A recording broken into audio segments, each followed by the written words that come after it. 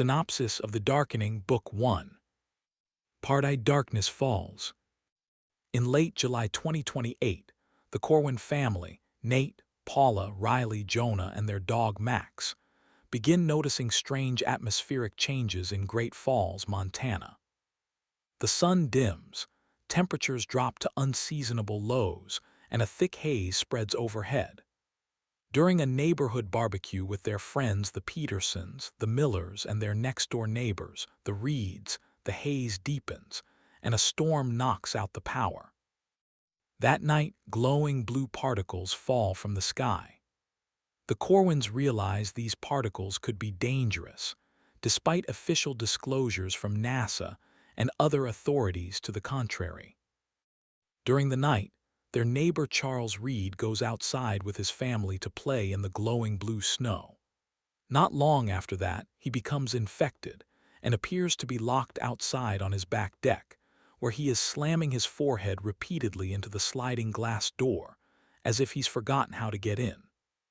Max starts barking, drawing Charles's attention, and he breaks into the Corwins' home to get the dog. Nate runs down to defend Max, and Charles turns on him instead. Nate's daughter, Riley, comes to his defense at a critical moment, killing Charles with a cast-iron skillet in self-defense. Paula gathers the children and hides upstairs, while Nate locks himself in the garage to make sure he doesn't become infected and violent like his neighbor. Outside, the city erupts with the sound of helicopters, sirens, and even distant cracks of gunfire. The next morning, after isolating himself in the suburban overnight, Nate fashions a makeshift hazmat suit from an old respirator, a rain poncho, and gloves. He even makes a crude respirator for Max from cut-up soda bottles before taking him outside to pee. Sunlight appears to have deactivated the spores, and they are no longer glowing. Nate tests a sample in his garage and confirms that UV light neutralizes the spores. He then builds a makeshift UV airlock on his deck using a 4-man tent and an old UV lamp from their COVID supplies. Paula helps him wrap Charles' body in plastic and clean up the mess in the kitchen. Between their airlock, the hazy gray daylight outside, and Nate's protective gear, the Corwins feel relatively safe from infection, so Nate goes next door to check on Emily Reed and her daughters, Olivia and Haley. He also wants to retrieve firearms from their basement for protection. He finds the Reeds locked upstairs in the primary bedroom. Emily explains how Charles began to develop symptoms, a high fever and headache, followed by confusion, and then extreme aggression, just a few hours after they went outside to play with the spores. The family survived Charles's attack by locking him outside on the deck. Nate realizes that they don't know he's dead yet, and he decides not to tell them. He brings the Reeds back to his house for safety and swears his family to secrecy about Charles's fate. Across the neighborhood, more infected individuals roam outside. One neighbor's home catches fire. With cell service down, they have to retrieve a ham radio from Emily's garage to call emergency services. Firefighters eventually arrive, but are overtaken by the spores when they spray water on the blaze. Nate learned that water reactivates the spores just before they arrived, and he went out to warn them, but he arrived too late. He has several deadly encounters with the now-infected firefighters, and is forced to shoot the ones chasing him before escaping back inside his home. They now know that water activates the spores, while UV light deactivates them. The house fire continues spreading. Everyone realizes that they have to leave before the entire block burns down. They quickly pack their vehicles, the Corwins' Suburban and Emily's Silverado, with respirators, masks, UV lamps, gas cans, food, clothing, and weapons, and then they all flee Great Falls, driving through thick sheets of falling snow and glowing blue spores. Part II on the road. The group begins a long southeasterly trek, planning to reach Paula's family farm in Florida, where at least they should be able to stay warm despite the spores blotting out the sun. Roads are nearly empty due to shelter-in-place orders, and many towns appear to be abandoned. Stores are dark, cars lie deserted, and spore-coated snow covers everything. Their first major stop is in Judith Gap, where they attempt to siphon gas from a parked car. The owner of the vehicle, purportedly the gas station attendant, surprises them, holding a shotgun, and they proceed to negotiate a high price for the fuel. Emily, Paula, and the kids go inside to use the restroom, and Paula finds a dead body behind the counter. They realize that the man they encountered is a looter. Outside, he is busy demanding one of their UV lights as additional payment for his gas. Paula is forced to shoot him during the confrontation that follows, and they flee the gas station. Traveling south through Montana and into Wyoming, they stop at a bridge over the Tongue River, which glows bright blue with active spores. While they are out to stretch their legs and walk Max, they're attacked by infected wolves. Riley saves Max at the last minute, and the group escapes miraculously unharmed, vowing not to stop again until daylight. They push on through Wyoming. Near Casper, armed looters attempt to ambush them, but Paula shoots out their vehicles, tires, and they escape. Exhaustion becomes a major issue for Nate and Emily as they are forced to drive all through the night and the next day without stopping to rest. Entering Nebraska, they encounter heavy sporefall, thick curtains of black grit that dim the sun to twilight even in the middle of the day. Nate instructs Emily to reduce speed so they don't overrun their headlights. Eventually, a military blockade forces them into a FEMA camp just outside Alliance, Nebraska, Camp Carhen. There, they are tested for infection and cleared. Sergeant Marcus Delaney guides them to the mess hall and explains over dinner what soldiers and medical staff have learned so far. They call the spores are seed pods, and the infection the bloom. The infected are called bloomers, and they are evolving at different rates. Not all of them are crazy. These ones are known as lucid bloomers, and they are relearning basic skills very quickly.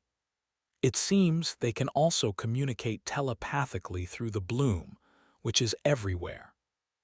Dr. Khatri, who is in charge of the camp, has been experimenting on them to see if the infection can be reversed and to find out more about the bloom. Emily is encouraged by the idea that the original people might still be locked away somewhere inside their infected minds. She insists they should go to Montana to look for Charles. The Corwins and Sergeant Delaney warn her against it, citing the worsening weather and the bloomers. It's too dangerous to go back. Emily refuses to accept that. She gets up to take her daughters to the bathroom. Once she is gone, Jonah blurts out that they can't go back for Charles because he is dead. Riley killed him. Emily returns at that moment to retrieve a stuffed tiger, Tiggy, that Haley left on the table, and she overhears what Jonah said. Emily and her girls are devastated and furious that they've been lying about Charles's fate. The three of them flee the tent in tears, and after a minute, Paula goes after them to comfort them and explain. Moments later, sirens erupt across the camp. They are under attack by an infected herd of cattle driven by lucid bloomers. Their goal appears to be to breach the containment units and free Dr. Khatri's lucid test subjects inside. The Corwins and Reeds flee the collapsing camp. They recover weapons from fallen soldiers, fight through chaos, and rendezvous with Delaney and his men just as they are leaving. They escape in their vehicles, following the sergeant's Humvee down the highway. Delaney sets a course for Offutt Air Force Base, reasoning the military must be regrouping there, and it should be safe. Along the way, The National Guard contacts him on the radio and requests that he inspect a nearby cell tower that seems to be overtaken by spores. The bloom appears to be using cell towers to extend the range of the bloomers, telepathy, and somehow the spores themselves are powering the towers. Once they arrive, Delaney's team plants explosives around the tower, but bloomers quickly surround the fence at the base of the tower where they have parked their vehicles. They are forced to blow their charges and flee. During the escape, a bloomer smashes Paula's window and bites her arm, leaving a glowing blue bite mark. Nate makes Paula hold her arm under the UV lamp taped to the ceiling of their Suburban, and the bite mark stops glowing. But he moves the kids and Max to the Reeds' vehicle just in case, and chooses to withhold the information from Sergeant Delaney and his men.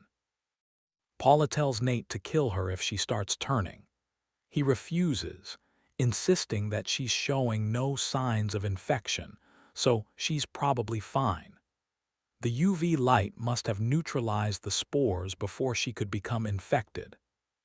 But over the next hour, Paula develops a fever, confusion, and delirium before losing consciousness. Nate drives on, praying that she survives. Part III Hard Contact. The Corwins reach Offutt Air Force Base, which still has power and strong defensive lines. Soldiers in MOPP gear confront them at the gate. Nate barely convinces them not to shoot Paula on sight. She's taken to a medical quarantine facility on the base. There, they meet Major Alina Voronova. She has been charged with investigating the bloom and overseeing treatment of active cases at Offutt. Nate, Emily, the kids, and Max are all relocated to temporary lodging at the Air Force Inns where Nate and Emily are assigned connected hotel-style room.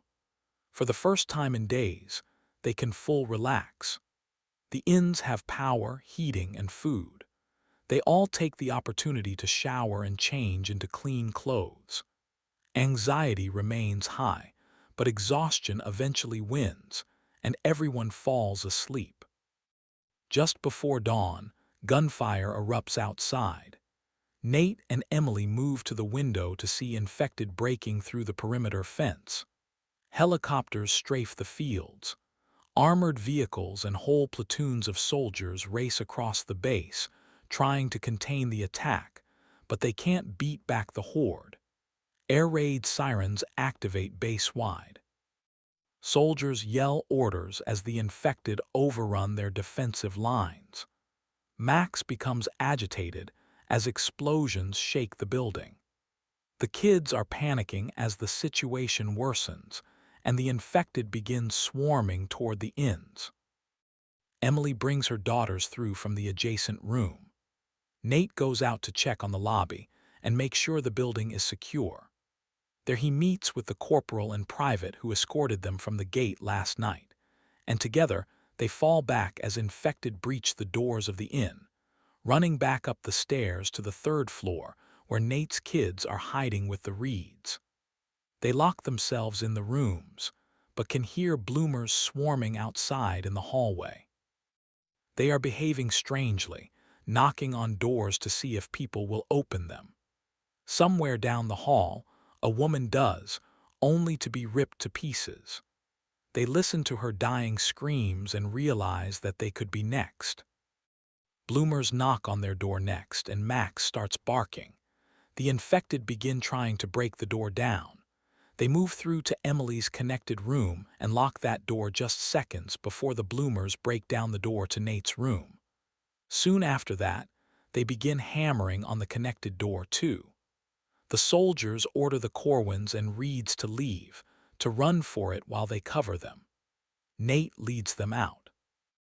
There are several close calls with the infected in the hall, and they hear the soldiers' dying screams echo behind them as they go. They all make it to the stairwell, and Nate holds the door while the others run down to the lobby. Riley and Emily lead Jonah and the Reed girls to the lobby, where they are quickly cornered by infected.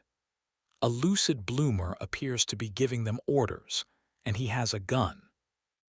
At just the right moment, Sergeant Delaney arrives with his fire team to reinforce their position. They kill the infected and then run up the stairs to get Nate. As they flee down the stairwell, evacuating to their waiting vehicles, Delaney informs Nate and his kids that Paula is awake. She not only survived her experimental treatment, but it seems to have cured her of the infection.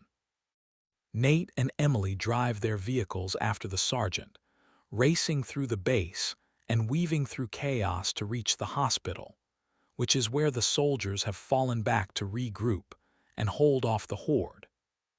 The infected are targeting the hospital because they want to get in and free the lucid ones who are being held captive there.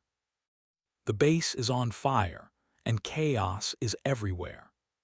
Infected have taken control of some of the armored vehicles and heavy weapons on the base, and are using them to devastating effect. At last, both families and the sergeant make it safely behind friendly lines to the hospital. Major Voronova meets them outside. She speaks to them about Paula's condition and informs the families that she has something important to share with them all, something about the bloom, but she won't say what it is until her family is there with her. Dawn is beginning to break as they move inside the building where Paula is recovering. Everyone notices that the sun is much brighter than before, with no signs of the cloud of spores that darkened it for the past 4 days. Everyone has an emotional reunion with Paula. Major Voronova is there, as is the base commander, General Powell. Paula tells them that she is feeling fine, but she reveals that while she was infected and undergoing treatment, she had a dream or maybe a vision. In this dream, she learned the ones who sent the bloom are coming to Earth. Everyone is deeply troubled by the implications. The soldiers leave, and then Paula reveals another terrifying fact to Nate and Emily, one she withheld from the soldiers. She is still connected to the bloom, and she can hear the lucid ones speaking inside her head. They're using a network of NASA's radio antennas to send a signal into space to the ones that sent the bloom. That's how she knows they are coming. She reveals that they are close and will be here soon. Finally, her attending physician, Dr. Burton, comes in, and everyone has to leave to let her recover and get some rest. She is still weak from the treatment used to clear the infection, and she needs to rest. Sergeant Delaney comes to escort them to yet another housing arrangement on the base. This one is a neighborhood with real houses, called Rising View. They are taken to a pair of attached townhouses, one for each family. Just as they are getting out of their vehicles, a shadow passes in front of the sun. Everyone looks up, expecting to see a cloud. Instead, they see a massive alien mothership, all slick black with pulsing blue seams and a giant, shining blue-white opening in its belly. Air raid sirens begin wailing again, and everyone remembers Paula's recent warnings about the ones who sent the bloom. "They're here," Nate says. The book ends there, with a heavy cliffhanger leading into its sequel, The Unraveling. Part 1, Arrival. Chapter 1. Nate stood on the curb outside the duplex they'd been assigned with Riley and Jonah, Emily, Haley, Olivia, and Sergeant Delaney. Blankets of snow and spores still shadowed the grass, but it was green where it showed through in patches. The air was icy and sharp enough to burn Nate's lungs, but the sun felt much hotter than a typical winter's day. The cloud of spores that had darkened the sun for the past 4 days was now gone, having abruptly passed them by. All around them, Offutt Air Force Base poured columns of smoke into the sky. Bloomers had slammed through the fences in the night. The soldiers had driven them back, but they'd taken heavy losses. And now this. Air raid sirens wailed sharply. Max paced around their feet, his ears flat, tail tucked, and nose twitching from all the smoke. Another deep, reverberating thrum rolled through the air, setting Nate's teeth on edge and causing his chest to vibrate. The sky shimmered around a big, shining rectangle of blue-white light that had opened in the belly of the alien ship that loomed close above their heads like a second sky. The ship was an enormous, flattened ellipsoid that hung low over Omaha the way a thunderhead parks above the plains. Its underside was a continent of dark plates and radiant seams, the shining blue edges glinting in the morning light. Emily gasped, staring up at the massive disk. "How big do you think that thing is?" Nate swallowed. "About 10 miles long, maybe 7 wide." "I'd put it closer to 15 by 10, Delaney added in a gruff whisper. Far above, 2 F-16s clawed for altitude, their contrails slicing white scars across the bruised morning sky. Against the impossible backdrop of the massive alien ship, the jets looked ridiculous, as insignificant as a pair of birds, 2 bright flecks of aluminum facing a mountain of metal. They climbed in slow, deliberate arcs, their engines glowing bright orange against the gloomy blue clouds that still clung to the ship. No shots were fired. "Are those our fighter jets?" Jonah asked. Nate nodded. "Yeah." "What are they going to do to it?" Nate's mouth was too dry to venture a guess. "They're testing the waters," Delaney suggested, looking for a response. Riley raised her phone to record the scene, her hands trembling as she held it up to the sky. "Are they going to make contact with it?" she asked. "If they can," Delaney said. Nate squinted up at the ship. A single black speck emerged from the massive, shining hangar that had opened up in the belly of the mothership. "Looks like they got a response," Nate said. "Think that's their version of an F-16?" Nate asked, glancing at Delaney. The sergeant slowly shook his head. "Could be." The alien fighter and the 2 F-16s closed the distance between them, then began circling one another like hawks. No trails of smoke, missiles, or telltale flashes of gunfire flickered between them. "Why aren't they shooting it?" Jonah asked. His voice cracked halfway through the sentence. Riley shot him an incredulous look. "Why would they shoot it?" "Well, 'cause they attacked us." "Did they?" Delaney asked. "Jury S out on that kid. The bloomers attacked us, but the ones who sent the bloom might not have intended for it to wreak all of the havoc that it has. Might have been an accident."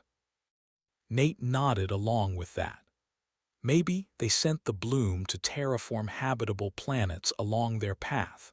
We might be collateral damage. They might not have even realized that Earth is inhabited by intelligent beings." "So they're friendly aliens?" Olivia asked. "Too soon to say," Delaney replied. "But they're not shooting us, and that's a good sign." Emily wrapped her arms around herself, her breath pluming in the cold. "They're not shooting yet." Delaney's radio hissed, then snapped into clarity.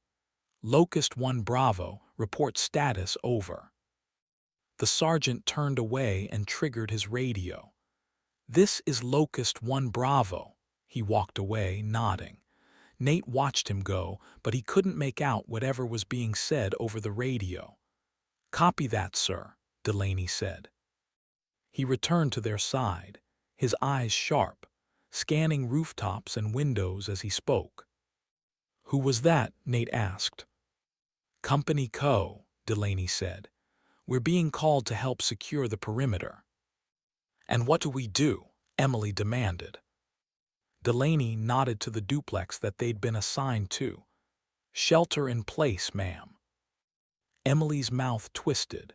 Shelter in place. Been there, done that. Didn't exactly work out for us the last time. If we're going to take shelter, we need a bunker, not a house.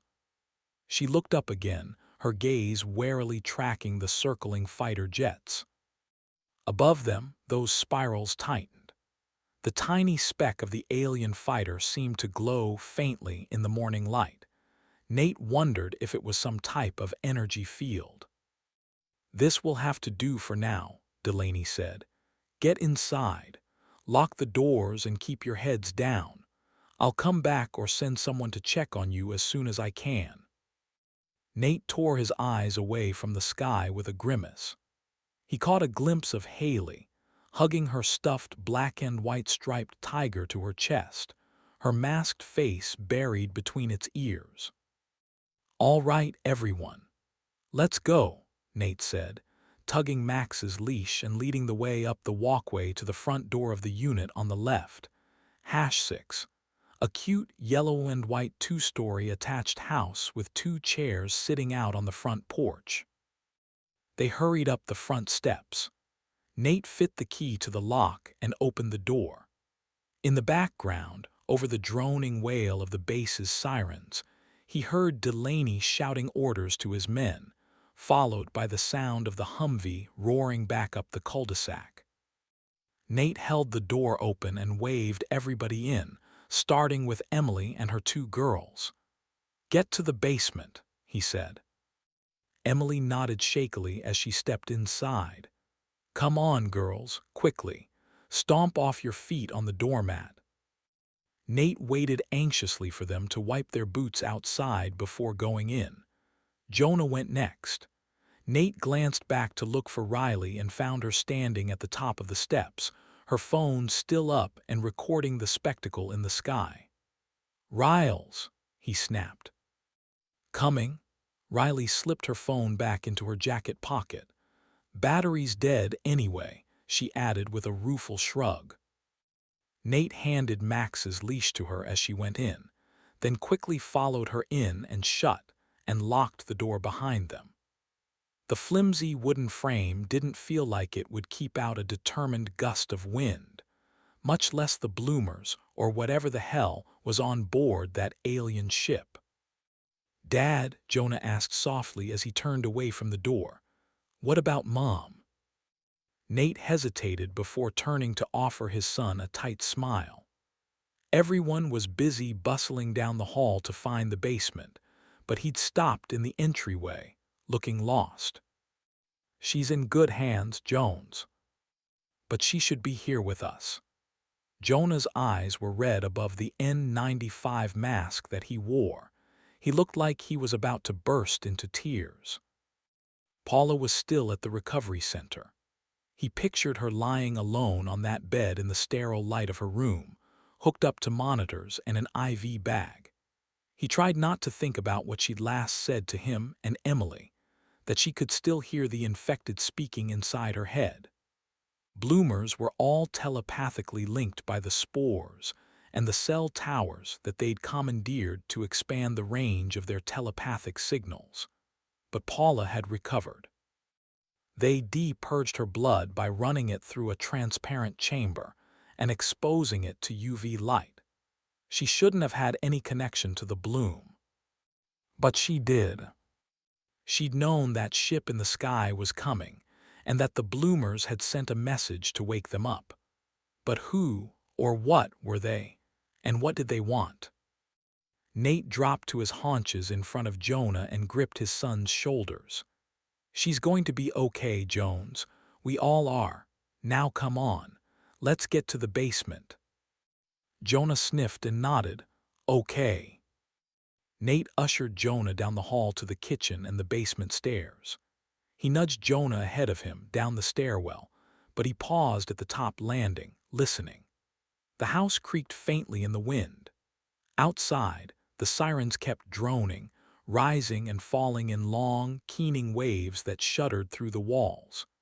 He glanced out the back doors, across the yard and the top of the fence to the sky, which was now a spreading crimson stain below the alien ship. The alien vessel loomed so close now that it seemed to have entirely replaced the sky above, leaving just that narrow bar of sun-soaked clouds along the horizon. The edges and seams of the alien ship gently pulsed with waves of blue light, reminding him of their connection to the spores. But what was that connection? Were they somehow related to the bloom, or were the spores some kind of autonomous biological agent that they'd sent ahead of them to prepare the way for their arrival? The sun glinted sharply off something metallic. Nate realized it was one of the F-16s, banking sharply. He hoped that those pilots up there weren't about to start a war. If they did, no amount of sheltering in place was going to save them. Nate turned away, blinking spots from his eyes after the glare of the rising sun, and quickly shut the basement door behind him. The basement smelled of dust and cold concrete. A single bulb shone down from above, casting long shadows. They spread out on the floor between stacks of boxes and plastic crates. Riley sat on one side of her dad, Jonah on the other, with Max lying at their feet, his chin on his paws, eyes tracking every sound from above. Olivia and Haley huddled close on either side of their mother. Outside, the sirens were still wailing. "I'm cold," Jonah complained. "Me too," Haley added. Riley felt her dad's arm leaving her shoulders as he got up beside her. "I'm going to go turn up the heat. I'll be right back." Everyone watched him go. Emily hugged her girls close, knees tucked to her chest. Everyone huddled for warmth as much as safety. An awkward silence fell, everyone listening for the slightest sound of trouble. Nate's footsteps creaked along the floor above their heads. Riley's eyes flicked up, tracking the sound, and Max lifted his head to do the same. Her dad came running back down the stairs, breathless. "That should do it. We're lucky they still have gas and power here." He dropped back to the floor between Riley and Jonah. A moment later, the furnace came to life with a whoosh, and hot air began blasting out of exposed ducts overhead. Emily tugged her mask off, and everyone else took that as their cue to do the same. "We shouldn't be sitting around here waiting for whatever that thing decides to do next. We have cars. We can leave the base now." Riley frowned at that, and saw a matching look on her dad's face. "Paula's still in that recovery center. So we get her out." "It might not be that simple. Besides, they said she still needs a few more days to recover." Emily sighed. "If we don't leave now, we might not get another chance." Riley saw a muscle jump in her dad's jaw. "We don't know who they are yet," he said. "Why they came or what they want. We shouldn't automatically assume that they're hostile. Like Delaney said, they haven't opened fire. That's a good sign." Emily snorted. "You really think that ship in the sky is friendly? They're the ones who sent the bloom." Silence fell. The only sounds were the faint buzzing of the overhead light and the dull whooping of sirens across the base. Nate exhaled, slow and tired, and then he pushed back off the floor. "You might be right. Someone should stay upstairs and keep an eye on things, just in case." "Dad, wait," Riley began to say. He glanced back at her. She hesitated, suddenly unsure of what she wanted to say. "Be careful." His chin dipped. "I will." Then he hurried back up the steps, his footfalls turning back into creaking floorboards on the main floor. "Hey, get over here, Jones," Riley said, waving him over. He hesitated a beat, then scooted over, and she wrapped an arm around her brother's shoulders, tucking him close against her side. She could see how terrified he was. She was scared, too, but someone had to put on a brave face. For another minute, no one spoke. Then Olivia asked her mother about food. She said she didn't know when they would get to eat. "But I'm hungry," Olivia said. "Me too," Haley added. "We're all hungry," Emily said flatly. Jonah quickly picked at a flake of paint on the floor. Riley watched the bare bulb in the ceiling flicker, quietly willing herself to be strong. She felt Jonah's shoulders begin to gently shake and heard him sniffling. A lump rose in her throat. She didn't know what to say. She didn't trust herself to speak, worried that her voice would crack and her composure along with it. She felt Emily's eyes on her and began to feel uncomfortable. She made a show of looking around the basement, anything to avoid the woman's gaze, the eyes of the woman that she'd turned into a widow, her mom's best friend. Riley bit her lip. This was all so messed up. "It's not your fault," Emily said softly. "What?" Riley pretended ignorance, hoped that Emily would take the hint. "What happened with Charlie? I don't hold it against you." Riley's throat tightened dangerously close to voice-cracking territory. "Maybe you don't," she shrugged, "but I do." Her eyes began burning with angry heat, and they flicked up to regard the reeds. Both Haley and Olivia averted their gazes. A couple of tears had tracked down their mother's cheeks and were glistening brightly in the dim light.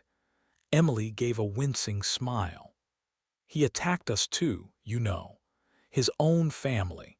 If I hadn't lured him outside and locked him out of the house, who knows what he would have done. You did what you had to do to protect your dad." Riley just nodded and stared at the floor. She didn't trust herself to say anything else. What could she say? "I'm sorry." No matter how sincere that apology might be, it wouldn't bring him back. The sirens finally stopped wailing. Riley supposed everyone on the base was well aware of the situation at this point. No need to keep screaming about it. An uneasy silence fell once more. A few minutes later, it was broken by a sharp crack, followed by a dull, rolling sound that didn't belong to thunder. "What was that?" Jonah asked in a shrinking voice. Everyone tensed and looked up, their eyes darting to the basement windows across the tops of the walls, but they couldn't see anything past the window wells. Then came the sound of Nate's footsteps, thumping and creaking hurriedly across the floor. Chapter 2. A cluster of red lights peeled away from the mothership and spiraled downward, glowing brighter as they fell. Captain Amelia Hunter squinted against the glare through her helmet's visor. Missiles, half a dozen at least. They left luminous corkscrews in the morning haze and struck the ground somewhere south of the city, each impact blooming into a roiling fireball. Moments later, the shock waves shuddered through her cockpit, cracking and booming even over the roar of the F-16's engine. "Holy shit," Viper 2 breathed over the net. "Mother's got teeth, definitely hostile." But why hit the city and not us? Amelia wondered as she steadied her grip on the stick. She keyed her mic. "Husker, Viper 1-1. The mothership is armed and firing, multiple impacts inside city limits. Looks like civilian sectors. Repeat, multiple civilian sectors hit by air-to-ground ordnance." Husker was the call sign for the control and reporting center at Offutt. Their reply came back through a wash of static. It was the voice of Lieutenant Colonel Harold Mendoza, the battle director. "Negative, Viper. Those weren't civilian targets.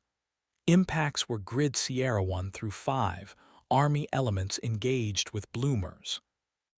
Amelia blinked at the rising pillars of smoke. "You're telling me that thing just provided close air support for infected?" "Affirm, that's what it looks like. We're still assessing pattern of life. Stick to your flight path and do not provoke. Could be a defensive posture.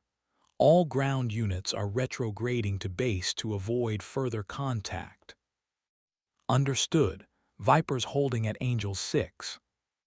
Captain Amelia Hunter's gloved hands rode the stick lightly, keeping her F-16 steady. The mothership blanketed the sky above them at just 8,000 feet. It was so large that the entire city of Omaha was about to fall under its shadow. A massive, rectangular opening had appeared in the belly of the roughly disc-shaped vessel. Blinding blue-white light poured out, competing with the rising sun for which was the brightest. And then, abruptly, the sun rose above the plane of the ship and winked out of existence. Viper 2 groaned, "There goes the sun. I guess the snow isn't gonna melt after all." "Cut the chatter, too," Amelia replied. "Sorry." 6,000 feet below, the shattered streets and buildings of downtown Omaha dulled beneath the mothership's rapidly advancing shadow. The glowing orange flickers of 100 different fires suddenly snapped into focus as the sun disappeared. At least a dozen new blazes were chugging black smoke into the sky after the mothership had rained missiles on the city. Suddenly, a small black speck appeared in the center of the blinding blue-white glow she was flying toward. For a moment, she wondered if it was a bird, or even a speck of dirt on her helmet or canopy. It looked like a dead pixel on a flat-screen TV. Amelia frowned and leaned slightly forward in her seat, and then a single clean return bloomed near the center of her scope, range 15 nautical miles, bearing 285, closing fast. The blip appeared for a heartbeat, vanished, then came back stronger, as if her radar couldn't quite decide whether the thing was real or a phantom echo. She toggled the mode select on her throttle, switching from range while search to single target track, narrowing the scan cone. The new AESA array in her F-16V hummed faintly, sweeping tighter. "Come on," she muttered, eyes flicking between the HUD and the multifunction display. There it was again, bearing steady, altitude climbing. No Mode 3 squawk, no IFF, nothing but a hard return pulsing in and out of existence. The radar cross-section was too small for a fighter, too fast for debris or a bird, and too erratic for a missile. "Captain, are you seeing this?" Viper 2 breathed. Rather than waste time with a reply to her wingman, she keyed her mic to contact the battle director. "Husker, Viper 1-1, contact, Tally 1, bearing 285 for 14, Angels 7.5, fast mover, negative Mode 3, no IFF." She paused, watching the ghost lock flicker. "Possible launch from the mothership. Request declare." The alien craft drifted across her canopy. It was black and eerily silent. Her radar painted it solid one moment and ghosted it the next. It moved without visible wings, no visible heat plume, and it was approaching rapidly. "Viper 1-1 Husker, contact is bogey. Rules of engagement are weapons tight. Maintain shadow, no fire authority." "Copy, weapons tight," Amelia answered. "Bogey maneuvering hot. Getting spike 12 o'clock steady. Request self-defense criteria." "Self-defense authorized on hostile act or intent," Mendoza said evenly. "Lock with commit to attack, weapons employment, or gun or ram profile." Amelia slewed her sniper pod toward the contact and flipped to infrared. The image sharpened in ghostly black and white, cold metal and cold air, no exhaust plume, no heat bloom at all. Her brow furrowed. "Husker Viper 1-1, negative on IR. The target's cold, no thermal signature of any kind." Mendoza's voice crackled back. "Say again, cold." "Affirmative. Whatever it is, it's not burning fuel." "Understood, Viper 1-1. 2 cursed and added his observations to the mix. Bogey just lit, unknown emitter, hard lock, music on. Amelia's heart rate kicked up a notch. The bogey was locking onto them with an unknown radar system. She flipped the ECM switch in her cockpit music on to flood her radar cross-section with noise. Viper 1-2, bracket east. 1-2, copy, her wingman said as he peeled off to bracket the target. Amelia banked west, and G-forces momentarily compressed her spine. The alien craft curved toward her, still closing fast. Husker Viper 1-1, bogey committing on me, closing fast, range 3.5. Continue shadow, do not engage unless hostile act. A flicker of crimson light pulsed under the alien's belly, and two dazzling red specks shot out. Her RWR radar warning receiver started chirping, and then became a solid lock tone. Bogies launching, defensive, chaff flare. She slammed the stick over, pulling 6 GS. Glowing red missiles hissed past her canopy to the right, momentarily blinding her before they spiraled away. Her jet bucked through wake turbulence from whatever those missiles were using for propellant. Viper 1-1, weapons free. You are cleared hot. Copy, Husker. She slapped the master arm to arm and thumbed the pickle switch. The jet thumped as the AMRAAM left the rail with a loud scrish. Fox 3-1, AMRAAM off the rail. Viper 1-2, press. Fox 3, her wingman added. Maintain tally, Husker said. Call impacts. Her MAWS missile approach warning system started chirping rapidly as enemy ordnance came back around for another pass. Amelia dropped flares and slammed into a hard brake to the left, then pulled up hard for a vertical jink. The enemy missiles ate the flares, exploding behind her with a cracking boom and a wash of light. Her wingman split the target, bracketing east. Her eyes darted between the black speck now visible out the right side of her canopy and the billowing white contrail of her missile still racing steadily toward it. She eyed the timer ticking down on her HUD. Fox 3 Pitbull, time of flight, 5 seconds. Amelia counted down, saw it reach the target with a bright burst of light. Impact, she crowed. But then she noticed that the target was still in one piece, and she let out a ragged sigh. No effect. Target absorbed it, splash denied. Her RWR signaled an energy spike, just as another flicker of light erupted from the target, and a dazzling, pencil-thin beam of pure white light shot out from the bogey's nose. Viper 1-2, my missiles down, burned by a directed energy beam. Husker's voice sharpened. Copy, Vipers, negative effects. Target assessed hardened, DE capable. Recommit, bracket east. Hold weapons tight pending new criteria. Copy. Amelia's heart thudded loud in her ears as she turned into the alien fighter, trying to get on its 6, but the alien vessel turned inside her arc with impossible precision, demonstrating superior maneuvering characteristics. Its skin was glowing brightly with a fading blue-white sheen. Some kind of energy field, Amelia wondered. The bogey was close enough now, at just 0.73 miles, close enough that she could finally make out its shape. Needle-nosed, long and impossibly slender, widening toward the rear where a cockpit might have been. A fresh squawk from the RWR caught her attention. Husker, Viper 1-1, getting another energy spike off the target, stand by. Spike close, her wingman cut in. Her RWR screamed, and another white-hot flare bloomed across her scope as a pencil-thin beam slashed through the sky toward Viper 2. To break. A gargled scream was his only reply.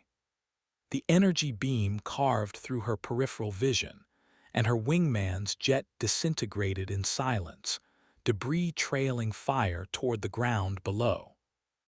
2S down, Amelia gasped, feeling the loss like a punch to her gut. Husker Viper 2 is down, no shoot, no time.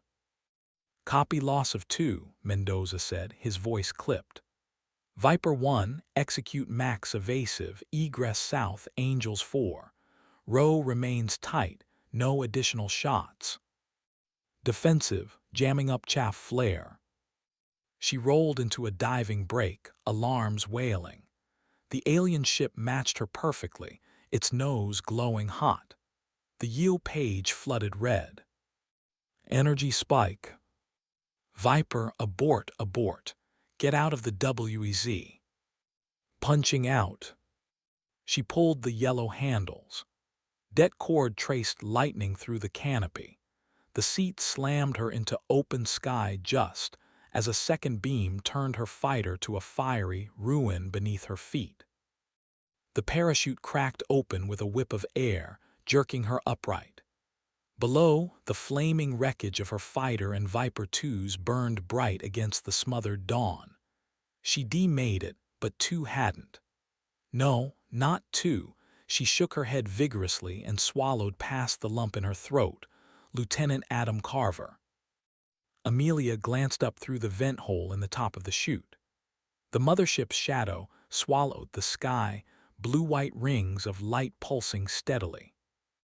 Copy ejection, Husker transmitted, Mendoza's voice sounding distant through static. SAR is up and pushing.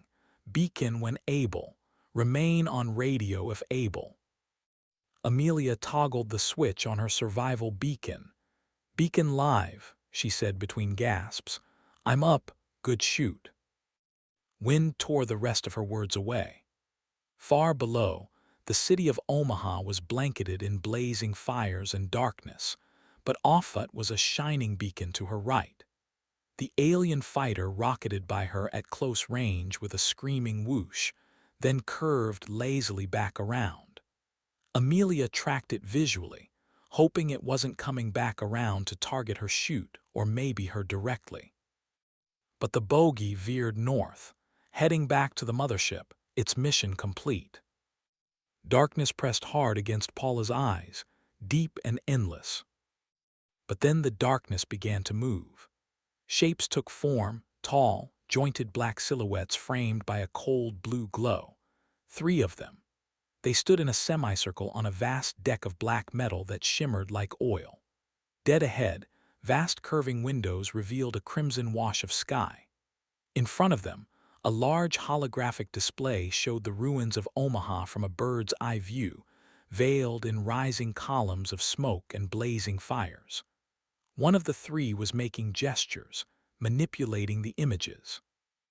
Paula was standing behind them and off to one side, unseen but present. The aliens were much taller than any human, their bodies narrow and angular, and covered in rigid black plates of armor that had the same oily sheen as the deck.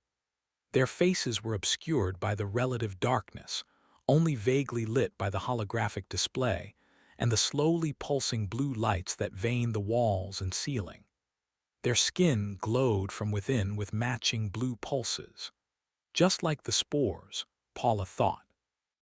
They were almost mesmerizing to look at, even though she didn't really know what she was seeing.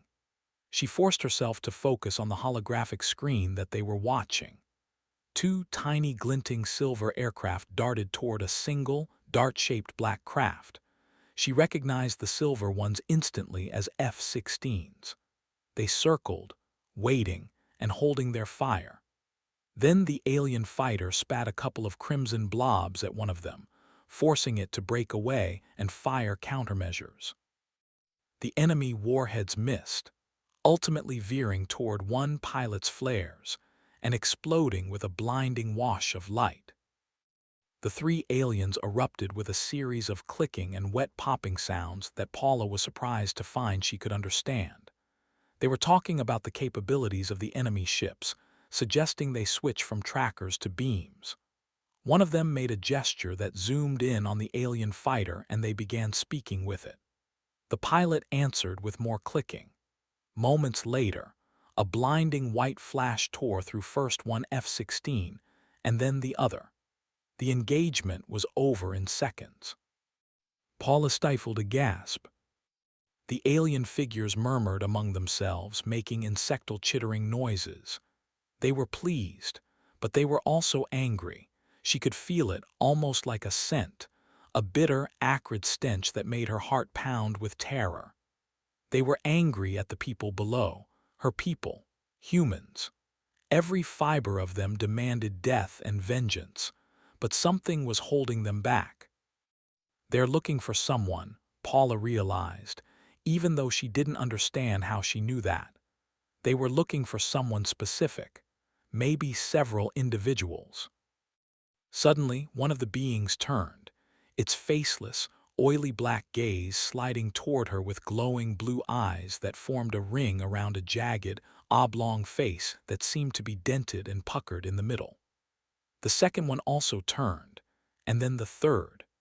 They chittered angrily at her, and then one of them raised a long, skinny arm to point directly at her. Then a flare of hot white light bloomed and swallowed everything. Paula screamed and bolted upright. The room around her snapped into focus. White walls, medical monitors beeping, and the faint antiseptic tang of alcohol and cleaning solvents. Major Voronova stood by the foot of the bed, with one eyebrow raised above her mask. "You were talking in your sleep," she said mildly. "Having a bad dream." Paula pressed a hand to her chest, feeling her pulse skipping erratically beneath her breast. She could still smell the bitter stench of their anger, lingering in her nostrils. She nodded slowly. The faint wailing of air raid sirens pulsed through the walls. Her head snapped to the window. "What's going on?" "The ones who sent the bloom have arrived," Voronova explained. Her Russian accent thickened slightly. "Seems you were right about that." Paula swallowed, her throat suddenly dry.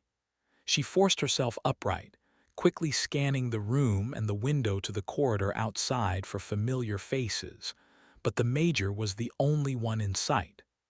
"Where's my family?" "Safe for now, base housing." "But those sirens, are we under attack?" The Major's gaze drifted to the window, where dull morning light filtered through sheer curtains. "Not directly. Not yet." Her eyes flicked back to Paula. "Do you have any idea why they've come?" Paula started to shake her head, then froze as the memory of her dream flooded back. Voronova caught her hesitation instantly. "So you do know something." She stepped closer. "Tell me." "It's nothing," Paula said quickly. "Just a dream." "Humor me, Mrs. Corwin." Paula hesitated, then relented. She told her everything, about the shadowy figures aboard an alien ship, the holographic view of the skies above Omaha, and the alien fighter cutting down 2 F-16s.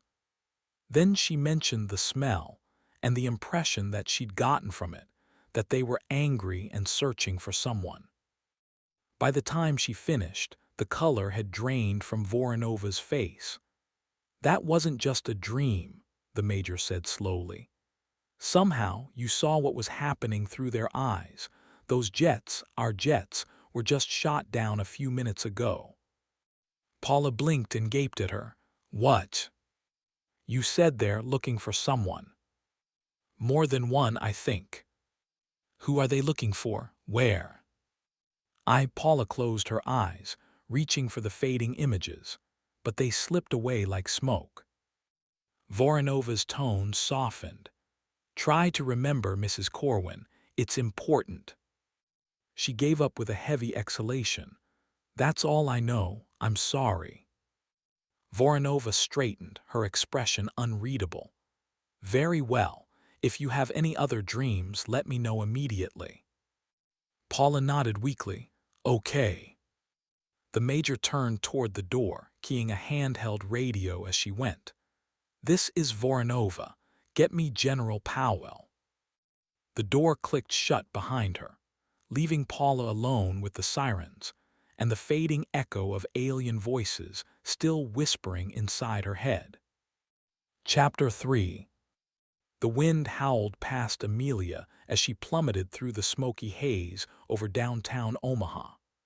Her seat's rocket motor had long since burned out, leaving her suspended beneath a snapping canopy of white nylon.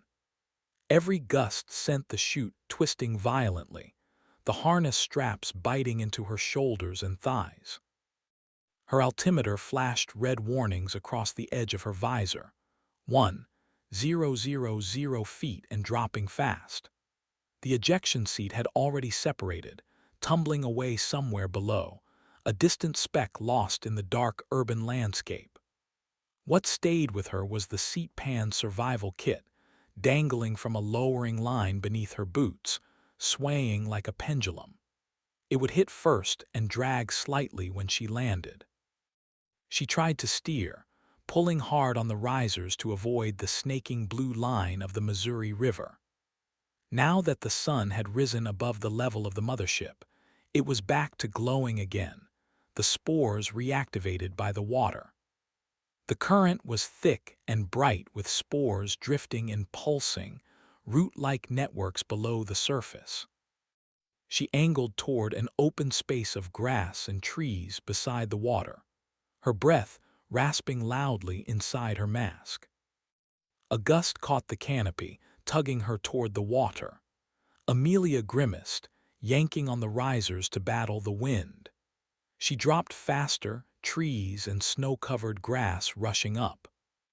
Amelia hit the ground hard, her parachute smothering her like a giant blanket.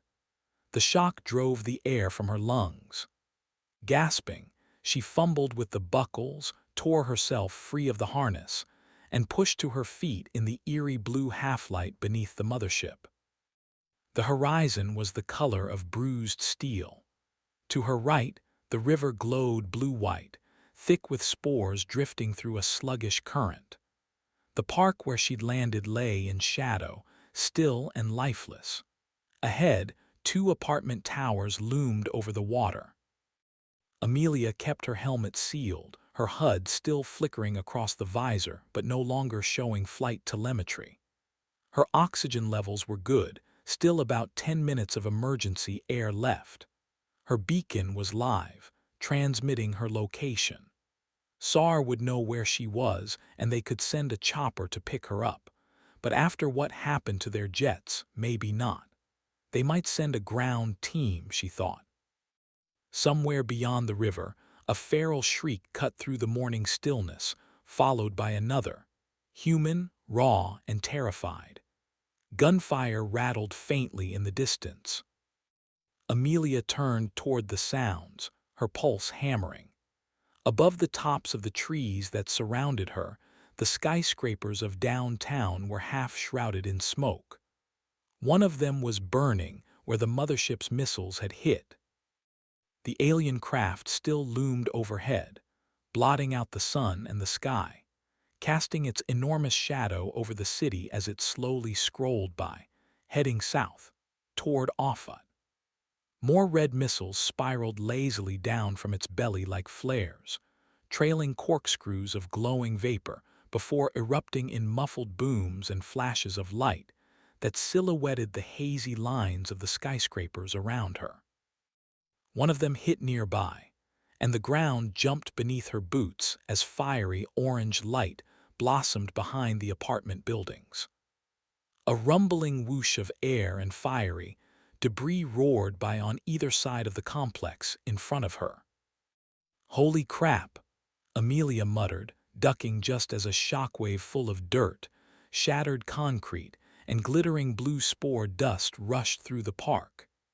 She dropped flat, her heart pounding, as a wall of heat swept over her on its way to the river. When the rumbling finally died away to silence, she crawled over to where her personal survival kit, PSK, had landed on its tether beside her chute. She unlatched it and flipped open the hard shell. Inside were rations, medical gear, and the disassembled GAU-5A aircrew self-defense weapon, a compact, take-down version of the M4 carbine. She had it snapped together in seconds, her hands moving automatically from long hours of practice and old muscle memory. The mothership and the glowing river beside her cast a ghostly blue light over the weapon's matte black finish. Amelia slid a mag into place, racked the charging handle, and scanned her surroundings. A deep, otherworldly hum rolled through the air, setting her teeth on edge. She glanced up. The mothership's underbelly pulsed with veins of blue light that rippled outward in waves. What are those sounds it's making? She wondered, her eyes still tracking the ship across the sky.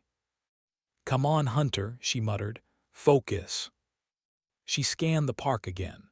To her left, a pedestrian bridge stretched across the river, half shrouded in mist. Dead ahead, two condo towers of about 10 floors each rose along the river. The buildings looked intact. Shelter. She slung the straps of her PSK over one shoulder and cinched it tight against her back.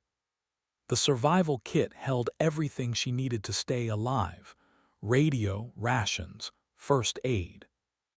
That done, she started toward the condos at a light jog, keeping low and sticking to the trees wherever possible for cover. Her boots crunched faintly through the icy layers of snow and spores. Every few steps she looked skyward, expecting another blazing red missile to come spiraling down toward her, or worse, one of those alien fighters that had shot her and Lieutenant Carver down. Thankfully, nothing emerged from the massive bulk in the sky. At the entrance of the nearest condo, she slowed. The glass doors were shattered, the floor littered with jagged shards. Bodies lay sprawled across the lobby, civilians by the look of them. At least half a dozen. Some were half buried under luminous clumps of spores that had sprouted like mushrooms from their clothes and exposed skin. "Holy," she whispered. A faint sound echoed from within, crunching glass. Amelia froze. She swung the GAU-5A toward the noise, her finger tightening on the trigger. "Hello," she called, her voice muffled by the helmet. A tall human shape moved in the shadows within the lobby. It froze at the sound of her voice, then slowly raised one hand above its head as if to wave. Relief flickered through her, then vanished. The movement was wrong, too slow, too deliberate, and the figure wasn't waving. He was signaling. Behind him, more shadows stirred. A dozen pairs of glowing blue eyes snapped open in the dark as they filled in all the gaps around him. Amelia's pulse spiked. "Stay where you are," she shouted, bringing the rifle to her shoulder. The tall one dropped his hand, and suddenly the others came rushing out in a frenzy of snarling and shrieking. She fired. The rifle barked sharp and fast, muzzle flashes strobing through the entryway. The bloomer in front jerked backward and fell, but the others kept coming. Easily a dozen of them. No way she could drop them all before they reached her. "Shit." She spun around and ran, her boots slipping on frozen grass. Behind her came the thunderous sounds of pursuit, their guttural snarls growing louder. She risked a glance over her shoulder and saw some of them sprinting on all fours like actual animals, their eyes blazing like cold fire. Amelia vaulted a low hedge and sprinted across the park toward the pedestrian bridge across the river she'd noted earlier. If nothing else, it was a choke point that would stop the bloomers from surrounding her. Snow and sparkling blue spores exploded around her boots as she ran. Her breath rasped raggedly inside her helmet. Halfway to the bridge, another explosion rolled across the city. The ground bucked again, throwing her off balance. She hit the grass hard, scrambled up, and saw the mothership's lights rippling overhead, pulsing faster now. Feeling watched, she ran harder. The bridge loomed ahead, a narrow walkway of steel and concrete spanning the river's eerie glow. She hit the ramp at full sprint, lungs on fire, the survival pack thumping against her back and the GAU-5A clutched tight in her hands. Behind her, the shrieks of the infected rose in a frenzy. They were gaining fast. Chapter 4.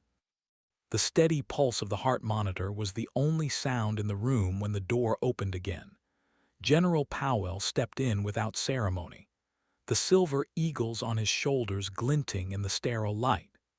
He was tall and broad across the chest, dark-skinned with a shaved head. His expression was hidden by the mask he wore, but his stiff posture conveyed urgency and matched the seriousness in his eyes. Major Voronova followed close behind, her own expression tight and hawkish above her mask. "Mrs. Corwin," Powell said, stopping beside her bed. His voice carried the kind of authority that made her feel small and vulnerable, like a child. "I understand you've had some kind of vision." Paula hesitated, glancing between him and the major. "Well, I don't know what it was. A dream, I suppose, since I was asleep." "Very well, a dream. But it wasn't just a dream.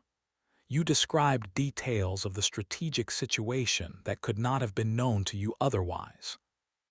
Voronova nodded. Powell's gaze narrowed above his mask, and he took a step closer to Paula's bedside. "Tell me exactly what you saw, Mrs. Corwin." Paula's pulse picked up, and the monitor beside her began beeping more insistently. "I already told the major. I was standing behind 3 humanoid figures on a metal deck overlooking the city below. I guess it was their spaceship. They were tall with long, skinny limbs. I couldn't see their faces because their backs were turned. They were wearing these oily black suits of armor and standing watching holographic aerial images of Omaha on a screen in front of them. I saw one of their fighters, a needle-nosed ship, and 2 of our jets.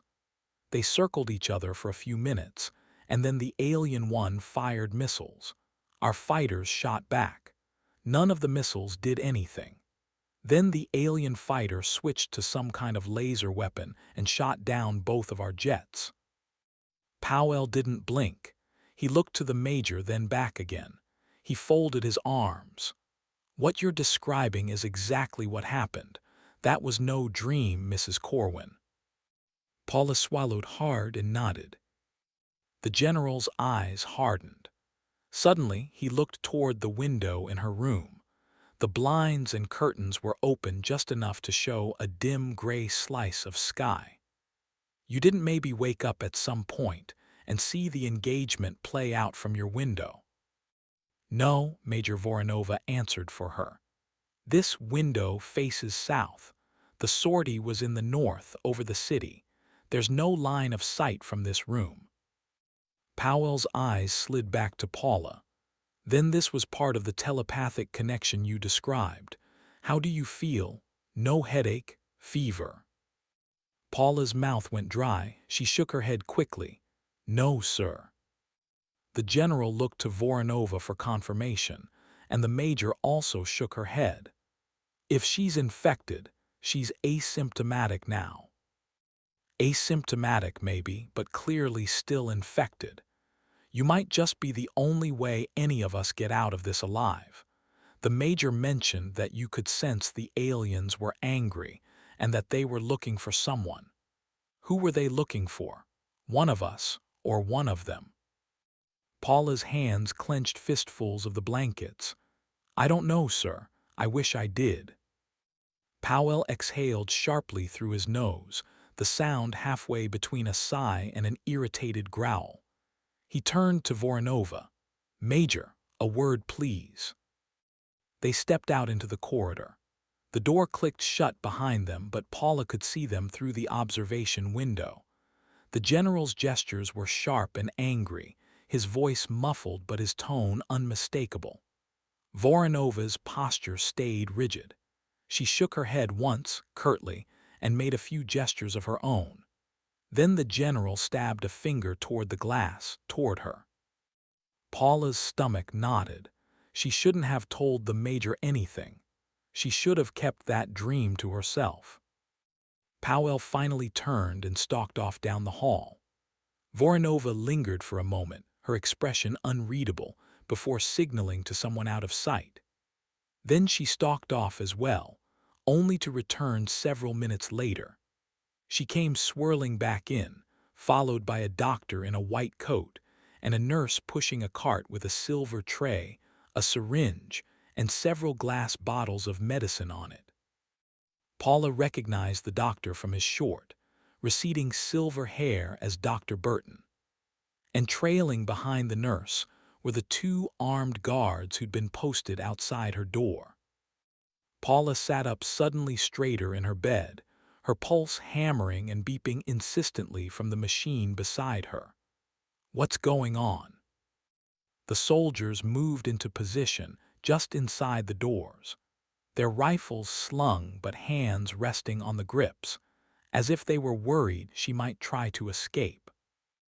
Voronova's eyes flicked to the doctor and the nurse, who had stopped beside Paula's bed to draw medicine into the syringe.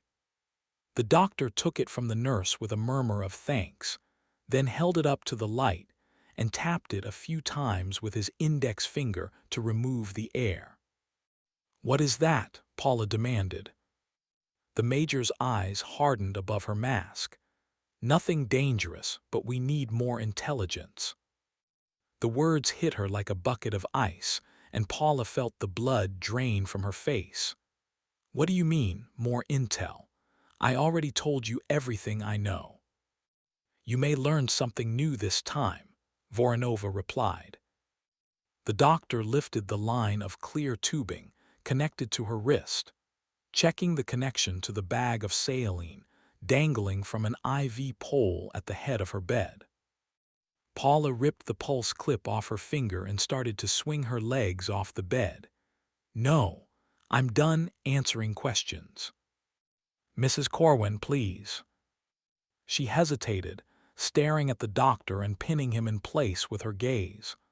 "What's in the syringe?" "It's just a mild sedative," the Major answered for him. "You'll go back to sleep for a while. When you wake up, we'll talk again, see what else you've learned." Paula's chest tightened. This was exactly what she'd been afraid of. "No, I'm leaving. Call my husband." She began ripping at the IV in her wrist, but the nurse clamped both hands around her wrists to stop her. Voronova gave a clipped nod to the soldiers. "Restrain her." The guards came rushing toward her. Paula kicked out, striking one of them in the shin, but he barely flinched. The other grabbed her by the shoulders, forcing her back down to the bed. "Stop it," she gasped. "Hold her steady," the doctor said as he fitted the needle to the injection port. "Major, please," Paula begged. "Don't do this." Voronova's expression flickered with something like regret, but her voice remained even and cold. "Try to relax. You're going to sleep again, and then we're going to talk about your dreams." Dr. Burton depressed the plunger, and the nurse opened up the IV. Cool liquid flooded her veins. "No," Paula whispered. "Please, Nate, call my husband." Her vision blurred. The strength abruptly drained from her arms and legs, and her mind grew fuzzy.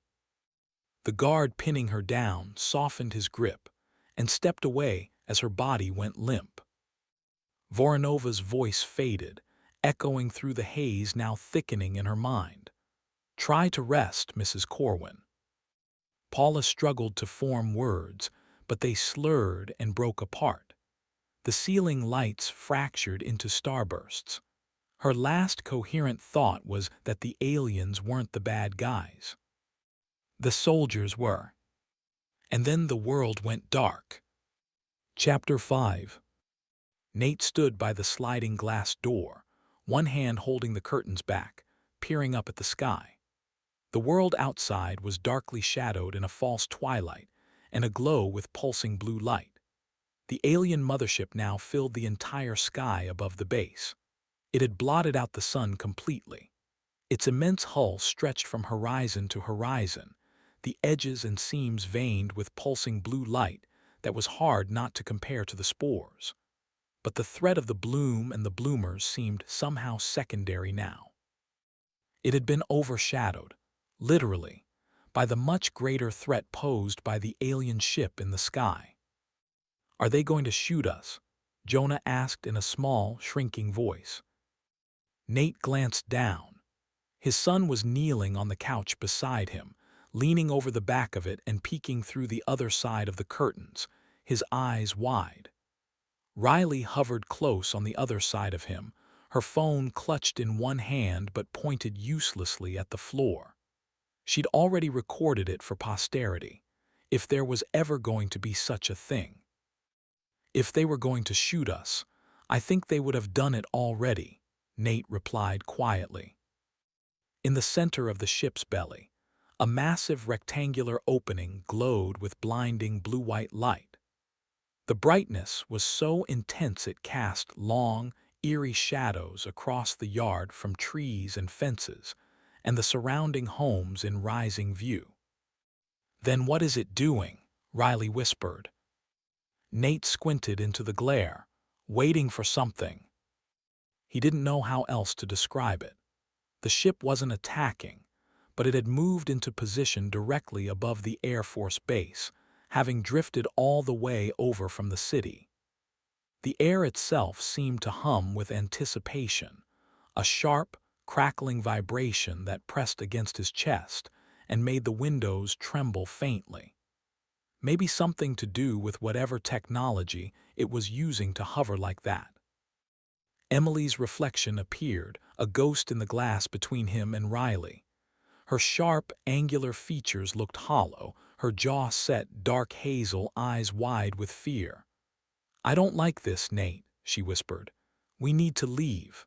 Right the hell now." He turned and fixed her with a hard look. "Not without Paula." Emily's nostrils flared. "Then let's go get her." The words hit him like a slap.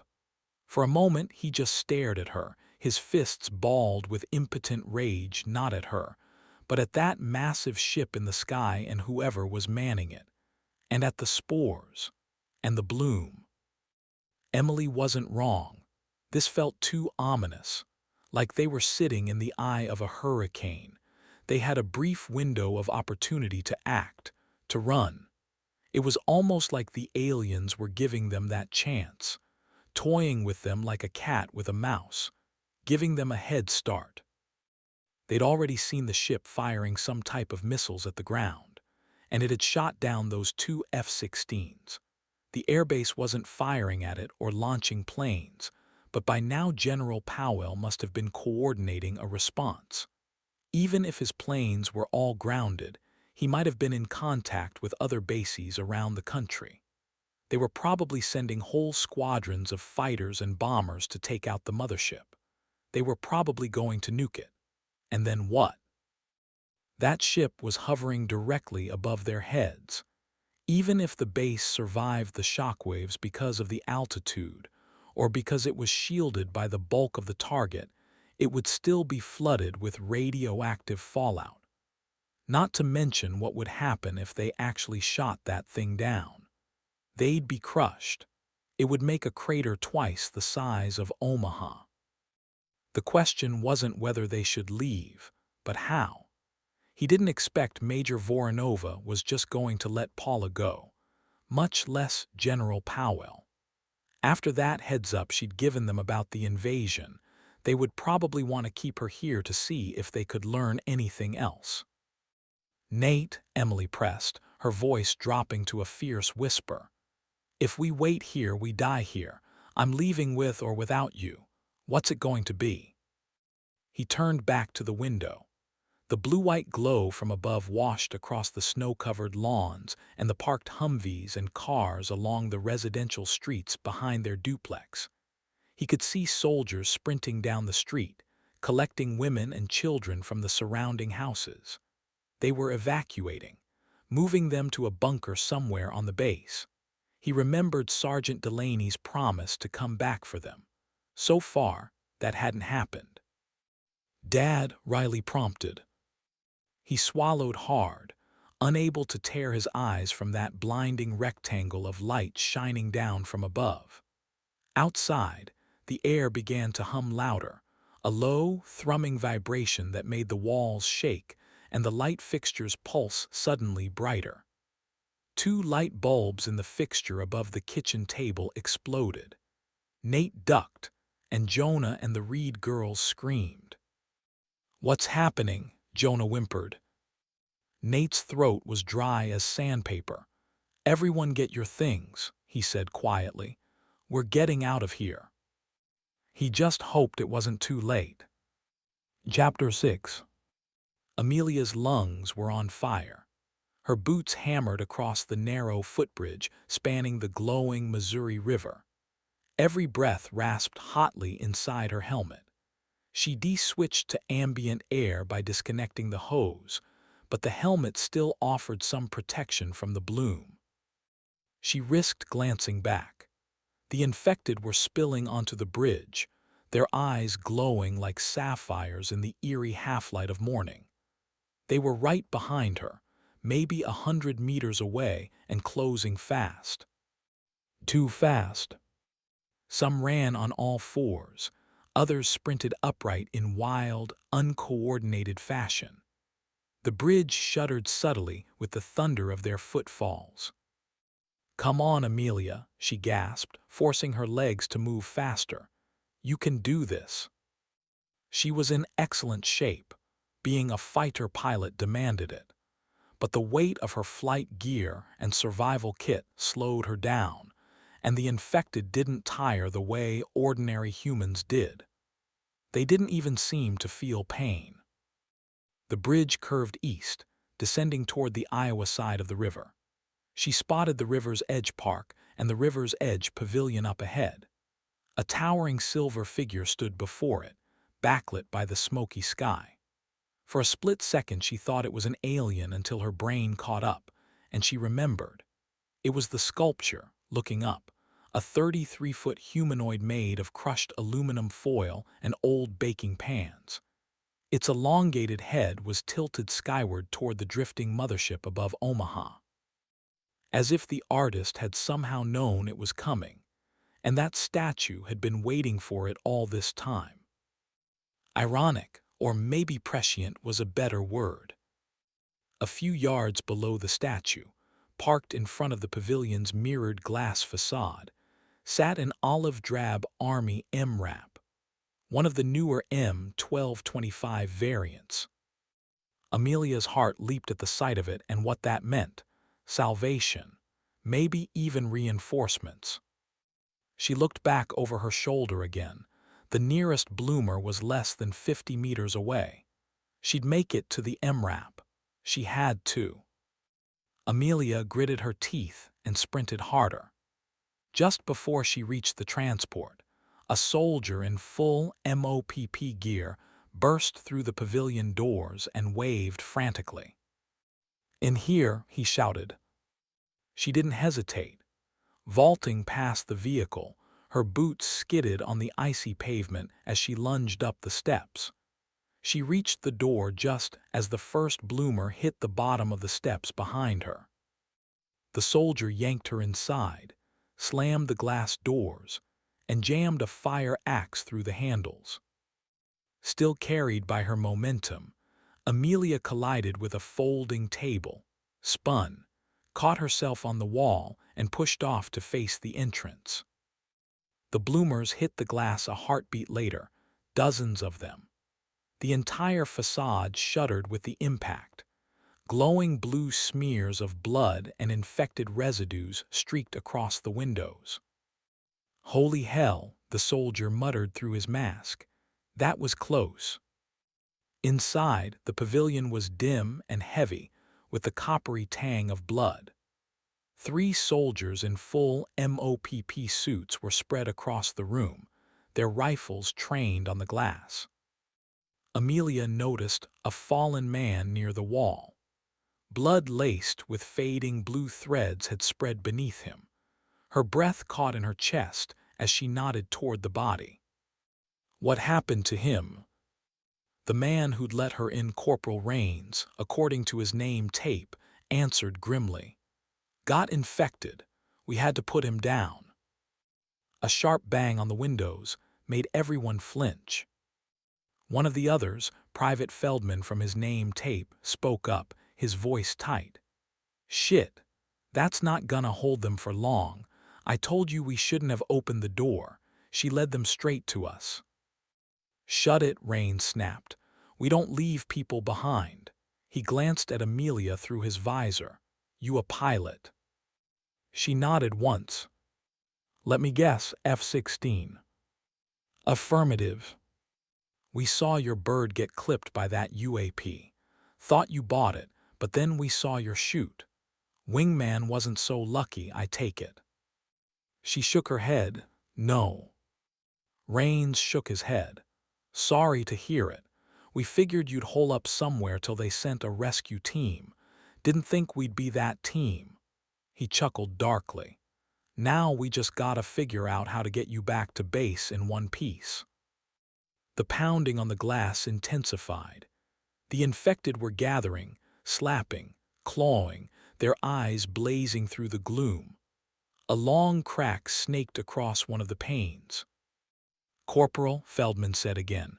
They're breaking through. What's our egress? Rains slung his rifle and pointed toward the bar. Through the kitchen, rear exit. Move. They pushed through the swinging door.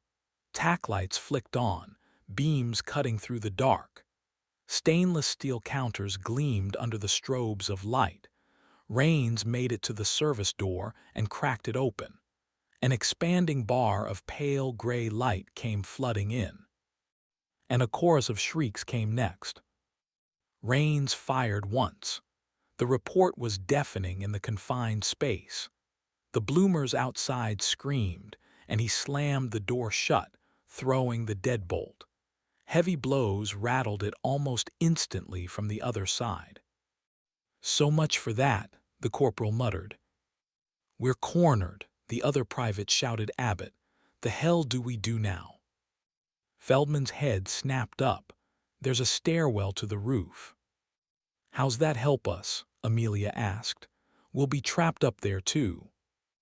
It's a terrace. Steps leading down to the park for outdoor events. Bloomers might not have found that access yet. Amelia remembered seeing those steps as she came down the bridge ramp. A broad flight of concrete stairs rising to the roof of the pavilion. Lead the way, Feldman, Rains barked. Let's go. They hurried back through the kitchen. The infected were still hammering at the glass when they came back out into the dining area. Amelia saw that the crack in the glass had spread, a spiderweb of fractures crawling across the pane. Rains led them around the bar to a narrow stairwell. Amelia followed them up, bringing up the rear. Her legs ached from the rough landing after she'd ejected, and from sprinting across the bridge to get away from the bloomers afterward.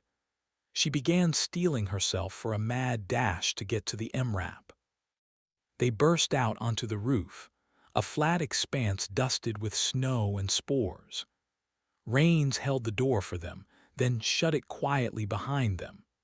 Below, the shrieks of the infected echoed off the glass in the courtyard below. Stay low, Rains whispered. They crouched and moved quickly across the roof, scanning the edges and the open stairway leading down to the park. The MRAP sat maybe 20 yards away from the foot of those stairs. It would be a race once they came into view of the bloomers below. They dashed across the roof, boots crunching softly through icy snow and spores. Amelia's breath fogged inside her helmet. They reached the stairs. Rains went first, then Feldman and Abbott, leaving Amelia to bring up the rear.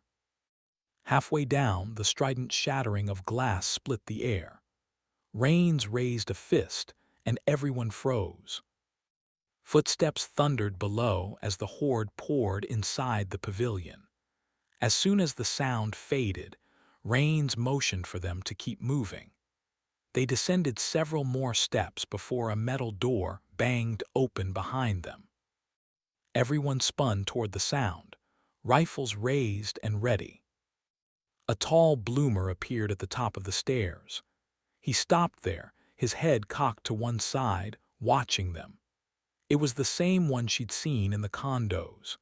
His eyes glowed like sapphires, his cheeks marbled with pulsing, luminescent veins.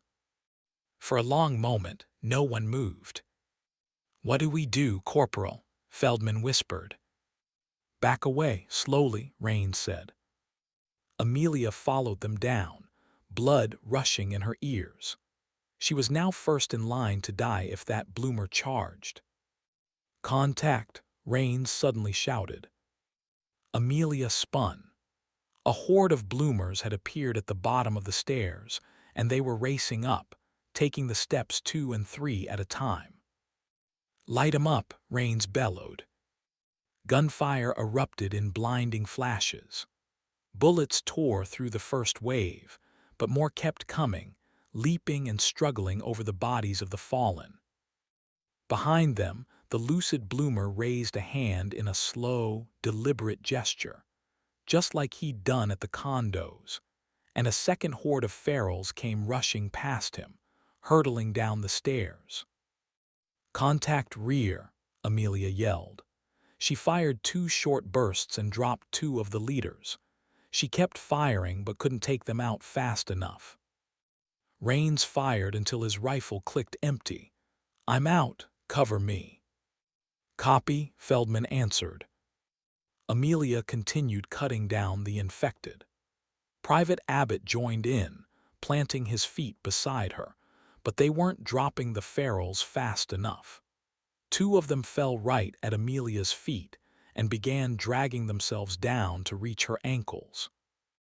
Another one collided with Abbott and began wrestling with him for his carbine. Amelia snapped a burst at that bloomer, and Abbott managed to free himself, just as 2 more infected arrived and knocked him on his ass. Amelia backed away rapidly, firing short, controlled bursts as 4 more bloomers rushed toward her. Impacts filled the air with a faintly glowing blue mist. Amelia held her breath to keep from inhaling any of it. Beside her, Abbott screamed as one of the ferals ripped off his mask. A jet of crimson blood spurted into the air, and his screams turned to gurgles. "Captain, over the side," Rains shouted. Amelia didn't waste time arguing. She turned and sprinted to the concrete railing where he stood, vaulting over it and dropping 9 feet to the pavement. The impact hammered her knees up into her chest, but she rolled to soften it. As she sprang back up, pain lanced through her ankle. She staggered, caught her balance, and took off at a limping sprint to reach the MRAP. Rains appeared beside her a split second later. "Go, go, go." Amelia ran for her life. She flicked a glance over her shoulder to see bloomers pouring over the railing, arms and legs flailing, seemingly heedless of the danger. They crashed into the pavement with bone-crunching impacts. Some stayed down. Others clawed their way up, crazed and relentless. "Don't look back, Captain," Rains shouted. Amelia snapped her head back to the front and forced her screaming legs to churn faster. Her twisted ankle screamed, but adrenaline drowned out the pain. They reached the MRAP. Amelia hauled the passenger door open and climbed inside just as Rains jumped behind the wheel. She slammed the heavy door shut just as 2 bloomers hit the side, pounding and clawing on it. Hands came reaching up to slap against the barred window beside her. "Ha, take that, you little shits," Rains yelled as they clung to his side of the vehicle. Amelia leaned back with a ragged sigh. They were safe, for now. No way unarmed ferals were breaching an armored transport. Rains gunned the engine. The vehicle lurched forward, crushing bodies beneath its wheels. Amelia's gut twisted. What about Feldman? Rains didn't answer. Amelia glanced back through the tiny squares of glass in the rear doors behind the front seats. The stairs of the pavilion were still swarming with infected. No sign of any survivors. Her throat tightened. The MRAP thundered across the park, bouncing over debris. Amelia stared straight ahead. Rains had saved her, but he'd lost his entire team doing it. "Where are we headed?" she asked hoarsely. "Orders are to fall back to base." Amelia peered up through the windshield at the massive ship above them, still crawling steadily south. "That's where they're headed to." "Orders are orders, ma'am." Amelia exhaled heavily. "Roger that." Chapter 7. The whole duplex was shaking now. Another low boom rolled through the base, rattling the windows and setting off a car alarm somewhere outside. Nate was busy stuffing supplies from the duplex's pantry into reusable shopping bags, bottled water, MREs, dry snacks, spare N95 masks, while Emily got her girls to put their masks back on and zip up their coats. Riley did the same with Jonah. The kids were pale, wide-eyed, but quiet. Max paced restlessly between them, his nails clicking on the tiled floors. Nate turned away from the pantry with 2 heavy bags full of supplies. He set them down and tugged his own mask back on. "Everybody ready?" Riley pulled up the hood of her sweater. "Ready." Jonah and the Reed girls nodded. "Let's go," Nate said. Riley grabbed Max's leash, and Nate heaved both shopping bags up and walked briskly back through the kitchen. Nate stopped at the front door, cracked it open, and checked first to make sure that there weren't any infected outside or any other obvious threats. Seeing that the way was clear, he waved to the others over his shoulder, and they all hurried out into the frigid morning. The unfiltered sun had begun to heat things up for a moment, but with that giant ship hovering overhead and blocking it out, the snow was going to linger a while longer. The air was still thick with smoke. Sirens screamed in every direction. High above, the dark bulk of the mothership hung low over Offutt. Its glowing blue seams pulsed steadily, and that gaping blue-white rectangle in its center glared down on them like an eye. Snow and dormant gray spore dust swirled across the pavement as they hurried to their vehicles. Nate ripped open the back door to help the kids in first. Max hopped inside, followed by Riley, then Jonah. Nate passed the bags full of supplies to his kids, then slammed the door and climbed into the driver's seat of the Suburban. A flicker of movement in his mirror showed Emily and her girls jumping into the Silverado behind him. He glanced back at Riley and Jonah. "Seat belts. Riley, turn on the lamp." She nodded and reached up to flick it on. Jonah started to take off his mask, but Nate stopped him with a quick shake of his head. "Not yet, bud. Keep it on." He started the engine, and the headlights automatically came on. That told him just how dark it really was outside. Hell of a shadow that ship was casting over them. Just as he shifted into drive, a Humvee came roaring around the corner of their cul-de-sac and screeched to a halt in front of him, blocking the way. Soldiers in masks and heavy protective gear spilled out, their carbines up and sweeping. One of them came running over and rapped on his window. Nate recognized Sergeant Delaney's acne-scarred cheeks even behind his mask. Nate lowered the window a few inches. "Sergeant, it's good to see you." Delaney's voice was muffled but urgent. "Corwin, we're evacuating all non-essential personnel to the bunker under the airfield. You need to follow me, right the hell now." Nate shook his head. "Paula's still at the recovery center. I can't leave her there." Delaney hesitated, glancing up at the looming mothership. "Negative. No time to get her out. Orders are to fall back to the bunkers ASAP. If I don't get you there now, you might not make it before they seal the doors." "Sergeant," Nate said, leaning closer to the window and lowering his voice, "either you escort us to the recovery center or get out of my way." Delaney looked torn. Behind him, private hands shifted uneasily. "Sergeant, clock's ticking. We need to." Delaney cut him off with a sharp look. "Stow it, Private." He turned back to Nate. "You get one detour. We hit the recovery center, grab your wife, and then double time it to the bunkers." "Thank you," Nate breathed. Delaney nodded once. "Stay close." With that, he went jogging back to his vehicle. The Humvee reversed rapidly up the driveway of the neighboring house, its tires spitting snow and spores.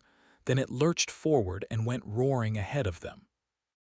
They pulled out behind the Humvee, engines rumbling in unison as they rolled along the snow-dusted streets of Rising View. They blew past the security gate and joined the main road running between hangars and airstrips.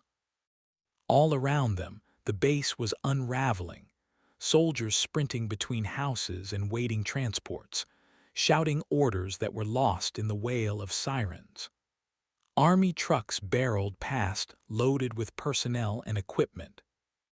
A medevac chopper was lifting off from the roof of the hospital and flying low over the airfields. Riley twisted in her seat to watch it. "I wonder who's in there," she whispered. Nate just shook his head, wondering the same thing. Infected patients or ranking medical staff? Maybe both. An explosion thudded in the distance, followed by a ripple of gunfire lancing into the sky. The sky above the base pulsed with steady flashes of blue light. "Dad," Jonah's voice was small in the back seat. "What if we don't make it in time?" "We will," Nate insisted. "We're almost there." They rounded the corner by the main hospital complex just as the mothership gave off a deep, layered vibration that rattled all the windows and made Nate's heart skip a beat. Jonah clapped hands over his ears and screamed for it to stop. Riley tried to calm him down, and Max began barking furiously. Abruptly, the sound stopped, leaving Nate feeling curiously breathless. "Heads up," Delaney said, his voice crackling through the radio that Nate had forgotten in the Suburban. "The mother's launching something." Nate leaned over his steering wheel for a better look. From the middle of that glowing hangar, a larger craft was descending, sleek, black, and angular. It reminded him of a B-2 bomber mixed with an F-117 stealth fighter, but it was probably about the size of a C-130 if Nate had to guess. A pair of much smaller dart-shaped escorts appeared alongside it, fanning out as they dropped from the hangar. "What the hell is that?" Nate asked over the radio. "Looks like a landing party," Delaney suggested. "Whatever it is, it's headed our way." Nate's blood ran cold. "Let's pick up the pace, Corwin," Delaney said. "Copy that," Nate replied. Emily clicked the radio to add her own acknowledgement. Engines roared as all three vehicles accelerated toward the recovery center. Sirens wailed all across the base. Soldiers guarding the perimeter around the hospital complex were shouting orders to each other, and groups of them were running back and forth from the hospital, escorting officers and medical staff to a line of armored vehicles. Nate thought he recognized one of them as General Powell, but it was hard to be sure. Then a full platoon of soldiers emerged from the main building, escorting a group of 4 civilians with their hands cuffed behind their backs and gas masks on their heads. "Are those prisoners?" Riley asked. "Why are their hands cuffed like that?" Nate had no idea. He was just about to reply when one of them turned their head and he saw glowing blue eyes blazing behind the gas mask. Those weren't civilian prisoners. "They're infected," Riley cried. She was right, but somehow those four weren't acting like rabid dogs. They were walking calmly between the soldiers, as if they were in full possession of their faculties. Nate tapped the brakes and slowed to watch as that group filed into two separate troop transports. As soon as they were loaded up, the whole convoy went roaring away from the hospital. "What the hell was that about?" Nate muttered under his breath. And then the mothership released another bone-jarring thrummum that seemed to shake the whole world apart. Whatever that sound was, it felt like a warning, the proverbial trumpet blasts of the apocalypse. Delaney skidded to a stop in front of the recovery center. Nate parked behind him. He was about to tell the kids to stay in the car, but with that monstrous ship in the sky, he wasn't sure that was a good idea. "Leave Max here," he said instead, and caught a glimpse of Riley nodding in the rear-view mirror. The radio crackled beside him with Emily's voice. "We'll wait here. Don't be long." "We won't," Nate replied, and then he jumped out. All of his concerns shifted squarely to Paula. They had to get her out and to that bunker before the shit really hit the fan. Chapter 8. The convoy rolled out onto runway 12R in tight formation. 6 Humvees, 2 Bradleys, 2 MRAPs for the patient's prisoners, and a trio of MSH-480s bristling with missiles and autocannons. Headlights swept the tarmac, catching flurries of snow and glowing spore dust blowing in the wind. The sky had been utterly replaced by the alien ship. An eerie, false twilight had descended over the base. A deep, resonant hum cracked the air again, nearly stopping General Powell's heart for the umpteenth time. Powell adjusted his respirator mask, the rubber seal biting into his cheeks. Major Cortez sat beside him driving the lead Humvee. Powell's voice rasped inside the hooded MOPP suit. "ETA." "2 mics out," Cortez replied. Powell nodded. The runway ahead shimmered faintly with puddles of melting snow and the branching, root-like blue tendrils of the bloom. It wasn't as active as it might have been at night, but it wasn't dormant either, thanks to the mothership's cold, moon-sized shadow. Powell leaned forward, peering up through the windshield at the city-sized vessel, hovering impossibly at 4,000 feet above them. The transports and fighters it had launched just minutes ago were almost here.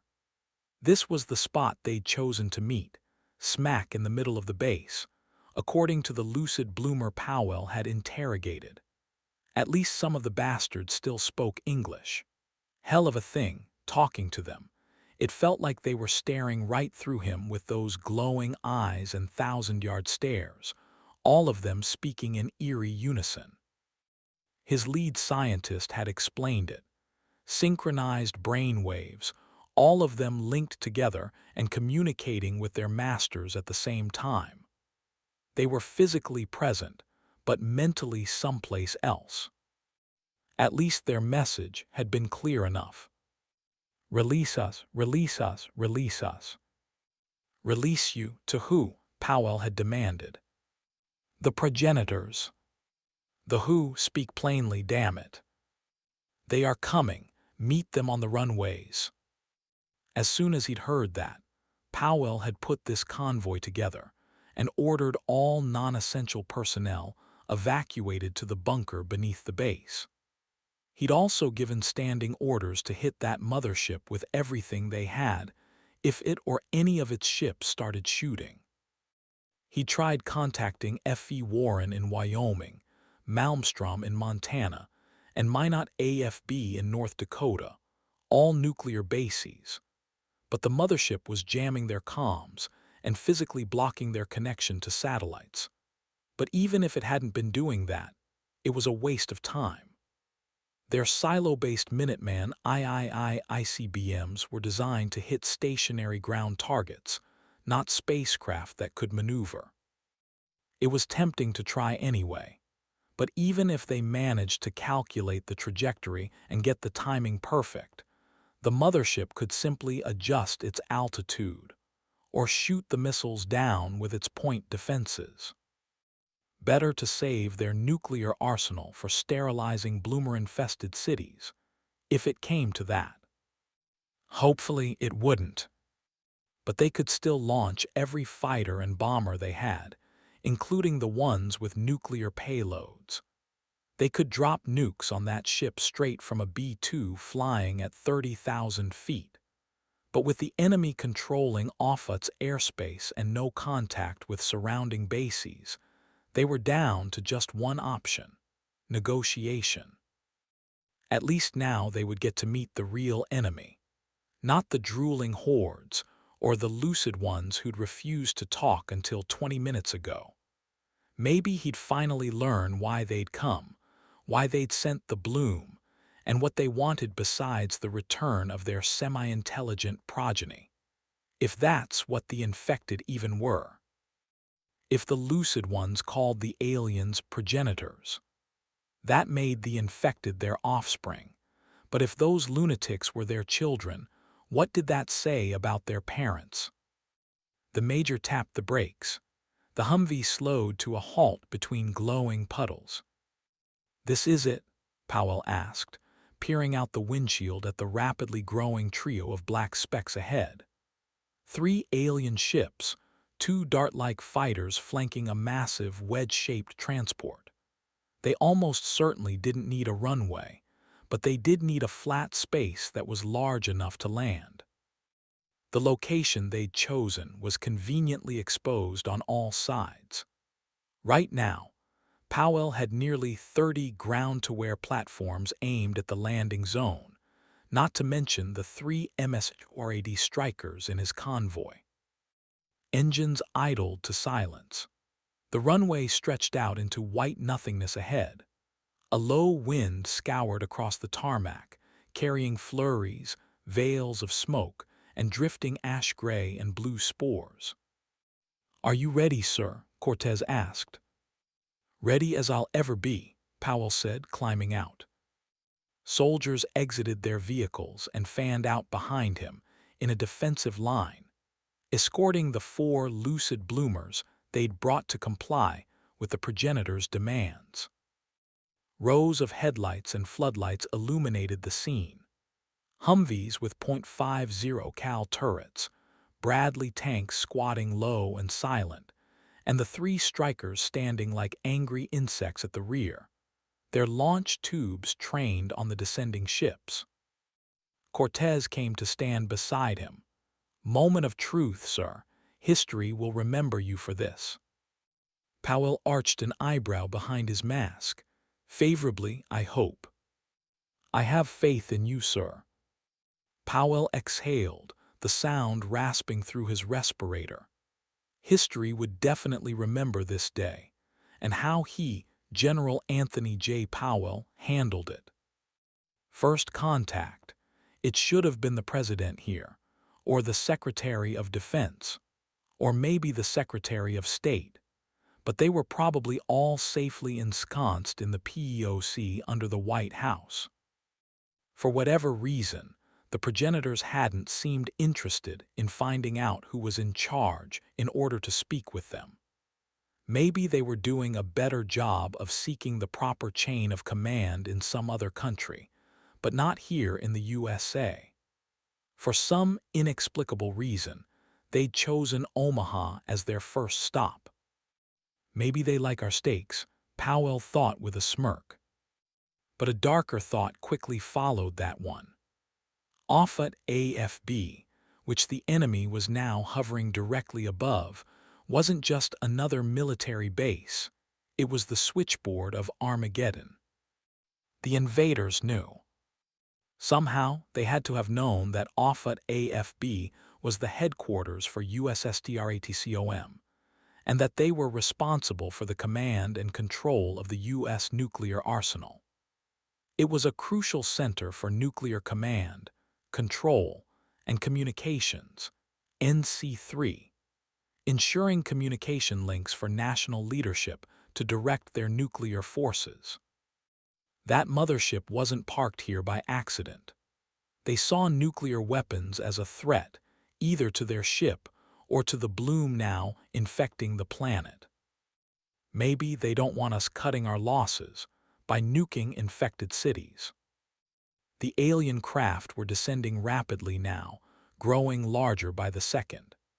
Powell wished he didn't have to wear the mask so he could use binoculars. Even without them, the shapes quickly came into focus. A massive black arrowhead with glowing blue seams, identical to the mothership, flanked by two dart-shaped fighters. All three stopped about 200 meters away. The transport lowered, hovering a foot above the ground. The nose split open like a mouth, and a ramp extended with a hiss of swirling vapor. Air shimmered brightly around the ship, bending the light strangely.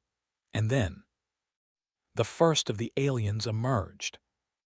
"Holy shit," Cortez whispered.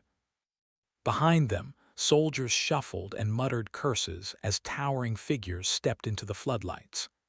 Each one stood nearly 9 feet tall, clad in oily black armor that reflected faint ripples of blue.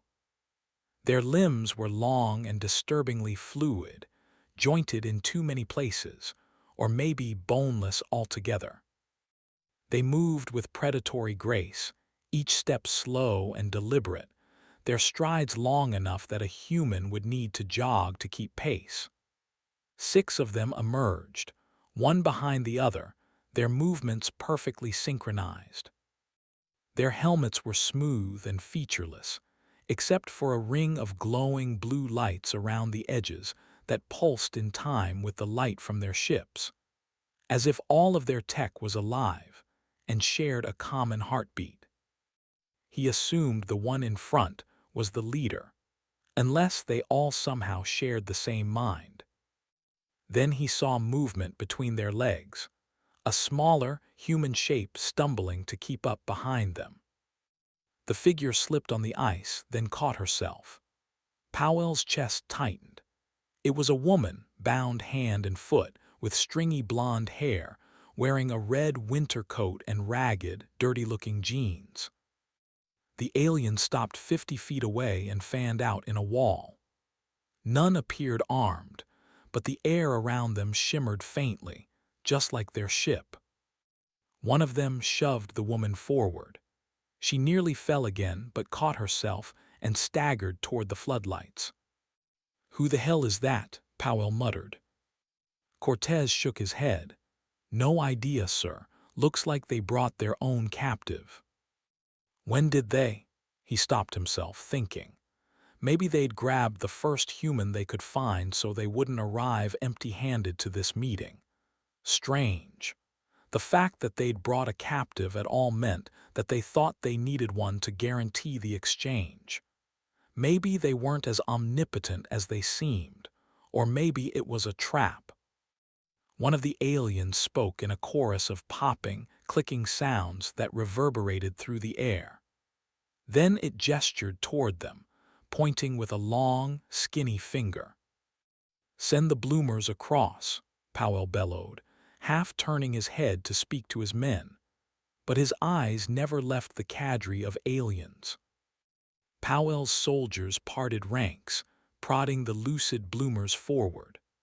All 4 began walking across the runway in eerie silence, passing within yards of the terrified human woman.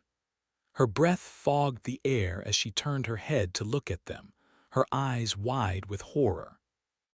Powell signaled to Cortez for a megaphone that he'd brought. The major handed it over, and Powell raised it to his mask and keyed the mic. "We mean you no harm." His amplified voice boomed across the tarmac. "We apologize for any offense we may have given. Please accept these prisoners and our apologies as a gesture of goodwill." The alien leader tilted its head. The ring of blue lights brightened, then dimmed again, and it replied in a deep, reverberating string of trills and clicks that sounded more insectal than anything else. Powell lowered the megaphone. How the hell are we supposed to understand that? Maybe they're wondering the same thing, Cortez said dryly. The woman stumbled closer, her eyes wild. A pair of soldiers intercepted her, but she twisted toward Powell, battling their grip. "Ma'am, are you all right?" he asked. She shook her head violently. "You need to get out of here," she hissed. Powell frowned. "What?" The aliens were already turning back toward their ship, ushering the lucid captives ahead of them. The blue light from their ships pulsed brighter. Every instinct in Powell screamed for him to run. He raised the megaphone again. "All units fall back to the hangars." Engines revved and roared to life. Soldiers sprinted for their Humvees and MRAPs. Powell snapped his fingers to one of the soldiers who'd intercepted the human captive. "Corporal, bring that woman with us." "Yes, sir." "Sir," Cortez started, "are you sure that's a good?" The rest was drowned out by a rising hum as the alien transport raised its ramp and lifted off. For a moment, time seemed to freeze. "Run!" the captive woman screamed. Powell didn't question it this time. He turned and sprinted for his Humvee. Blinding light erupted from the fighters' noses, and white-hot beams lanced across the convoy. "Take cover!" someone screamed. Twin spirals of crimson energy streaked out. The first missile hit Powell's Humvee dead center, erupting into a fireball that hurled him and Cortez through the air. The second slammed into a Bradley, flipping it end over end. .50 cal turrets opened up, tracer fire clawing skyward. The MSH-480s fired a swarm of Stinger missiles, but the alien fighters intercepted most of those in midair with their lasers. A couple struck home, causing energy fields to flare bright blue, but the alien ships shrugged off those hits without visible signs of damage. Powell scrambled to his feet and ran for the snowy field beside the runway. The captive woman and the corporal appeared beside him, sprinting hard. Another explosion went off behind them, the blast wave knocking the breath from his lungs and tossing him into the drainage ditch beside the runway. Somehow Cortez was already there, shouting into his radio. "This is Echo 1 Bravo. We are under attack. Request immediate air support all assets. Over." Powell coughed and tasted blood. His ears were ringing sharply. Molten metal clattered down around them, sizzling into the snow. A shadow moved at his side, tucking into a fetal position in the ditch and rolling to face him. It was that civilian woman, her wrists still bound behind her back with some kind of glowing white cords. No sign of the corporal who'd been escorting her. The woman's eyes met his, full of terror. "General," she gasped, "they're not here to negotiate." He stared incredulously at her through the haze and raining debris. If anyone was still wondering about the aliens' intentions, the incoming ordnance should have made it pretty damn obvious they weren't interested in diplomacy. "So, what the hell are they here for?" he demanded. The woman shook her head, shivering violently, either from fear or spent adrenaline. "Maybe both." "Us," she said, "they're here for us." "What does that mean? To kill us, to infect us, enslave us, what?" Before she could reply, Cortez grabbed Powell's arm and said, "Sir, we need to get you to the bunker."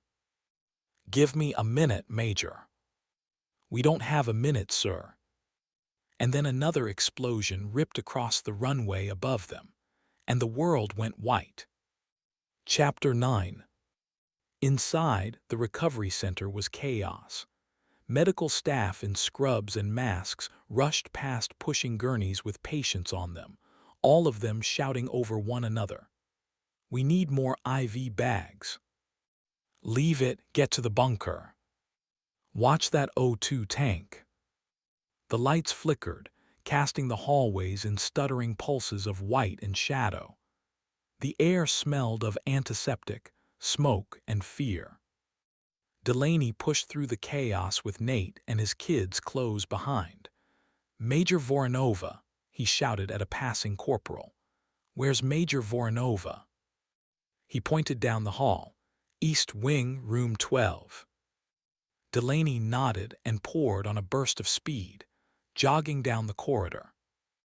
Room 12. That jarred loose a memory in Nate's brain. He pulled alongside the sergeant. "Isn't that Paula's room?" The sergeant nodded. "Double time, Corwin. Looks like we're in luck. Your wife and the major are both in the same place." They sprinted down the corridor. Somewhere outside, another explosion rocked the building. Ceiling tiles shivered, and drywall dust filled the air. Somewhere outside, a fighter jet screamed by, its sonic boom rattling the windows in a waiting room as they flashed by.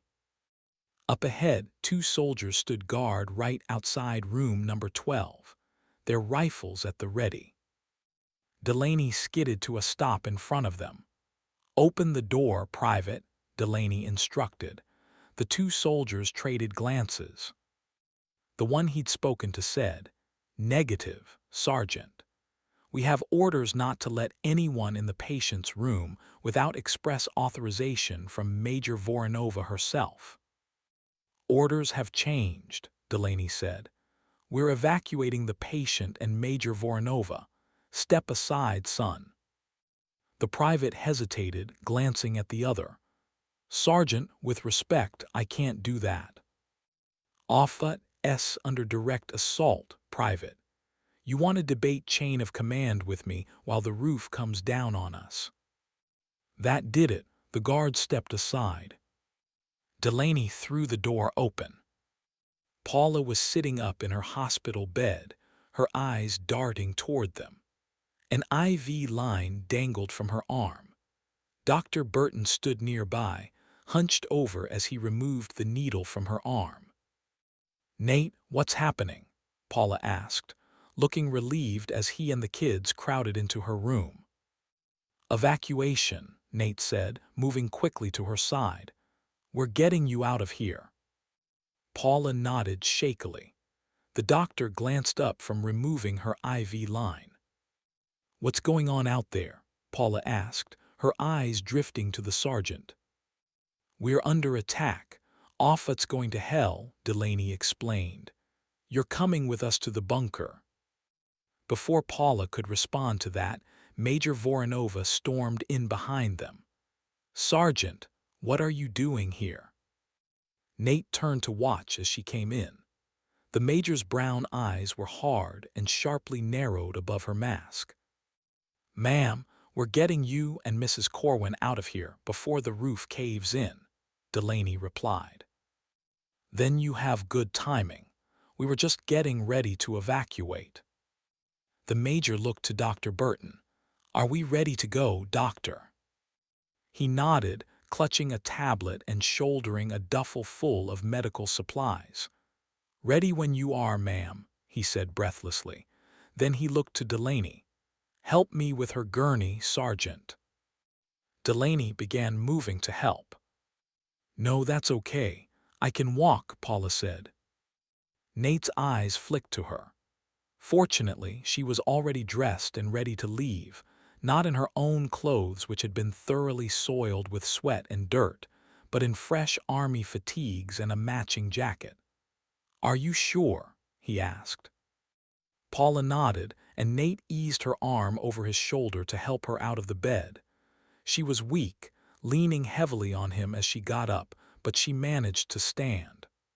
"Are you good?" he asked. She nodded. "Just make sure I don't fall over." "I've got you," Nate said. "You can lean on me, too," Jonah suggested helpfully. Paula smiled. "Thank you, sweetheart, but I'll be fine. Just make sure you stay close to us." "Here, you'll need this when we get outside." Dr. Burton handed her an N95 mask, and Paula quickly slipped it over her head. Somewhere outside, another explosion shook the floor. The lights died for several seconds, plunging them into darkness before the emergency LEDs flickered on, casting everything in red. "That's our cue," Voronova said. "Let's move out, everyone, with me." They spilled back into the hall just as another detonation sent more plaster raining from the ceiling. They hurried quickly through the recovery center, with Major Voronova, Dr. Burton, and Sergeant Delaney in the lead. The two guards from outside Paula's door fell in behind them. The hall was thick with acrid smoke.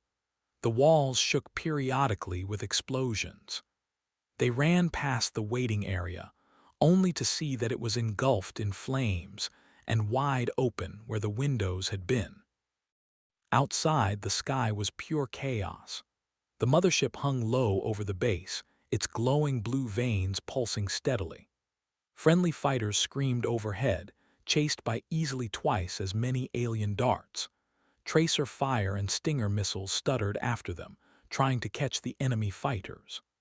Blinding white lasers slashed back and forth, hitting ground targets, choppers, and F-16s. Dazzling red missiles spiraled down from the mothership, seeking targets of their own. Explosions rolled one after another, each one seeming closer than the last. "Move," Delaney yelled, waving them toward the vehicles. "Go, go." They sprinted through shifting curtains of smoke. Max barked steadily as they approached the Suburban. A nearby hangar below the hospital complex erupted in a ball of flame, the concussion wave whipping past them with scalding fury. Nate reached the passenger's side of his car and ripped open the door to help Paula in. Riley and Jonah jumped in the back, along with one of the soldiers from outside Paula's room. There was no time to object or ask why, but he guessed that there wasn't enough room for all of them in the Humvee. "There's more room in the back of the Silverado," Nate shouted to Delaney and Major Voronova. Two more soldiers came running back. Emily hopped out to open the back, and they piled in. Voronova and Dr. Burton scrambled into the Humvee with the sergeant, and Nate ran around to the driver's side of his SUV. He jumped in behind the wheel, slamming the door. "Seat belts," Nate shouted to his kids as he shifted the Suburban into drive. The Humvee began pulling away ahead of him, and the radio crackled beside him with Sergeant Delaney's voice. "Locust 1 Bravo to Gopher. All assets secure. We are en route to your location." Static answered, followed by a garbled voice. "Negative Locust. Bunker is compromised. Repeat, the bunker is." The transmission dissolved in a squeal of static. Nate spared a hand from the wheel to reach for the radio, and froze with it raised halfway to his lips as they shot past the hospital and around the corner to see the rest of the base. Runways were littered with fiery smears of debris. Hangars were ablaze and collapsing. Army vehicles roared around in all directions, some firing .50 cal turrets at aerial targets, others simply fleeing. Meanwhile, a tangled swarm of enemy and friendly aircraft were dogfighting in crazy spirals and cracking booms low above their heads. Nate couldn't count more than a dozen friendly fighters. Meanwhile, the sky was swarming with black, dart-shaped alien ones. "Nate," Paula whispered, "what are we going to do?"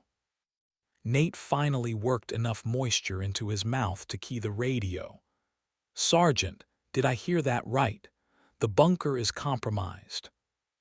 Delaney didn't answer for several seconds. "Stay close, Corwin. We're abandoning the base." "Copy," Nate replied. Emily clicked her radio. Nate glanced in the rear view to check on the kids. He saw the soldier who'd hopped in with them, a young private with freckled cheeks, eyes wide with fear above his N95 mask. his carbine carefully angled to aim at the floor. Riley had Max in her lap, and the dog was giving the soldier some serious side-eye. Meanwhile, Jonah was plastered to his window, gazing out at the scene of chaos and destruction on the base. The convoy roared down the road, engines howling as flickering stabs of clean white laser fire, and a steady crimson rain of enemy missiles lit the sky above them like a second dawn. Chapter 10. The convoy hurtled through fire and ruin. Paula sat rigid in the passenger seat beside Nate, her hands clenching and unclenching in her lap. Acrid smoke poured in through the broken window beside her, carried on gusts of freezing air. She could taste it even through her mask, burning fuel and gunpowder. Her eyes watered as she coughed, blinking through the stinging haze.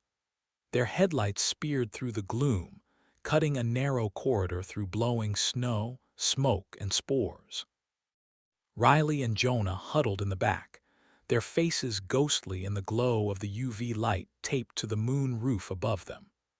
Between them sat the young private who joined their convoy, his rifle pinched between his knees, the barrel aimed at the floor. His eyes were wide inside his mask and kept flicking to the shattered window beside Paula. The light of nearby explosions glinted brightly off his visor. Max was huddled on Riley's lap, panting and whining with every concussive boom that rattled through the Suburban. The tape and rags that Riley had used to patch the window beside Paula were shredded and loose, flapping in the wind, letting in the smoke and bitter gusts of cold. Up ahead, Delaney's Humvee plowed through the drifting haze, its taillights blazing red through the gloom. Beyond that, the world was fire and madness. A crimson missile spiraled down out of the mothership's shadow. It struck an army transport on an intersecting road ahead of them with a blinding flash. The shockwave hit like a sledgehammer, rocking the Suburban. Paula screamed, and Nate wrenched the wheel to avoid a fluttering chunk of flaming metal. "Nate," she gasped as they veered toward the ditch. "I've got it." He jerked the wheel straight, tires skidding for purchase on the icy road. Through the blur of smoke and flames in the intersection ahead of them, a flaming soldier staggered from the wreckage, arms pinwheeling as he ran for the snow. His screams were lost in the roar of the burning transport. The man dropped a moment later and lay still. "Jonah, don't look," Paula shouted. He didn't answer, but it was too late. He was already staring out his window, transfixed with horror. Tracer fire lanced through the air above them. The entire base was an inferno. Explosions rippled across the flight line beside them. Hangars collapsed in burning heaps. Alien fighters streaked by overhead, strafing the ground. A series of rapid white flashes stitched fire across the horizon, and a cluster of fuel trucks went up in a boiling fireball. 2 Apache helicopters thundered by on their right, climbing fast. Paula twisted around to watch them through the rear and side windows. One pivoted in midair, its cannon sending streaks of golden fire toward a diving alien fighter. The other chopper unleashed a ripple of rockets. Only one of the rockets hit, but it flared uselessly against an invisible energy shield.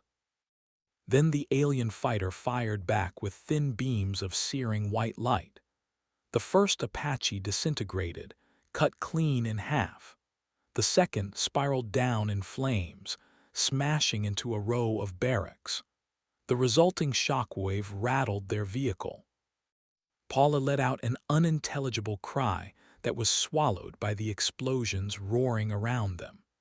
She couldn't help but feel they were next. They tore past the fiery ruins of a hangar. An F-16 lay burning in front of it, one wing gone, the canopy open. The pilot inside was still strapped in. Paula forced herself to look away, too late. The sight of the burning pilot was already seared into her mind. Hold tight, Nate yelled, spinning the wheel as Delaney's Humvee swerved sharply to avoid a pile of debris. The Suburban fishtailed, tires squealing, before he fought it back under control. "We're too exposed out here," Paula shouted. "The gate's just ahead," Nate replied, nodding to a guardhouse. The boom gates on either side of the divided road were still lowered, but unattended. Rather than slow down, Delaney's Humvee gunned straight through. The metal bar snapped like a matchstick, sparks spraying across the pavement. Nate followed right behind him, and the wreckage of the gate arm clattered beneath their wheels. Emily's pickup roared through close behind.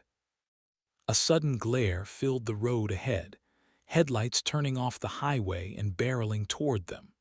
Some kind of armored truck. "They're going in the wrong direction," the private muttered. The other driver must have realized it too when they saw the devastation and the firestorm above Offutt. The armored truck skidded, braking hard, then jerked across the median in a shower of snow and spores. Paula twisted to watch it through the rear window as it fell into line behind Emily, joining their convoy. "Smart," the private murmured. Paula's gaze lingered on the shrinking site of Offutt Air Force Base behind them. The horizon was dotted with flames and dark columns. Crimson missiles continued to rain from the mothership, each impact discernible even through the Suburban suspension. Dazzling lances of laser light flickered back and forth, intercepting what few friendly aircraft remained. The mothership loomed above it all, implacable and immense.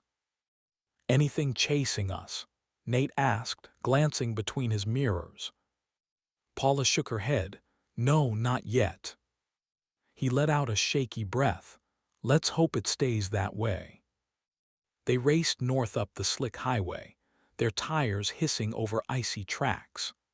The strobing lights and cracking sounds of battle faded gradually behind them, until nothing but the false twilight and the muted whine of the engine remained.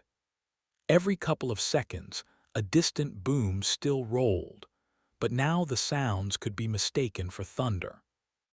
At last, Delaney slowed beneath an overpass and signaled left. A green sign flashed in their headlights. "West 370. PAPILION." They followed him up the ramp and merged onto the highway above, heading west, away from Omaha and the devastation of the Air Force Base. Paula's fists slowly unclenched in her lap. Her breath came in shallow, ragged bursts. Adrenaline was ebbing from her system, leaving her feeling shaky. She was still weak from her treatment, and the frantic evacuation from the base certainly hadn't helped.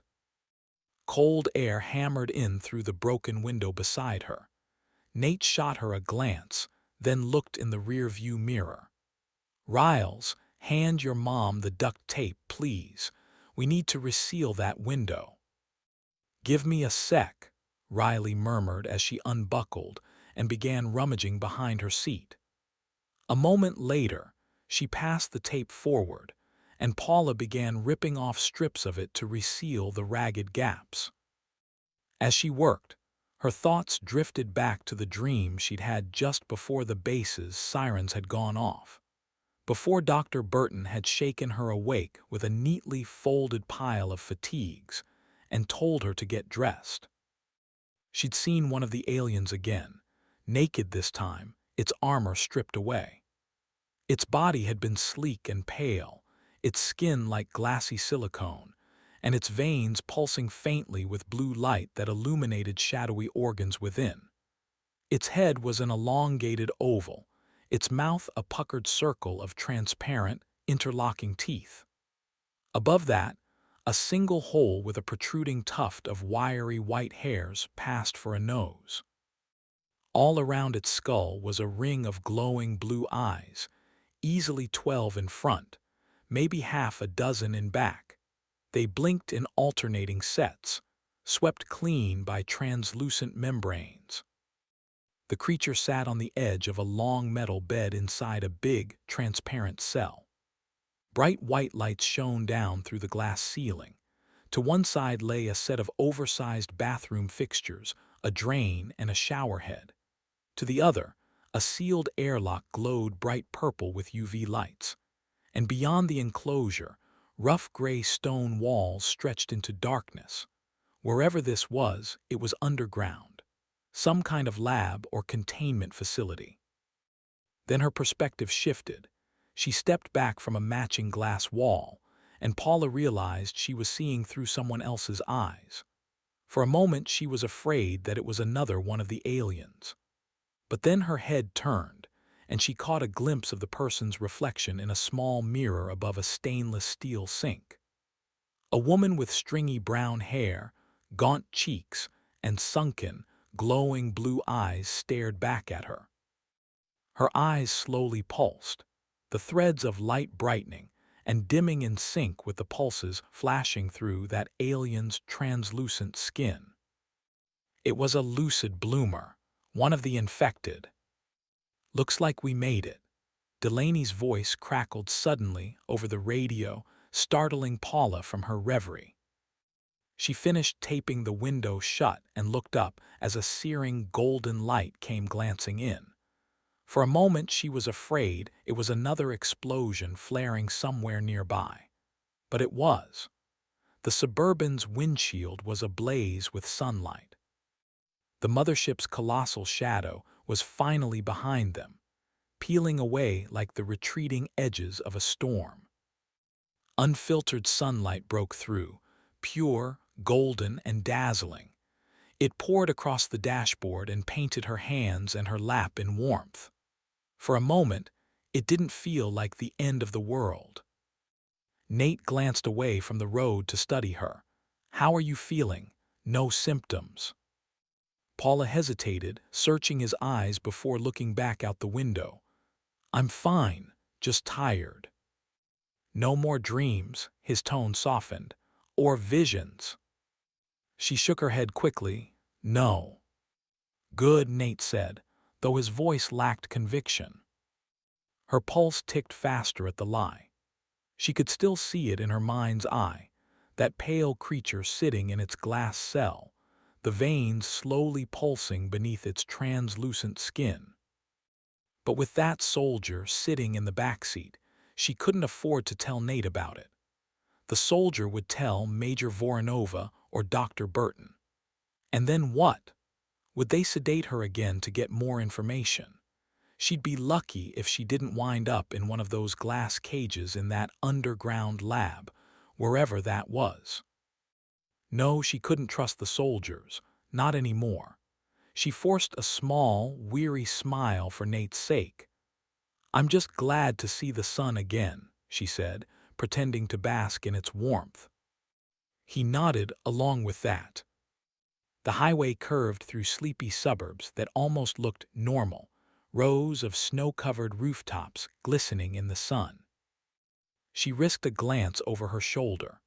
Through the rear window, the mothership seemed small and distant now.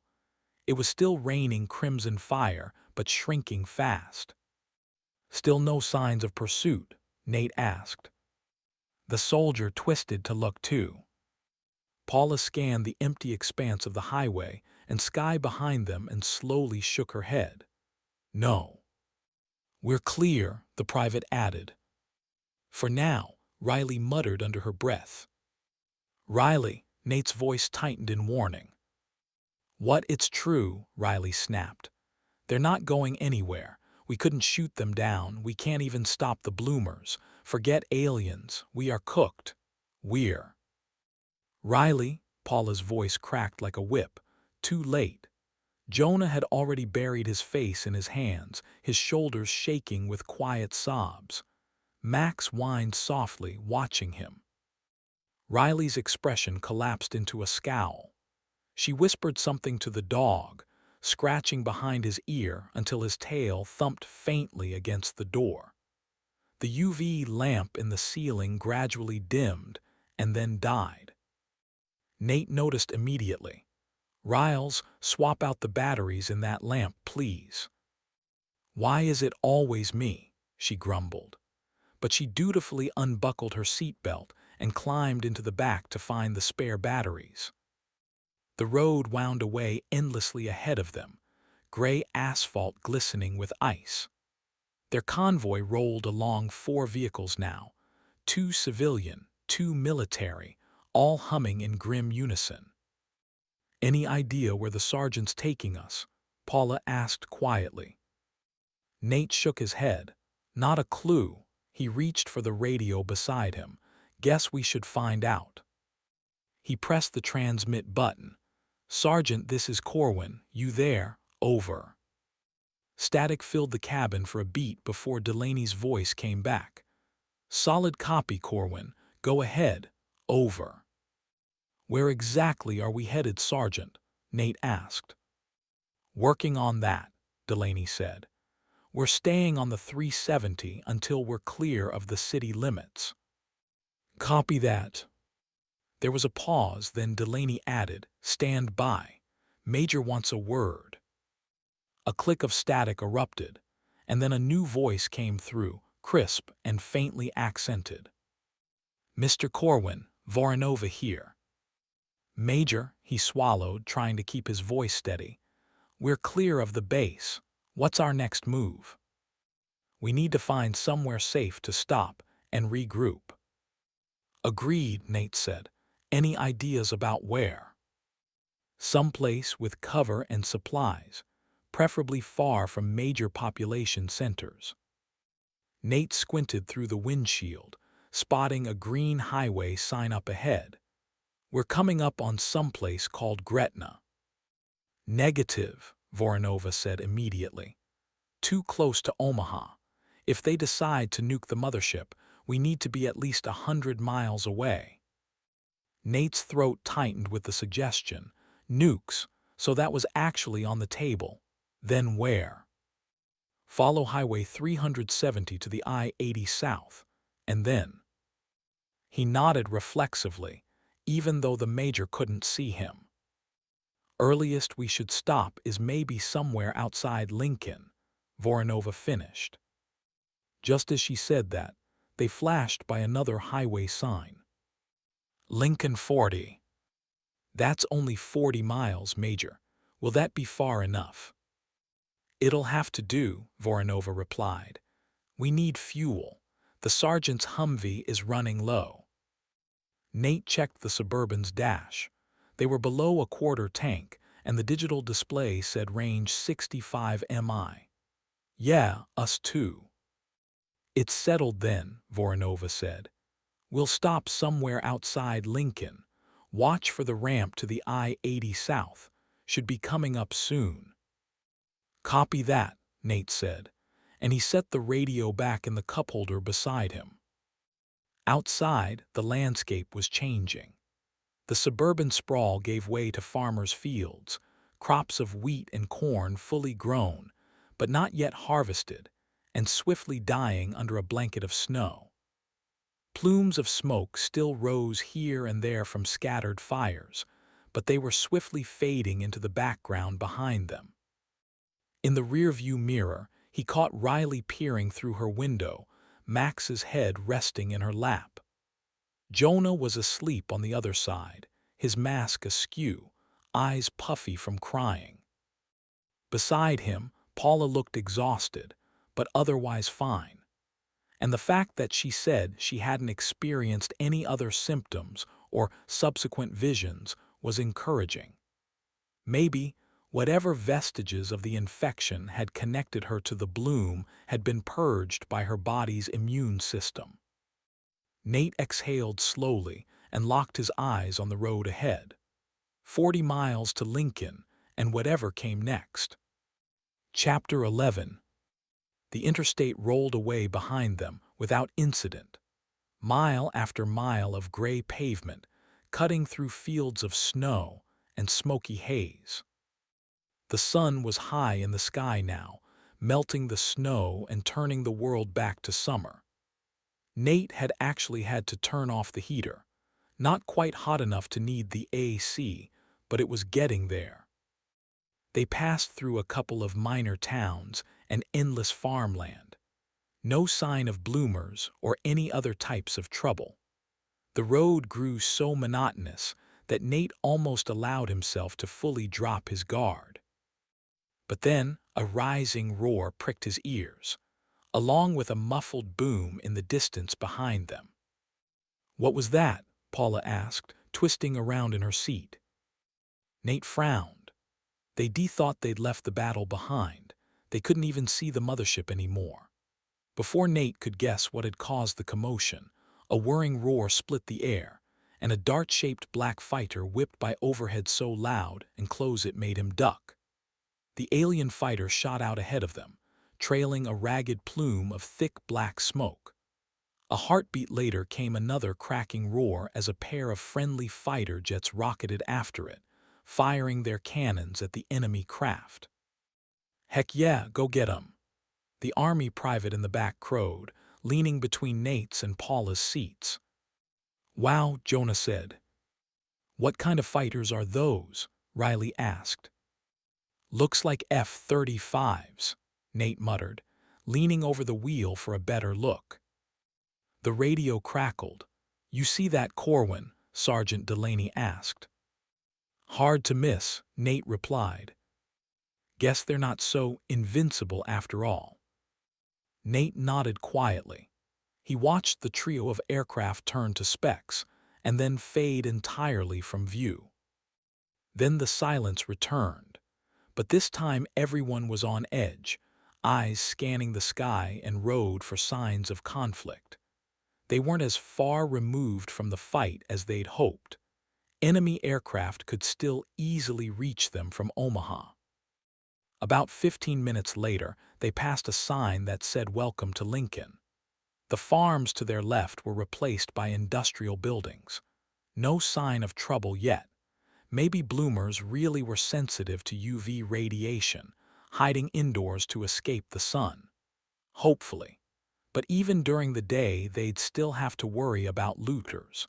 With an army escort, though, they weren't exactly easy pickings. Nate's car chimed. The low fuel light had come on. They needed to stop soon. A green sign flashed by. "Exit 405. 77 North. 56th End."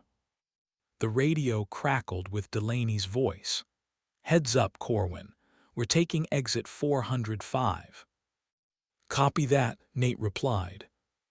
"Major says we're going to head north for a bit to avoid the city." Nate frowned. His gauge was below the lowest tick. The dash wasn't even giving an estimated range anymore.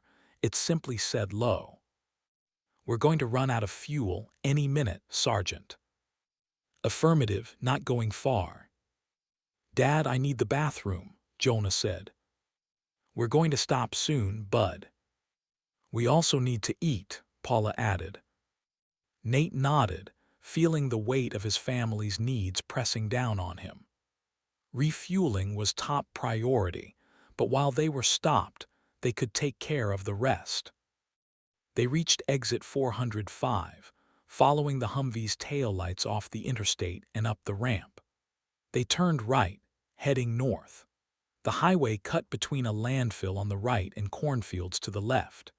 Delaney indicated left at the first cross street, and they turned onto a farm road, rolling past scattered houses among the cornfields. The city of Lincoln lay somewhere to their left. The Humvee led them down the narrow country road, then hooked another left, rolling down a long, tree-lined dirt road marked by deep, snow-filled tire tracks. Frozen fields of corn flickered between trees that were already turning yellow and shedding leaves from the shock of frost. After about 100 yards, the driveway ended at a large white farmhouse with a wraparound deck and a peeling red barn beside it. Tire tracks forked in two directions, one set leading to the barn, the other toward a white pickup parked under a covered carport. The Humvee rolled to a stop near the front porch. Nate tapped the brakes and parked behind them, then grabbed the radio. "Are you sure this is a good idea, Sergeant? Whoever lives here might not be pleased to have the company. Or worse, they could be infected." Voronova answered, "We're about to find out, Mr. Corwin. You said it yourself. We can't go much further without refueling, and a farm like this should have plenty of diesel and gas. If we're lucky, the owners might even let us take shelter in their barn for a while." "I hope you're right, Major." Nate glanced at Paula. Her face was pale, her blue eyes fixed on the farmhouse. "You think they'll let us?" she asked quietly. He didn't answer, he didn't know. Delaney and Voronova climbed out. The sergeant's rifle was cradled across his chest as they jogged across the melting snow and up the porch steps. Their boots thudded softly on the boards, then they knocked on the door. Everyone in the vehicle seemed to hold their breath. Nate spotted a flicker of movement behind the curtain beside the door. He lowered his window slightly, listening. The door cracked open an inch. A man's silhouette appeared. Nate couldn't make out the words, only the murmur of conversation. After a moment, the door closed and Voronova and Delaney jogged back down the steps. Voronova's voice crackled over the radio. "They've agreed to shelter us in their barn and share their fuel." Emily beat Nate to the reply. "Thank God." "Great," Nate added. "We're going to park between the house and the barn to hide our vehicles." "Lead the way." The soldiers returned to the Humvee and guided the convoy around the side of the farmhouse. The Humvee parked under the carport. Nate pulled in beside them, leaving Emily and the MRAP to park behind. Nate killed the engine and looked back at the kids. "Riles, remember to put on Max's mask." She nodded and reached for it. Once she finished, everyone climbed out. A bite of cold air stung Nate's cheeks as he stepped into ankle-deep snow dusted with spores. He rolled his aching shoulders and stretched. He was sore from more than just the past hour and a half. He still hadn't had a real night's rest since the world had gone to hell. Major Voronova, Dr. Burton, and Sergeant Delaney jogged to the MRAP that had joined them from Offutt. Nate and Paula drifted that way too. With any luck, their reinforcements would be a squad of Navy SEALs, or maybe Army Rangers. Rambo would be nice. Before he could finish the thought, a short woman with a cropped blonde ponytail leaking from a pilot's helmet stepped down from the passenger seat, followed by a taller soldier in full MOPP gear. "Identify yourself, Captain," Voronova said. "Captain Amelia Hunter of the 174th Squadron, Iowa Air Guard, attached to Offutt under NORAD command," she said, saluting sharply. "At ease, Captain. I'm Major Alina Voronova. This is Sergeant Marcus Delaney." "Glad to see someone made it out," Hunter said. Voronova nodded, then looked to the man with her. "And you are?" "Corporal Zach Rains, Bravo 24, 2nd of the 134th Infantry, Nebraska Guard, attached to Offutt." Before anyone could respond, the farmhouse door opened again. A man trudged toward them across the snow. He looked to be mid-50s, gruff and weather-beaten, gray stubble and matching hair, wearing a thick brown Carhartt jacket. Oddly, no mask. A double-barreled shotgun hung from the crook of his arm. Voronova met him at the halfway point. "We appreciate you letting us stay. We'll only be here a few hours." The farmer grunted and nodded toward the large sliding barn doors. "You'd better not give me any trouble." "You have my word we won't," the major said evenly. He fished out a key and fiddled with the padlock. With a metallic snap, it opened. Jonah and Riley hung back with Max and Emily's girls. One of Delaney's soldiers rushed to help drag the big sliding door open. The barn doors groaned on rusty rails, revealing a shadowy interior. The smell of gas and engine oil wafted out. Instead of livestock, the space was crammed with machinery: a tractor, a riding mower, and a massive F-350 pickup under a tarp. "Plenty of room in here," the farmer said. "I'll bring sleeping bags and refreshments in a bit. The missus is working on it. Hang tight." "Thank you again, Mr. Ellison," Voronova said. "You're doing your country a service." The man grunted. "You just make sure those bug-eyed bastards pay." "We'll do our best," she replied. "I've been saying it for years. Crop circles, UFOs, Area 51. You all knew this was coming." "Well, I don't know if we all knew," Voronova said carefully. Mr. Ellison shot her a sharp look. "Don't bullshit me, Major." "I wish I were.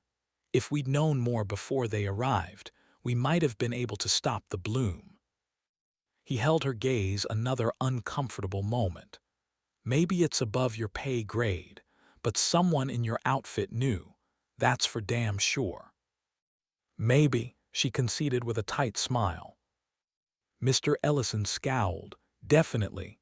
Then he stomped off toward the house. Everyone crowded into the barn. The soldiers drew the doors almost closed. Nate rubbed his hands together, breath misting in the cold. The kids fanned out with Max, poking around.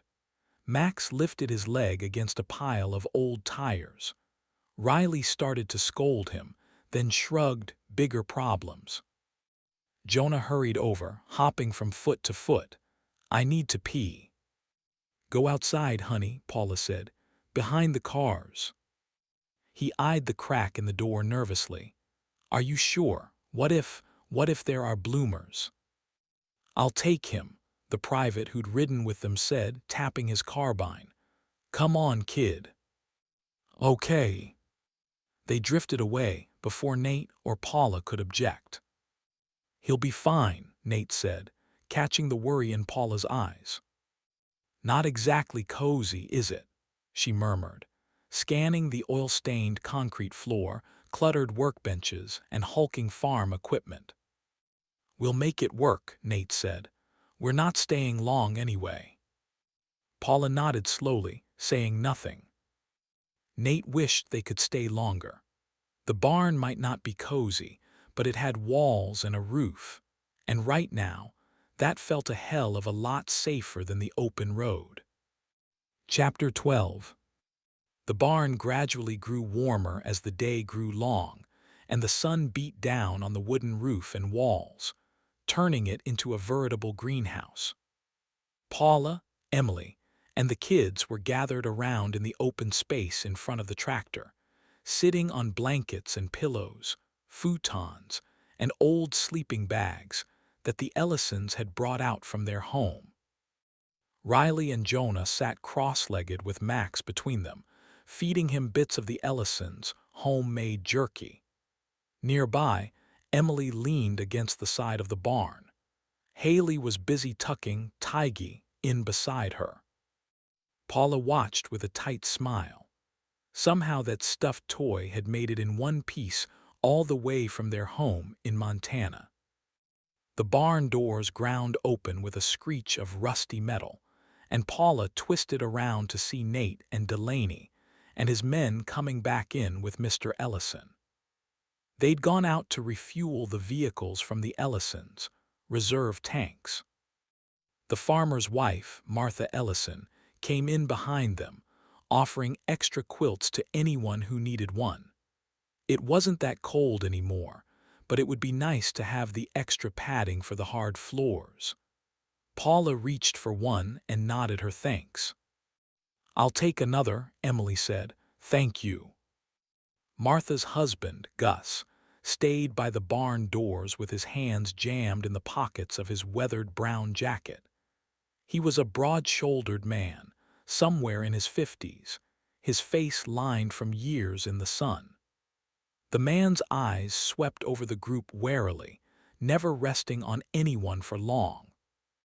Paula could feel the unspoken tension between gratitude and suspicion in the air. Nate shuffled over and eased down to the sleeping bag beside Paula's with a weary groan. "All done?" she asked. He nodded. "Tanks are all full, ready for another marathon road trip to nowhere." He barked a laugh at that and then groaned again. "Well, try to get some rest," Paula said. "You mean a nap, right?" he replied, and then lay down with a sigh. Martha moved quickly to the exit, saying, "I'll be right back with sandwiches and juice." "Thank you, ma'am," Delaney replied, nodding to her as she left the barn. The Ellisons left, and Sergeant Delaney ordered the two privates who'd been guarding Paula's room at the recovery center to guard the doors of the barn. They slipped back outside to the carport. Dr. Burton approached with his med kit tucked under one arm. "How are we feeling, Mrs. Corwin?" "Better," Paula said, "just tired." "Mind if I give you a quick checkup?" She shrugged. "Go ahead." The doctor smiled tightly as he crouched beside her. He pinched a pulse oximeter over her finger. "Pulse and O2 levels are good. No doubt you're still anemic from the plasma exchange, but that'll resolve with food and rest. Try to get some sleep." Paula smiled faintly. "I'll try." "Good." He gathered his kit and rose. Surprisingly, Paula found that she was tired, probably a combination of her anemia and the traces of sedatives that were still in her system. But she didn't trust falling asleep here, in front of the soldiers and Dr. Burton. She might have another dream and say something about it in her sleep. So she remained sitting, hugging her knees to her chest and watching her kids. Nate's breathing quieted beside her. At least he was finally getting some rest. Riley had rolled over to get some sleep too, but Jonah was talking to Max and ruffling his collar, keeping her awake. She groaned and threw a pillow over her head. A few minutes later, Martha came back in with Gus. Martha set a heavy tray piled with sandwiches on a wooden workbench, while her husband heaved a big yellow cooler with a spout up beside it, along with a stack of paper cups and plates. "It's not much," Mrs. Ellison said, retreating a few steps to the door as the soldiers gathered around to grab sandwiches. "It's more than enough. Thank you again for your hospitality," Major Voronova assured her.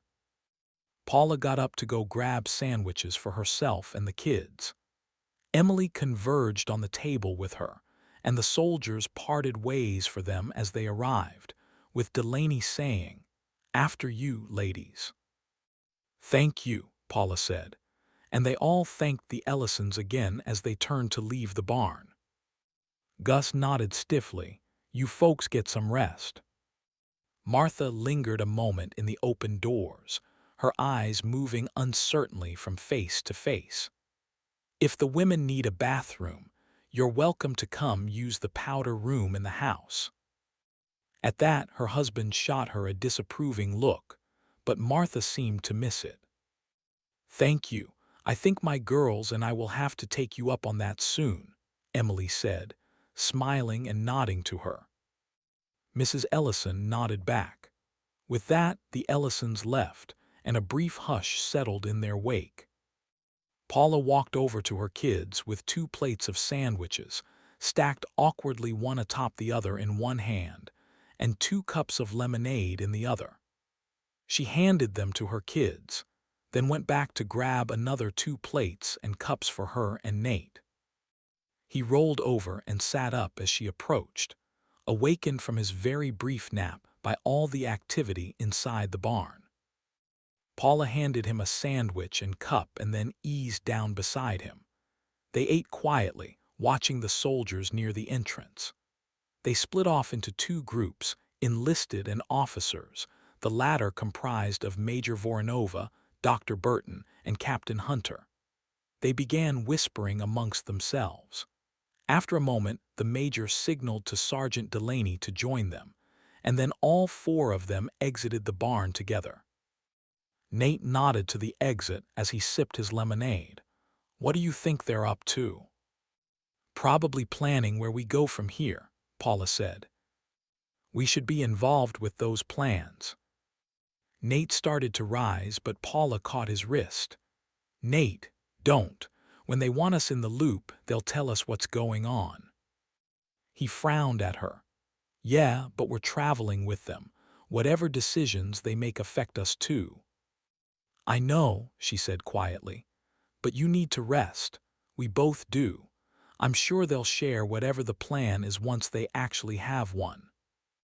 He hesitated, the tension visible in the set of his jaw.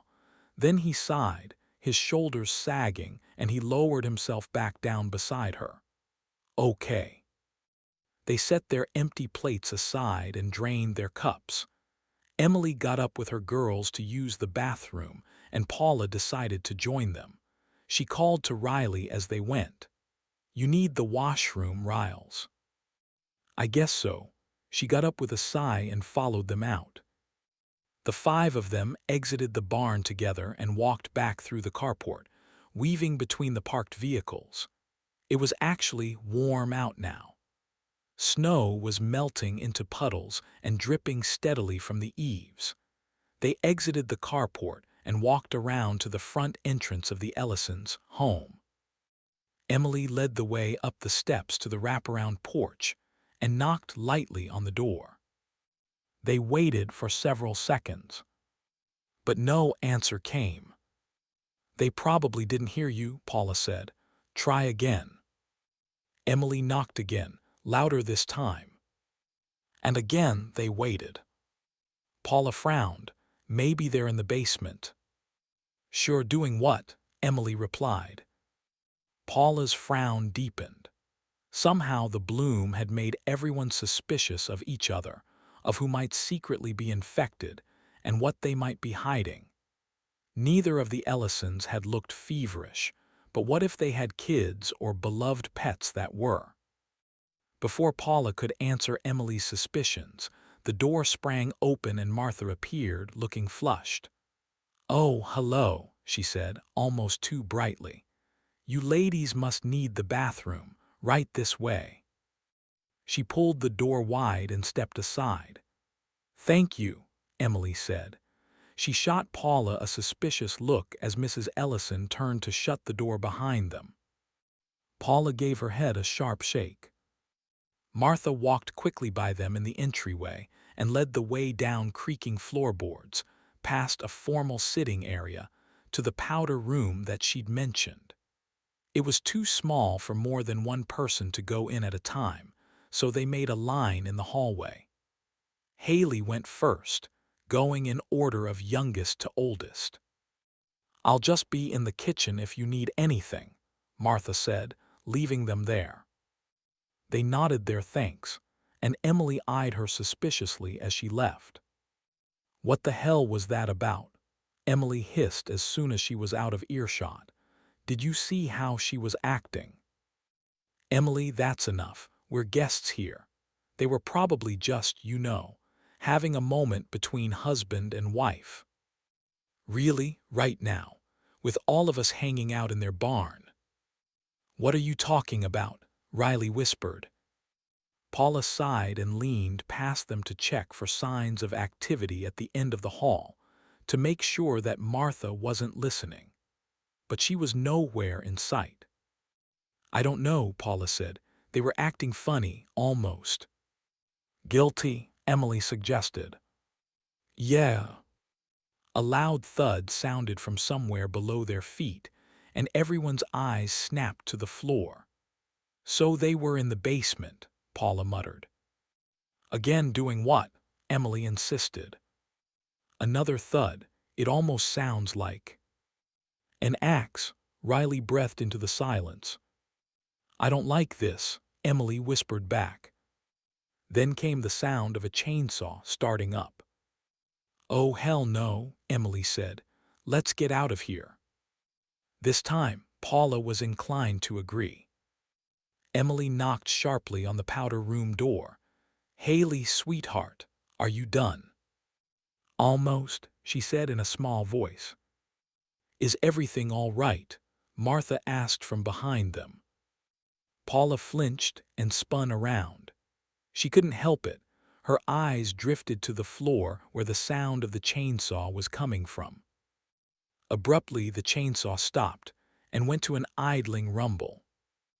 "Oh, that," Martha laughed lightly. "Gus is just cutting up a tree that fell out in the yard. With the power out and propane deliveries not likely to happen anytime soon, we're going to need the firewood to cook and boil water." "He's cutting a tree in your basement?" Emily asked. Martha's pencil-thin black eyebrows shot up. "Who said anything about the basement? He's in the backyard." She gestured to the end of the hall, which led straight through to the kitchen and the back deck.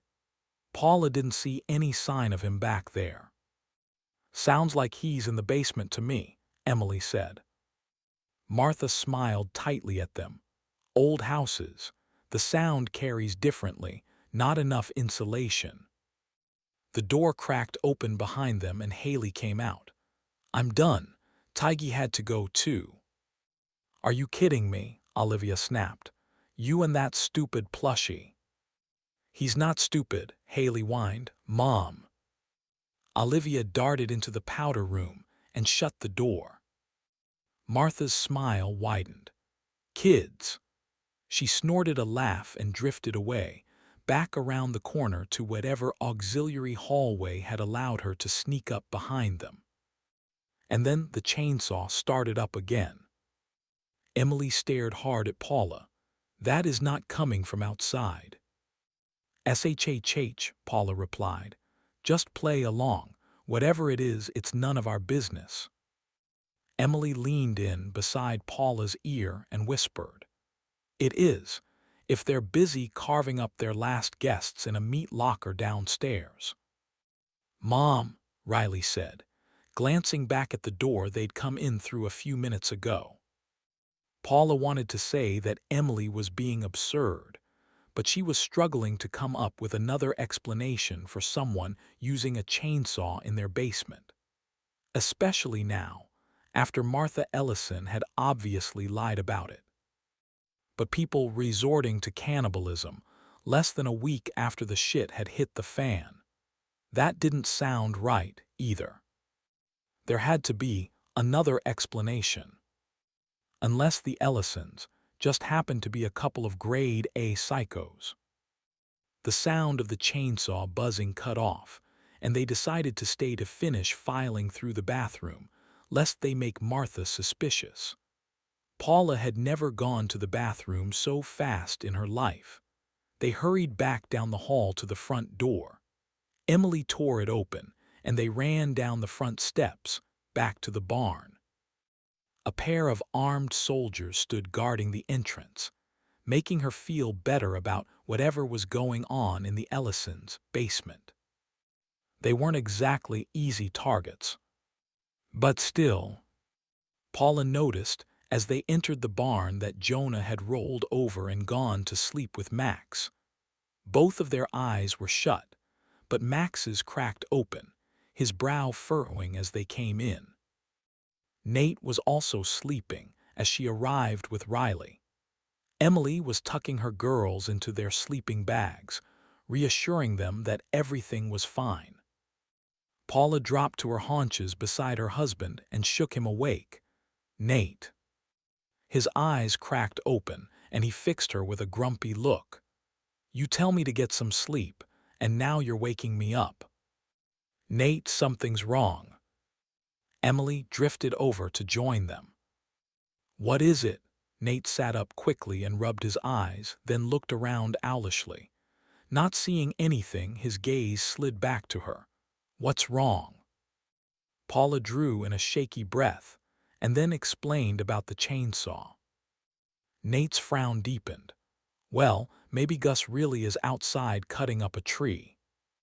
"Did you hear it?" Paula asked. "No, but she said he was in the backyard, right? That's behind the house. The barn is on the side. Nate, it was coming from the basement, Emily insisted. Riley nodded slowly, her eyes wide. Okay, fine, let's say it was. There could still be an innocent explanation. Like what? Emily demanded, crossing her arms over her chest. Nate thought about it for a moment, but he was obviously coming up blank. He sighed. Okay, let's say they are chopping up people or maybe bloomers in their basement. What are we supposed to do about it? We should get out of here before they find a way to. Paula suddenly remembered the sandwiches and lemonade. Her hands clutched her stomach, and she felt sick. Emily paled. You don't think they poisoned the food? Or the damn Kool-Aid, Paula put in. Nate sat up even straighter now, looking scared despite himself. He held up a hand like a stop sign and made a pumping the brakes gesture. Slow down. We don't know anything. We shouldn't jump to conclusions. Maybe one of us should just go inside and ask to see their basement. I'm sure it's not what we're thinking. Oh sure, let's just walk straight into the slaughterhouse, Emily cried. Slaughterhouse, a familiar voice echoed. Paula flinched and spun around to see Sergeant Delaney strolling over to them. What slaughterhouse? Delaney asked. Paula hesitated. Emily shot her an anxious look. We need to tell them. Paula nodded. There was no reason not to, and if the Ellisons were killers, then it would be better if the soldiers were the ones to find out. At least they had guns. Delaney frowned deeply. Tell us what, ma'am. Paula explained. Sounds creepy as all hell, but your husband's right. I'm sure there's a logical explanation. He trailed off suddenly, as if a thought had just occurred to him. What is it? Paula asked. Delaney hesitated. Sergeant, Nate prompted. He squatted down beside them and then glanced quickly over his shoulder. But there was no one there besides Jonah and Emily's two girls. Dr. Burton was lying down on a futon on the other side of the barn, but he appeared to be asleep. Delaney's head slowly swiveled back to them. Listen, I'm not supposed to talk about this. If the major finds out I told you, she'll have my stripes, but I figure you probably deserve to know. Deserve to know what? Paula asked, even as her guts clenched up with icy dread. Chapter 13. The major didn't pick this place by accident. She brought us here for a reason, Delaney explained. You remember that alien fighter we saw, the one that was chugging black smoke, looking like it was about to crash. Nate gaped at him. It crashed here. Delaney nodded. We managed to contact one of those F-35s. They gave us directions to the crash site. So the chainsaw we heard, Paula trailed off, shaking her head. Delaney shrugged. Could be Mr. Ellison working on a piece of the debris in his basement. But why lie about it? Emily asked. You remember him grilling the major earlier, talking about crop circles and Area 51. He doesn't trust us. If he found pieces of that alien ship, you think he'd turn it over to us? Or would he squirrel it away in his basement so he can learn all about the invaders for himself? Nate considered that for a moment. Well, I definitely like that theory better than Paula's. He glanced at her and she nodded her agreement. We still need to find out if that's what it is, Emily insisted. Delaney pushed on his knees to straighten back up. Leave that to me. Nate stood up. Mind if I come with? Delaney arched an eyebrow at him, taking a civilian along for backup. Nate was scrambling to come up with a reason that might convince him, but before he could, Delaney gave in with a nod. You can distract the missus while I sneak down to the basement. Nate, no, stay here, Paula objected. He shook his head, following the sergeant to the doors. "I'll be okay." "What if they really are killing people?" Paula asked. Delaney answered, turning sideways so that she could see as he patted his carbine. "That's what this is for, ma'am." Nate followed him out. He glanced around the carport as they passed through the doors. A pair of soldiers stood guarding the entrance of the barn, but there was no sign of any of the others. "Where is the major?" he asked, "and everyone else?" "Busy grid-searching the fields for the crash site. Between you and me, that's the only reason I agreed to bring you along." Nate nodded conspiratorially, then glanced at the sergeant's sidearm as they crossed from the carport to the Ellisons' front porch.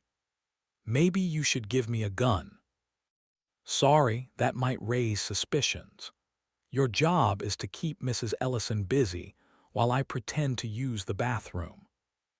"How am I supposed to do that?" Nate asked. Delaney scowled at him. "Damn it, Corwin, do I have to come up with everything?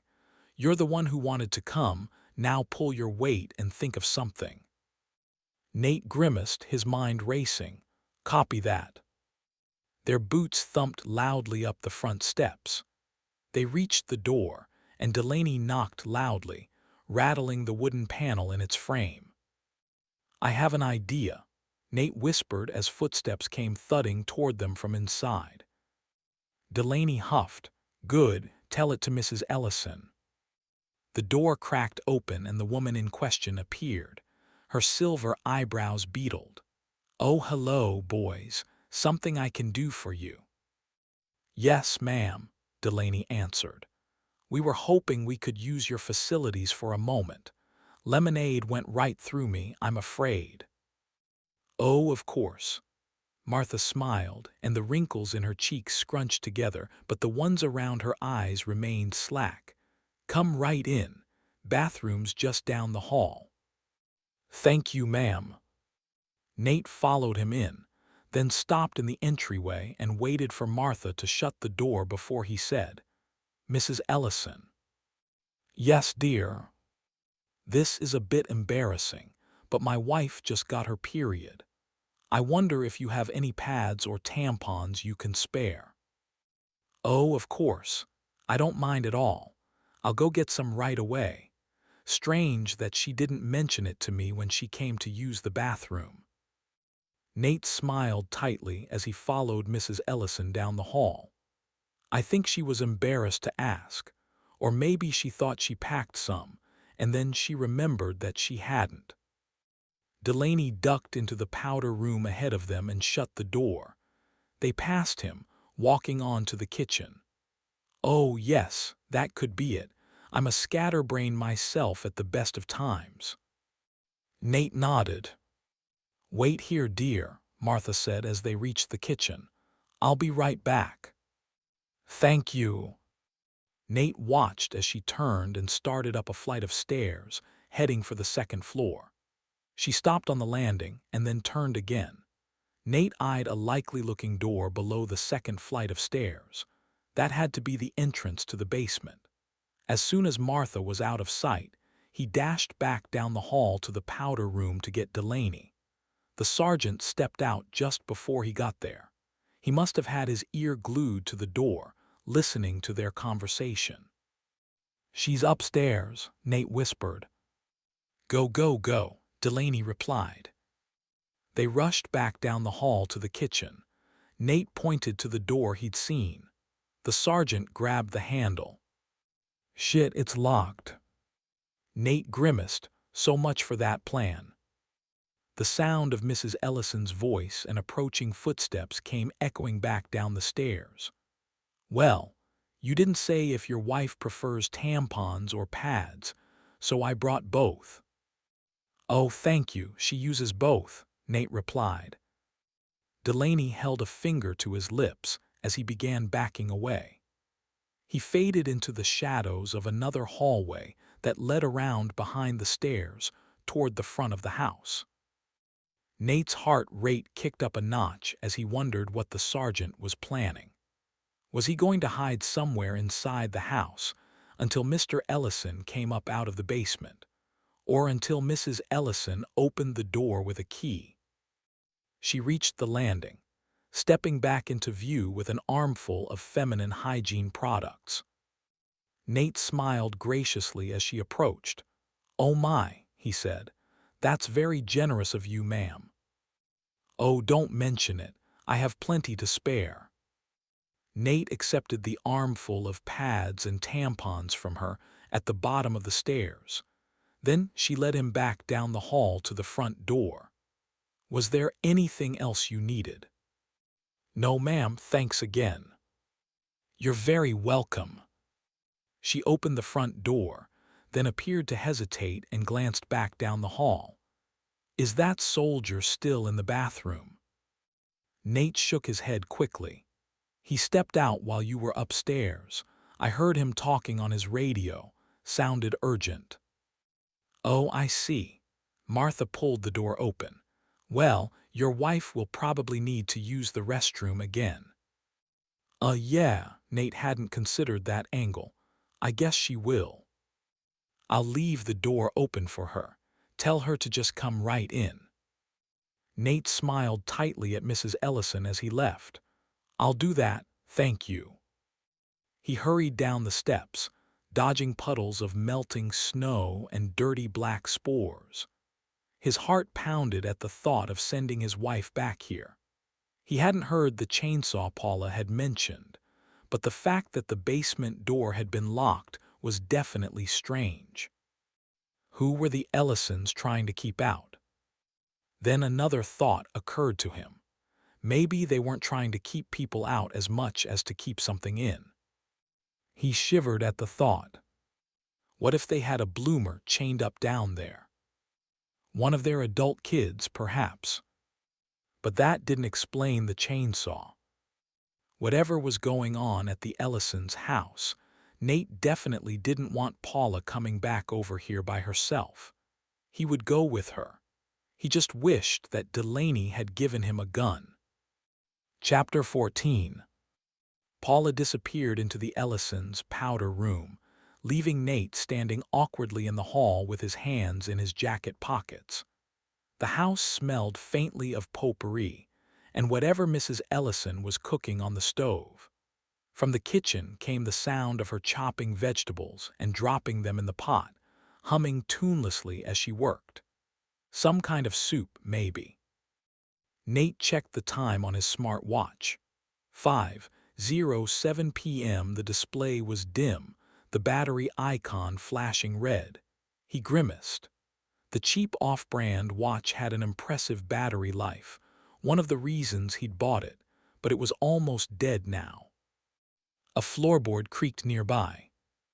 He looked up to see Sergeant Delaney crouching in the entrance of the Ellisons' formal sitting room, half hidden behind a couch. He was creeping steadily toward the front door. He must have given up trying to get into that locked basement. Their gazes met briefly. Nate gave a shallow nod. Delaney returned it and stepped quietly toward the door. From the kitchen, Martha called, "Do you need anything else, Mr. Corwin? Something to drink, perhaps?" Nate forced a smile. "No, but thank you for asking. I'm just making sure my wife is okay. I have some Advil if she needs it. Goodness knows I did when I used to get my menses." "Oh, I'll ask her when she comes out." "Let me know." Silence fell. Sergeant Delaney was almost to the door. He reached for the handle. Paula came out of the bathroom. "Did that seem long enough?" she asked under her breath. Delaney opened the front door. Thump. Everyone froze. The sound had come from somewhere below. "In the basement." Then came a muffled shout, followed by another thump, louder this time, and the crack of a gunshot. A man's scream ripped through the floorboards, high and raw and agonized. "Gus!" Mrs. Ellison screamed. She dropped the knife she'd been holding and bolted across the kitchen, and ripped open a drawer. digging for something. "Screw this," Delaney said, sprinting past Nate and Paula in the hall, his rifle up. After a moment of indecision, Nate ran after him with Paula close behind. Mrs. Ellison drew a set of keys from the drawer and ran for the door to the basement. "Ma'am, do not open that door," Delaney barked, reaching it at the same time as she did. Mrs. Ellison stuck the key in, but didn't turn it, her eyes wide as she stared up at the sergeant. "My husband is down there," she cried. "But he's not alone, is he?" Delaney challenged. Her cheeks bulged with a reply that never made it past her lips. "You shouldn't have hidden this." "Nate," Paula gasped, gripping his arm and staring at the door. Delaney raised his radio to his lips. "Major, this is Delaney. Possible alien contact at the Ellisons' residence. I've got movement in the basement. Mr. Ellison appears to be down there with it. What are your orders? Over." Voranova's voice came back through a wash of static. "We're en route. Hold position until we arrive. Do not let it escape. I want it alive, Sergeant." "Copy." "If you're not going down there, I am," Mrs. Ellison said. Delaney caught her wrist as she reached for the door again. "Negative. Ma'am, you need to step back. It's not safe." A chittering alien shriek echoed from below, and then, abruptly, silence. The sudden quiet was worse than the noise. Delaney raised a finger to his lips, his ear cocked toward the door, listening. There came a steady creaking sound on the other side of the door. Something heavy was creeping up the stairs. Then came a faint, insectal chittering, followed by a series of clicking pops, like knuckles cracking loudly. Paula's nails dug into Nate's arm through his jacket. "Nate," she whispered. Delaney's eyes were wide behind his mask. Nate pointed to the sergeant's holstered sidearm and made a quick gimme gesture. This time Delaney didn't argue. He handed over the pistol without a word. The door handle began rattling. Martha stared wide-eyed at the door, backing away slowly. Paula tugged Nate back. The door handle stopped rattling. Thumpy. The door shuddered as something heavy hit it from the other side. Delaney raised his rifle and took 2 long strides away from the door. There came another shriek, so loud that it hurt Nate's ears. And then the door exploded inward in a rain of jagged wooden splinters, and everyone bolted for cover as a huge, pale and hairless monster came crashing through the shattered doorway. Nate crouched behind an old kitchen table with Paula. He jerked the pistol up, taking aim. Delaney planted his feet in the mouth of the adjacent hallway, his carbine aimed. Mrs. Ellison was standing right in front of the creature. For a long, breathless moment, nobody moved as the alien slowly straightened on the other side of the door. It was so tall that it couldn't stand without hitting its head on the ceiling. It stood hunched over with its arms spread away from its sides. It had giant hands with long fingers curled like claws. It had long, skinny limbs and translucent flesh. Pulsing blue veins illuminated its innards. Its head was long and oval with a flat face, and a circular mouth bristling with transparent teeth in the center. A ring of glowing blue eyes formed a circle around that, and it had a single dark orifice above its mouth, with a tuft of white hair leaking out that might have been its nose. The alien's mouth dilated wide as it loosed another piercing shriek. It was so loud this time that it caused all of them to cringe, even Delaney. Martha screamed, and the alien seized her in a whip-quick motion and bit her head right off. Paula screamed. Blood sprayed across the cabinets and kitchen counters. The creature tossed Mrs. Ellison's body aside and it landed with a thud that Nate couldn't hear through the ringing in his ears. Delaney opened fire, and Nate joined him, both of their weapons roaring in the confined space, the sound muffled by their buzzing ears. Bullets tore glowing blue spurts of blood from the creature's torso. It screamed raggedly and flailed with long arms. It sent Delaney flying with a backhanded slap and knocked over the table and chairs where Nate and Paula were hiding, forcing them to scatter. Nate landed on his side. He recovered before Delaney and twisted around on the floor to aim his pistol at the creature. It stared at him and gave another terrifying screech that stunned him, making the air shudder violently and his heart skip beats. He managed to squeeze off a shot, but this time he missed, and it splintered a cabinet behind the monster. The alien spun around and lunged for the window above the kitchen sink. It hit the glass full force, shattering both panes and knocking the metal frame out. The alien scrambled across the wraparound porch and sprinted away on all fours, vanishing into the cornfields around the Ellisons' farm. For a heartbeat, nobody moved. Paula lay frozen to one side of the overturned table and chairs. Nate scrambled over to her. "Are you okay?" He could barely hear what he was saying. She nodded mutely. Delaney reloaded with shaking hands as he dashed over to the window. Nate followed him there, stepping around a slick pool of Mrs. Ellison's blood spreading across the linoleum from her headless corpse. "Major, this is Delaney," he said into his radio, voice tight. "One alien tango confirmed, wounded but Oscar Mike in the fields.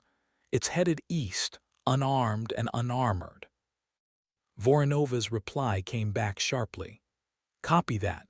Do not lose it, Sergeant. Pursue and capture alive if possible." "Affirmative." Delaney turned from the window, already moving for the back door. "You heard the Major. Let's go, Corwin, with me." Nate hesitated, adrenaline pounding in his veins as he helped his wife up off the floor. Paula's nails dug into his arm again. "Nate, we need you with us, not out there chasing that thing." He met her eyes, seeing the naked terror in them, and Mrs. Ellison's blood spattered across her cheek. Delaney was already at the back door, ripping it open, a warm wind howling in. "Scratch my last. Go with your wife to the barn," he barked over his shoulder. "And warn the two on watch outside. They need to know what we're dealing with." And then he was gone, boots crunching across broken glass on the porch, his radio still squawking as he ran out to the cornfield. Nate stood there for a second, staring after him, the pistol heavy in his hand. He felt guilty letting the sergeant go after it alone, but his duty was to his family first. Paula tugged on his arm, her voice breaking. "Nate, come on." He turned, catching a glimpse as he did so of Martha Ellison's feet. He winced and looked away, rushing through the Ellisons' kitchen, past the shattered door to their basement, and down the hall to the front entrance. Chapter 15. The cornfield swallowed Delaney whole, showering him with dormant black spores. He was grateful for his protective mask. Dry corn stalks rattled and rustled around him as he ran after the alien, following a trail of glowing blue blood and broken corn stalks. Every sound felt amplified and too loud. He felt at once claustrophobic and too exposed, like he was being hunted, rather than the one doing the hunting. He couldn't get the image of that poor woman out of his head, of that monster snatching her off the floor, one-handed, and biting off her head like she was a giant strip of jerky. Delaney's eyes flicked between the dribbles of glowing alien blood on the ground and his surroundings. He couldn't see more than 10 feet through the dense rows of corn. He had his rifle raised, sweeping the muzzle back and forth. His finger twitched against the trigger guard. "Come on, you son of a bitch," he muttered. The trail of blood veered left, then ended abruptly. Somehow, the creature had stopped bleeding. Surely it hadn't miraculously healed from multiple gunshot wounds. Or else maybe it was here. Feeling the hairs rise on the back of his neck, Delaney spun around. But there was nothing there. He listened for sounds that might betray the creature. But the only thing he heard was the faint creaking of corn stalks in the wind and the rasping of his own breath inside the respirator. He scanned his surroundings. Nothing but bent stems and churned-up soil. He knelt down, searching for alien footprints in the damp earth. After a moment, he found one, a large, roughly circular dent with a ring of claw-like impressions around it that was about twice the size of his own foot. "Got you," Delaney muttered. A loud, rustling sound erupted directly beside him. Delaney spun toward it with his carbine raised. "Friendly," a familiar voice called. Delaney exhaled hard. "Damn it, Corporal." Two figures emerged from the cornfield beside him. Corporal Rains in a matching suit of MOPP gear, and Captain Hunter, the sun glinting off the visor of her flight helmet. Rains raised a hand as they stepped through the corn row directly beside him. "Good to see a familiar face," Delaney muttered, lowering his rifle. "Where's the Major?" "With Hands and Jenkins circling back to the barn," Rains said. "She sent us to reinforce your position. She wants the target alive." Delaney snorted. "That's a big ask. I'm not exactly firing rubber bullets, and God help me if I were. It wouldn't do shit to that thing."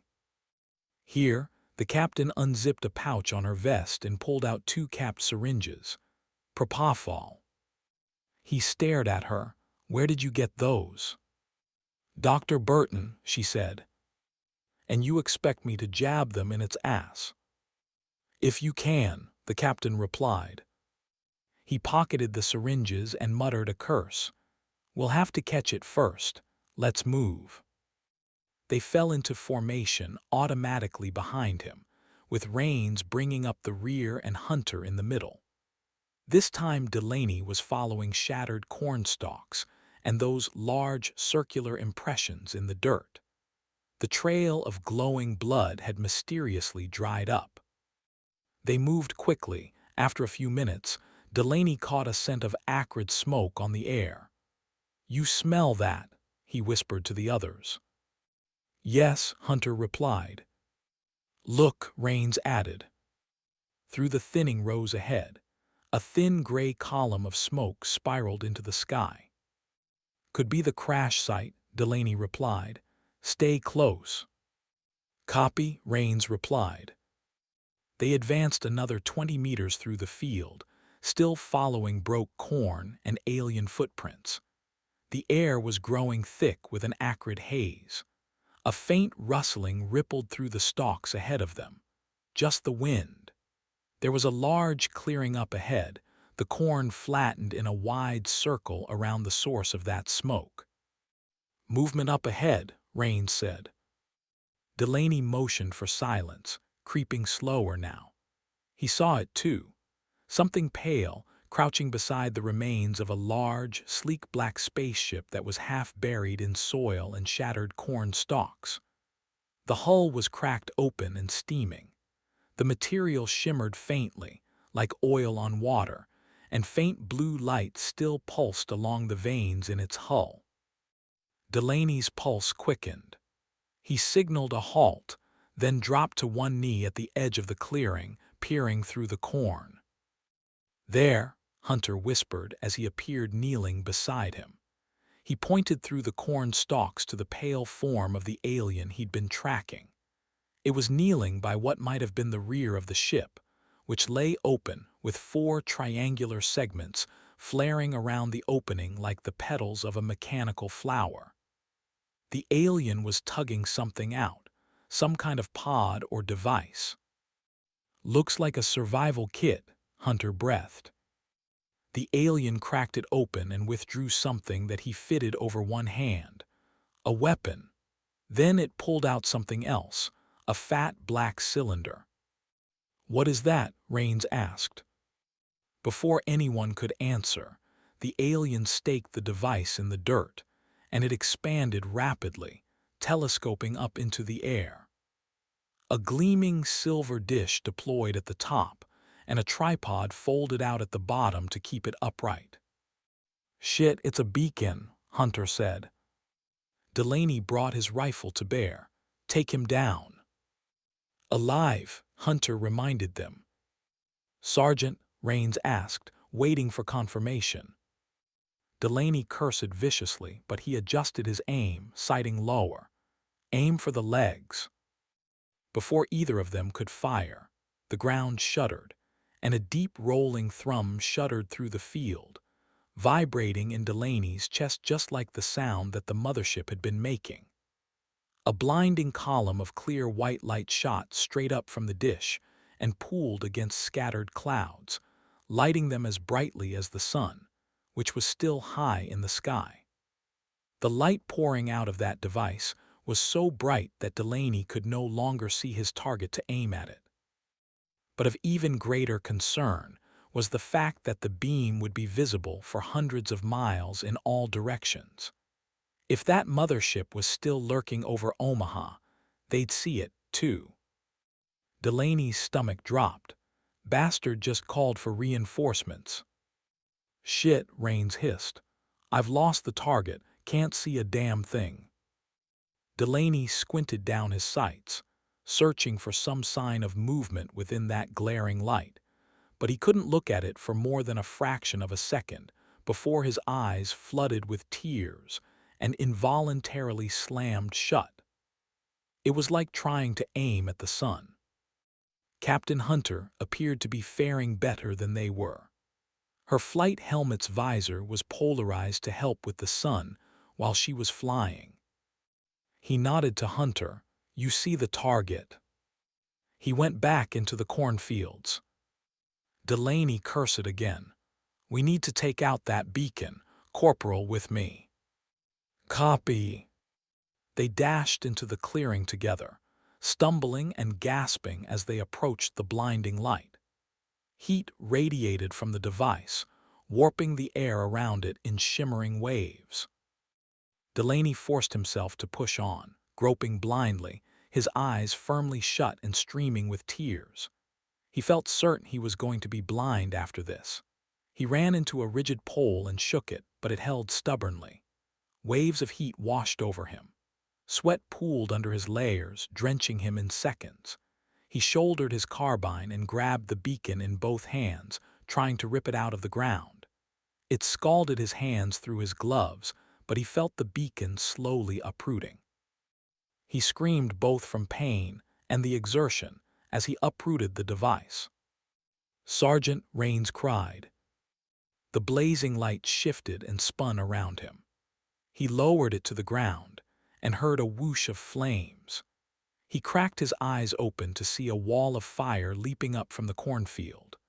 The beacon was still lit, but now it was shining horizontally through the field and lighting the corn stalks on fire like a giant barbecue lighter. "Shit." The glare was slightly less, with the dish-shaped emitter buried among the now burning corn stalks. "It's still lit," Rains said. Delaney grabbed the beacon again, and his scalded hands screamed in protest from contact with the sizzling metal rod. He squinted his eyes shut as he dragged the emitter out of the cornfield, and the beam of light came blazing back into view. Blinded once more, he slid his hands down along the length of the beacon, and then lifted it close to the emitter, and jammed that end in the dirt and shattered cornstalks as hard as he could. The light faded, and he risked cracking his eyes open to see that the ground beneath his feet was glowing molten orange. Captain Hunter came running over and between the three of them.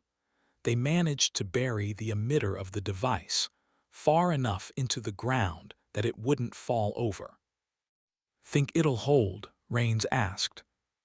For now, Delaney replied, still blinking his aching eyes and squinting through pulsing orange after images of the beacon. Beside them, the cornfield was ablaze and chugging black smoke where the beacon had lit it on fire. No sign of the target, Rains said, scanning the edges of the clearing. We need to get more altitude, Hunter said. Before Delaney or Rains could say anything to that, the captain scrambled deftly up onto the wreckage of the alien fighter. She clambered to the back end of it and perched herself there to scan the fields from above. There, Hunter pointed suddenly to something only she could see. He's headed west, back to the house. Delaney keyed his radio with a smarting hand. He hoped the burns weren't too bad. Major, this is Delaney. Be advised, the target is circling back to the house and barn. No response followed, just static. That doesn't sound good, Rains muttered. Probably out of range, Delaney said with a shake of his head. At least he hoped that was the reason. Hunter jumped down from the ruined fighter. That way, she said, pointing again. Delaney nodded. Let's move, double time. They dashed across the clearing and plunged into the cornfield, the stalks closing around them like a living wall. Chapter 16. The barn was dark and cold, the air thick with the smell of oil, dirt, and old machinery. Nate stood by the doors, looping a heavy chain through the handles and pulling it tight. It was the same chain that Mr. Ellison had used to secure it from the outside. His hands shook, not from cold. It was actually warm inside the barn, but from spent adrenaline. He jammed a screwdriver through the chain links to hold them in place, then tugged hard on the doors, trying to pull them apart. The chain rattled, but didn't pull free. Outside the doors, he could hear the two soldiers posted to guard the barn talking quietly into their radios. Copy that, no signs of movement yet. What if it finds another way in? Jonah asked. It won't, Paula assured him. But it can't break that chain, Nate said as he reached for the sergeant's sidearm. He'd set it on the workbench beside the doors, the one with the lemonade pitcher still perched on top. Nate grimaced, remembering that their gracious hosts were now both dead. But maybe they wouldn't have been if Gus hadn't insisted on hiding that alien in their basement. Nate thumbed the safety off and glanced back at the others with a reassuring smile. They were huddled close together on a pile of sleeping bags and pillows, away from the walls this time, just in case that thing broke through those aging wooden slats the way it had with the door to the Ellisons' basement. Paula had Riley, Jonah, and Max tucked close to her. Emily was sitting right beside them with Haley and Olivia. Dr. Burton sat perched beside them on a plastic crate, his eyes darting nervously around the barn. We'll be fine, Jones, Nate said. The sergeant is out hunting it. He's armed. It's not, and we've got 2 guards posted outside. He nodded. Jonah's eyes were wide. He didn't appear to have heard a thing that Nate had said. Why aren't we leaving? Emily asked. The major wants to capture it, Paula said. What? Emily hissed. Is she crazy? We need more data, Dr. Burton murmured. With that, the conversation dried up, and everyone stared unblinkingly at the doors. Nate turned, taking up position behind the doors. He eyed the narrow cracks of daylight that slanted in beneath them and through the handful of gaps in the walls. Static hissed from one of the soldiers' radios. Say again, you're breaking up. Another wash of static, circling back to the barn. Shit, one of the two muttered. Copy that. There came a long, pregnant silence. Nate, Paula whispered into it. Everyone glanced around, watching the walls of the barn. Contact 11 o'clock. Paula gasped and the kids screamed. A staccato burst of rifle fire shattered the quiet, along with another sound, cracking reports and dazzling pulses of light that lit up the sunlight bleeding through the gaps in the walls and doors. Nate snapped his weapon up. Another burst of rifle fire came. "Where'd he go?" one of the soldiers whispered. "Behind you." And then both soldiers screamed. The doors thumped hard and the chain rattled. Wet gurgling sounds issued from the other side. Nate's pulse slammed in his ears. He backed up a few steps, aiming his gun at the doors with both hands. Max began barking furiously. "Shut him up," Dr. Burton hissed. Riley wrapped her hands around his muzzle, muffling him, but not silencing him completely. Two thuds sounded on the other side of the doors, one after another. Then silence. Only the creak of the wind and Max's muffled barking remained. After a few seconds, even that stopped as Max subsided with a whimper. An eerie stillness settled over everything. Nate swept his gun around, glancing around at the walls and ceiling, trying to picture where the alien might have gone next. "Maybe it left," Emily whispered. Heavy, deliberate footfalls came rushing toward the door, then stopped.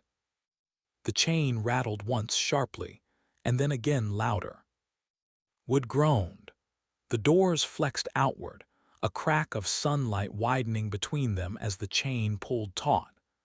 Nate glimpsed a pale monster on the other side with a gaping maw of translucent teeth.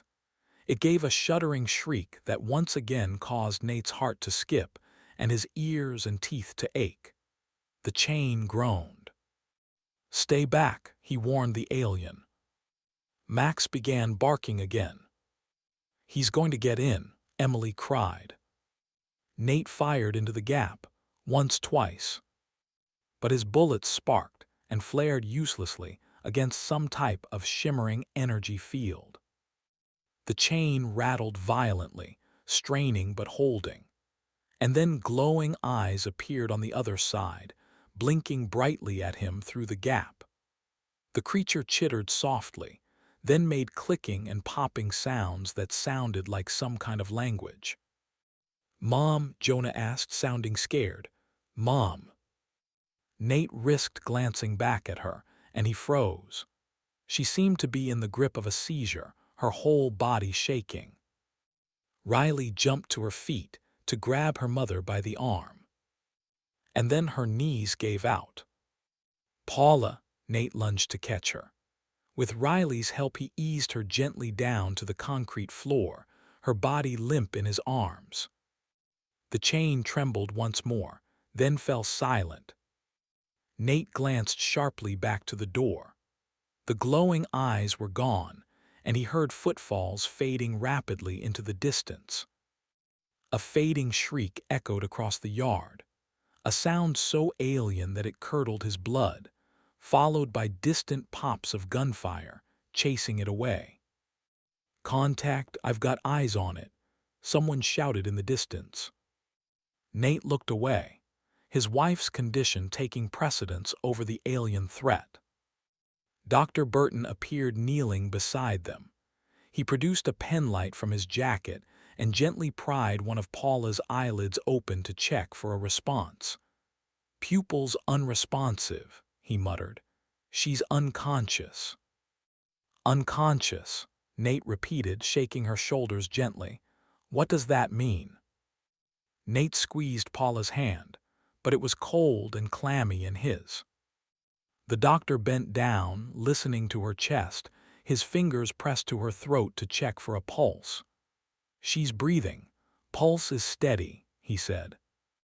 Moments later, someone began hammering on the door. "Open up," it sounded like the major.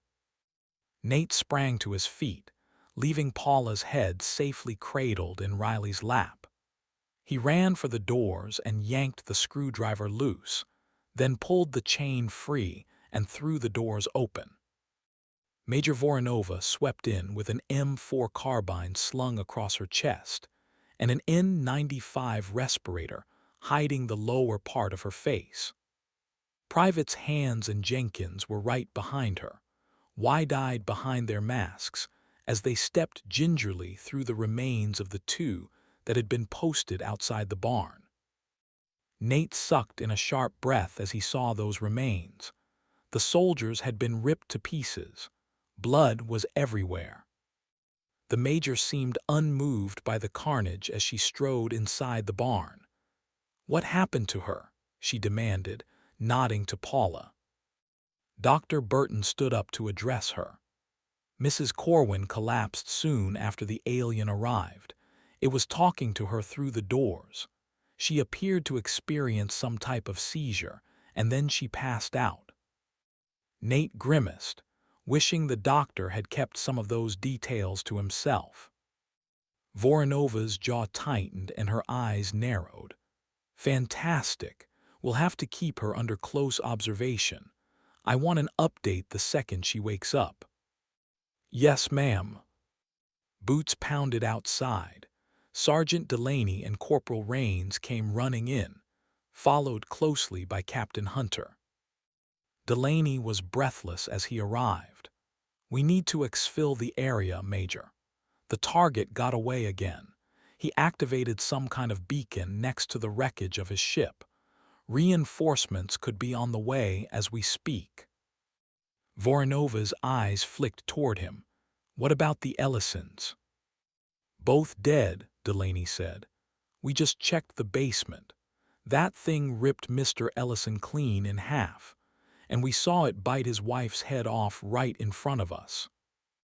The major took a moment to absorb that, her eyes flicking to the pieces of the other two privates by the doors. "All right, everyone pack up. We're rolling out." She pointed to Burton. "Doctor, you're riding in the back of the MRAP with Mrs. Corwin." "Yes, ma'am." The major snapped her fingers and pointed to Private Hands standing guard by the entrance of the barn. "You, Private, you're on security detail. Keep her under watch at all times." "Yes, ma'am," Hands replied. Nate scowled. "Hold on, you can't just make decisions about my wife unilaterally without my input. She should be with her family, in our car." Voronova's eyes sharpened as they flicked to him. "It's for her safety as well as yours. We don't know what that creature did to her. Dr. Burton is the one most qualified to administer any type of medical aid. You can follow behind them in your vehicle. That's the best I can do for you, Mr. Corwin." Burton gave a reassuring nod as he went to gather his medical bag. "We'll take good care of her, Mr. Corwin." Nate hesitated, feeling torn, but finally he gave in with a shallow nod. "If anything happens to her." "It won't," Dr. Burton promised. Jonah came over with Max to check on his mom. Emily and her girls were right behind him. "Is she okay?" he sniffed. Nate clasped his shoulder in the hand that wasn't holding a gun. "She will be Jones." Everyone sprang into motion, putting on their masks, grabbing their things. The soldiers' gear clattered. Engines rumbled to life outside. Nate slipped on the safety of his gun and passed it to Riley so that he could carry Paula out. Jonah hopped in the back of the Suburban with Max. Emily got her kids loaded up in the truck. Riley followed Nate, Dr. Burton, and Private Hands to the back of the Army transport. Nate saw that the sky was still light, the sun hanging well above the horizon. Long summer days were back now that the spores were no longer darkening the sun. But then, abruptly, that light dimmed as a vast shadow rolled over them. Nate's guts clenched as he looked up. At first it looked like a dark storm cloud, but then it shimmered and rapidly dissipated, taking form. The vast, gleaming black hull of the mothership snapped into focus above them. Voronova came backing out of the carport, staring upward. "We're too late," she cried. Then in a louder voice she shouted, "Everyone fall back to the house. We'll hide in the basement." Nate shook his head. "One missile and that place will be a crater." "You have a better idea, Mr. Corwin." He pointed toward the cornfields. "We hide in there. They'll bomb structures, not open ground." Voronova hesitated, then nodded once. "Everyone into the fields. Go, go, go." Everyone ran. Paula's head lolled against the side of his neck, her cheek clammy and cold against his skin. She wasn't wearing a mask. There hadn't been time. They bolted for the cornfields, the others right behind them. Above, a low thrum split the air. The mothership's belly split open, spilling blinding blue-white light across the fields. Nate looked up just in time to see half a dozen smaller craft dropping from the hangar, sleek black specks growing larger by the second, descending in formation around a single larger one, some kind of transport. Chapter 17. Nate lay flat on his back in the dark, shadowy cornfield with his family and everyone else. They were hiding in the sea of rustling stalks, gazing up at the dark, oily black bulk of the alien mothership and the strange, pulsing blue lines of light that illuminated branching geometric patterns in its hull. Lying on his back in the dirt, his face was inches from moist black soil laced with pebbly black spores. Thankfully, the sun had cooked them, making them inert. But now, with the shadow of the mothership looming over them, all it would take is a few drops of moisture to reactivate them. He risked a glance to his left. Paula lay beside him, also on her back, her eyes closed. She wasn't even wearing a mask. He hadn't felt it necessary to put one on as he'd carried her out to the troop transport. And there hadn't been time to grab one during their mad dash into the cornfields. But after the way her eyes had started glowing when that alien had spoken to her, preventing her from getting infected again seemed like a foregone conclusion. Nate watched Paula for a moment, checking for signs of life. Her skin glistened faintly with a sheen of sweat, lips slightly parted, her chest rising and falling shallowly. She was alive. Somewhat reassured, Nate looked away to Jonah on his right. His son was tucked into a shivering ball beside him. Max sat at his feet, panting and watching them with a goofy grin as if this were all a game to him. No mask for him either. Nate's stomach twisted with dread. Right now, the biggest threat to their safety wasn't infection. It was the alien ship above them and the smaller ones that were coming down to retrieve the crashed pilot. What would that pilot tell them when they arrived? That there were enemies in the area. Maybe they were just waiting to extract their downed pilot before they bombed the entire area into oblivion. If so, hiding in these fields might be the last thing any of them ever did. The mothership released another heart-stopping thrum, and Nate gasped as his heart skipped a few beats with those vibrations. "Why does it keep doing that?" Jonah whimpered. Nate reached out with one arm and pulled his son closer. "It's okay, bud," he whispered. "We're going to be okay." "What about Mom?" he asked between sobs. "Her too." Nate craned his neck to look around, searching for Riley. He thought he glimpsed a bright red scrap of her jacket between the corn stalks. She was lying 2 rows over, next to one of the soldiers.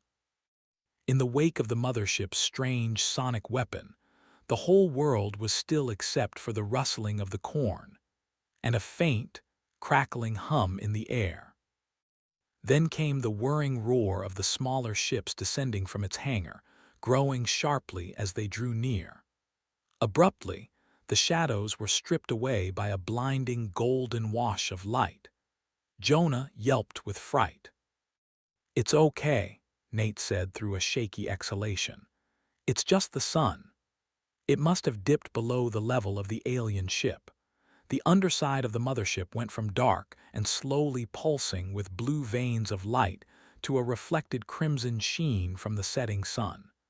Shadows stretched long between the corn rows. Now, with the fields fully lit and the sun basking them in its warmth, Nate felt dangerously exposed. If he could look up and clearly see the mothership, then it could probably also look down and see them. His whole body tensed, half expecting to see those shining red missiles raining down from above just as they had over Offutt. Nate's breathing grew hot with shallow, rapid breaths. The others were all spread out around them in the fields, keeping their heads down, waiting for the threat to pass. Another gust of wind rattled the stalks above their heads, and a dark shape slowly drifted by overhead. It was a sleek, wedge-shaped black craft. It quietly arced toward a specific point in the field, then hovered for a moment with blue lights flickering along its hull. Slowly, it descended and vanished below the corn stalks. Then a dozen smaller, dart-shaped fighters began buzzing around in circles. Jonah made a strangled sound and tucked his head into Nate's shoulder to hide. But none of the alien ships appeared to notice them. They didn't fire lasers or missiles into the field. They just circled overhead at an altitude of a couple 100 feet. "Hold your positions," Voronova said, raising her voice. "Nobody move." Nate didn't dare reply. Nobody else did either. Minutes dragged by, measured in heartbeats. The sound of alien fighters making close passes overhead gradually faded into the distance. The sun sank below the horizon, and darkness fell over them once more. Nate twisted around to look for the large, wedge-shaped craft they'd seen earlier. He found it silhouetted against the gaping blue-white rectangle in the belly of the mothership above. The smaller specks of escorting fighters trailed behind it, glinting in that same light. Nate noticed that the alien mothership was drifting away, moving southwest toward Lincoln. There came another heart-stopping vibration from the alien ship, but this time it was further away, and the sound wasn't loud enough to make his heart actually skip a beat. The cornfield rustled again, and a heavy silence fell. It felt like the whole world was holding its breath. Then the soldiers began muttering among themselves. Nate's head sank back into the dirt, his lungs burning from a breath he hadn't realized he was holding. He let it out in a shaky sigh. "Is it gone?" Jonah asked. "Almost," Nate breathed. The worst seemed to be over. Somehow, the aliens had decided to leave them alone. Maybe they were too insignificant to hunt down. Beside him, Paula jerked awake with a gasp and sat up. "Riley," she shouted. "Quiet," Voronova hissed. Nate's heart kicked in his chest. "Paula," he whispered. Then he grabbed her arm and pulled her down to him. Her eyes flicked to him, glistening darkly in the starlight. They weren't glowing, thankfully. "Where's Riley?" Paula asked. "Here with us." Nate gestured vaguely in her direction. "Why?" Paula blinked rapidly, pulling away as she sat up again beside him. "Where is she?" "Riley," she called again. This time Delaney muttered a curse, along with several of the others. But what Nate didn't hear was Riley answering to her mother. His gut turned to ice. He sat up quickly and twisted around, scanning the darkened field. "Riley," he hissed. "Riley." Still no answer. Delaney pushed through the cornstalks, crouch-walking through the row beside them. "What's going on, Corwin?" "My daughter is missing," Nate said. He pointed to where one of the other soldiers was up and crouching now, too. "She was right over there a minute ago." Delaney twisted around to look. "Okay, take it easy. We'll find her." "Riley is gone," Jonah asked in a cracking voice. They have her, Paula whispered. Nate looked sharply to his wife. What are you talking about? I saw her asleep in one of their ships. She was surrounded by those aliens.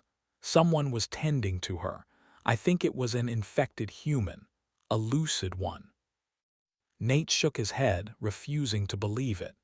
No, she's here. We would have heard her scream if they took her. Paula looked back at him, biting her lip, her eyes wide with fear. Nate. We'll find her, he insisted. Everyone fanned out, searching the field and whispering, Riley. But she never answered. Delaney came tracking back over to Nate and Paula, holding a familiar-looking pistol. Found this. You gave it to your daughter. Nate nodded mutely, and the sergeant grimaced. Here, Delaney pushed it toward him. In case we run into whatever took her. Nate's hand curled into a fist around the weapon. They kept searching, but they didn't find anything else. 15 minutes later, they emerged from the fields, regrouping in front of the Ellisons' house. Maybe she got scared when those ships started buzzing us, Delaney suggested. She could have run back into the barn or the house.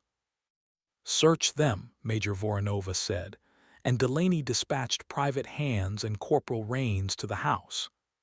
Jenkins with me, Delaney said, and then he ran for the barn. Copy.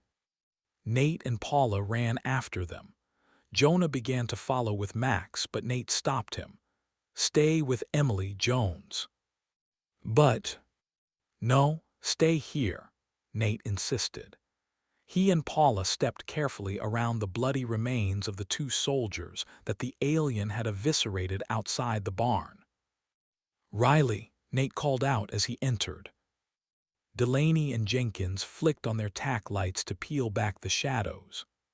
Nate and Paula followed them around in circles, searching behind the tractor, under the workbenches, behind the stacks of plastic storage crates. But there was no sign of Riley anywhere. Barn's clear, Jenkins said. Delaney shone his light under the tractor, and Nate dropped to his haunches to peer under it with him. Nothing, the sergeant muttered. All right, let's get back outside, everyone. They have her, Paula insisted as Delaney led them out. They regrouped in the carport with the others, and waited by their vehicles for the other team to return from the house. Corporal Rains returned, breathless a minute later. Report, Delaney barked at him.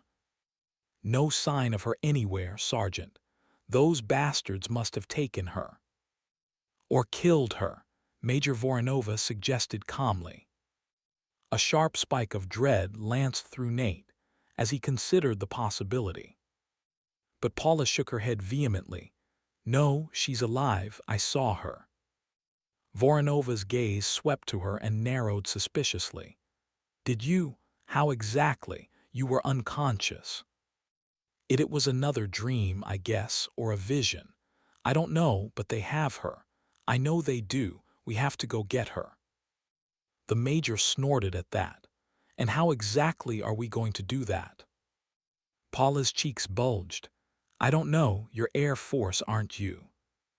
Major Voronova nodded slowly. Yes, and they shot down our planes and obliterated our base. Even if we had access to an aircraft that we could send up there, what makes you think they would let us get close enough to land it inside of their ship?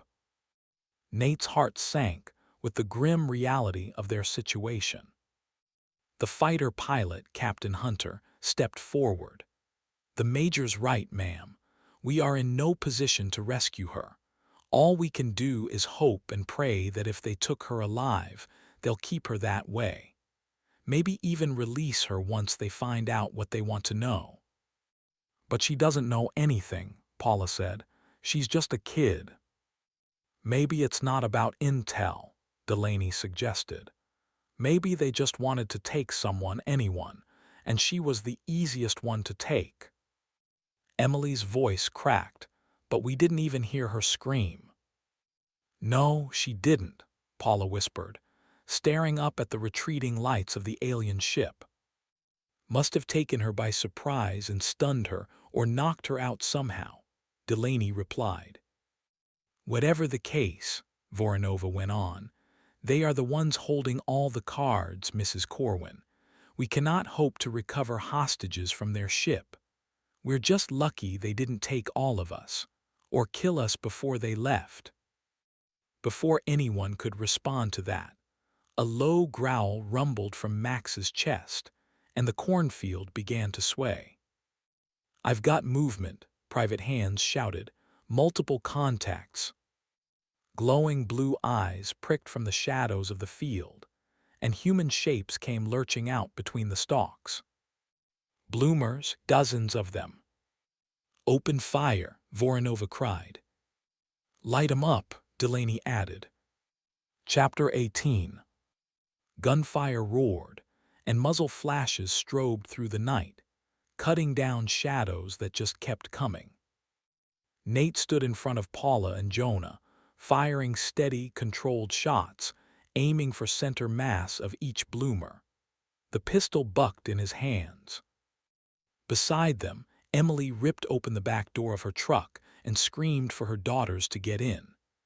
Captain Hunter laid down bursts from her rifle as a pair of infected converged on her. Glowing blue ichor splattered the ground as they fell at her feet. One of the infected slipped past the soldiers, heading straight for Nate and Paula. Nate tracked it carefully with his pistol, fired once, and then the slide locked back. He was out of bullets. The infected man jerked with the impact, but just kept on barreling toward them. Paula, get back, Nate cried. She was standing the closest to it, determined not to let it reach him or Jonah. Max was barking furiously and backing away steadily.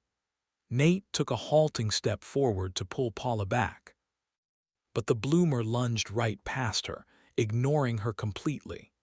Instead, it twisted around, jaws snapping toward him. A firm hand yanked it back, and the infected man spun with a snarl. Straight into a rattling burst of fire from Sergeant Delaney. Nate let out a shuddery breath. Thanks. The sergeant nodded back. A final burst of gunfire cracked the air, and suddenly a heavy quiet fell. Bloomers lay scattered in broken heaps, faintly glowing blood leaking into the hard-packed dirt around the Ellisons' house. Status, Voronova called out. Jenkins is down, Rains shouted. Nate turned and saw him sprawled in the dirt, his mask off, eyes glassy and staring, his chest moving rapidly with shallow breaths. Jenkins, Delaney shouted to him, but he didn't respond. Medic, Doc. Dr. Burton started toward him. Then the private's whole body bucked, thrashing on the ground. Jenkins's head snapped up, his eyes blazing blue. He came to his feet with a snarl, lunging at Private Hands, who stood the closest. Hands cried out in alarm and fired a burst at his chest, point blank. Jenkins dropped, lifeless to the ground, leaking glowing blue blood from his uniform. Hands stood there shaking, his chest heaving. Delaney rounded on the MRAP's side with a closed fist, drawing a metallic boom from the armored transport. Damn it! Voronova's voice rose. Fall back to the vehicles. We're rolling out before more of them show up. Let's go.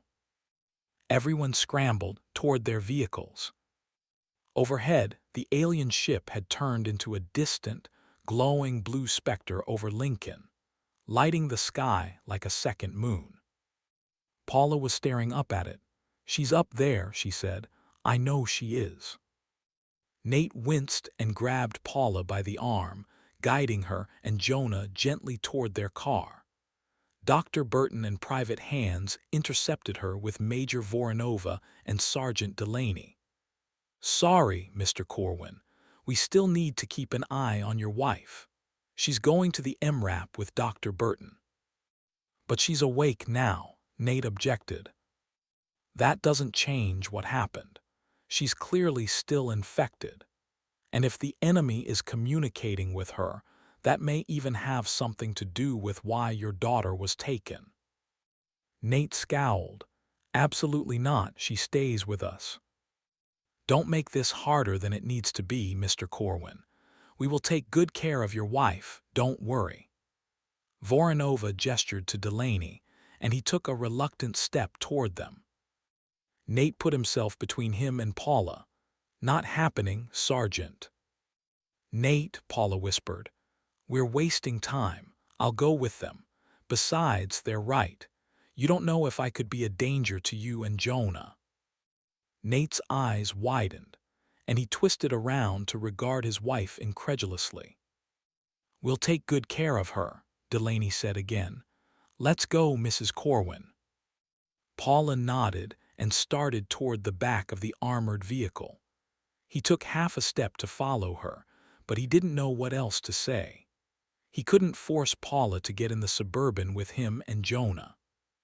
Look after our son, Paula said, catching his eye again as the soldiers opened the back of the armored vehicle and helped her inside. Nate nodded mutely. Max shuffled his feet and whined, as if he understood too. I want Mom to stay with us, Jonah said quietly. Me too, Bud. Major Voronova and Private Hands hurried back to the Humvee, with the Major saying, Let's move out, people. The rest of the soldiers climbed in the MRAP with Paula and Dr. Burton, including Captain Hunter. Nate reluctantly turned away and opened the door for Jonah and Max. He reached in to turn on the UV lamp, then slammed the door shut and hopped behind the wheel of the Suburban. He stashed the empty pistol in the door and hit the ignition. The car came to life with a roar, the fuel tank now reading just a hair shy of full. Emily backed out of the carport behind him, followed by the troop transport, and then Nate.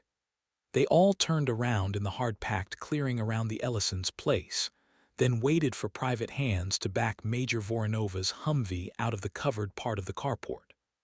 Private Hands turned around and led the way back up the tree-lined driveway to the rural road beyond.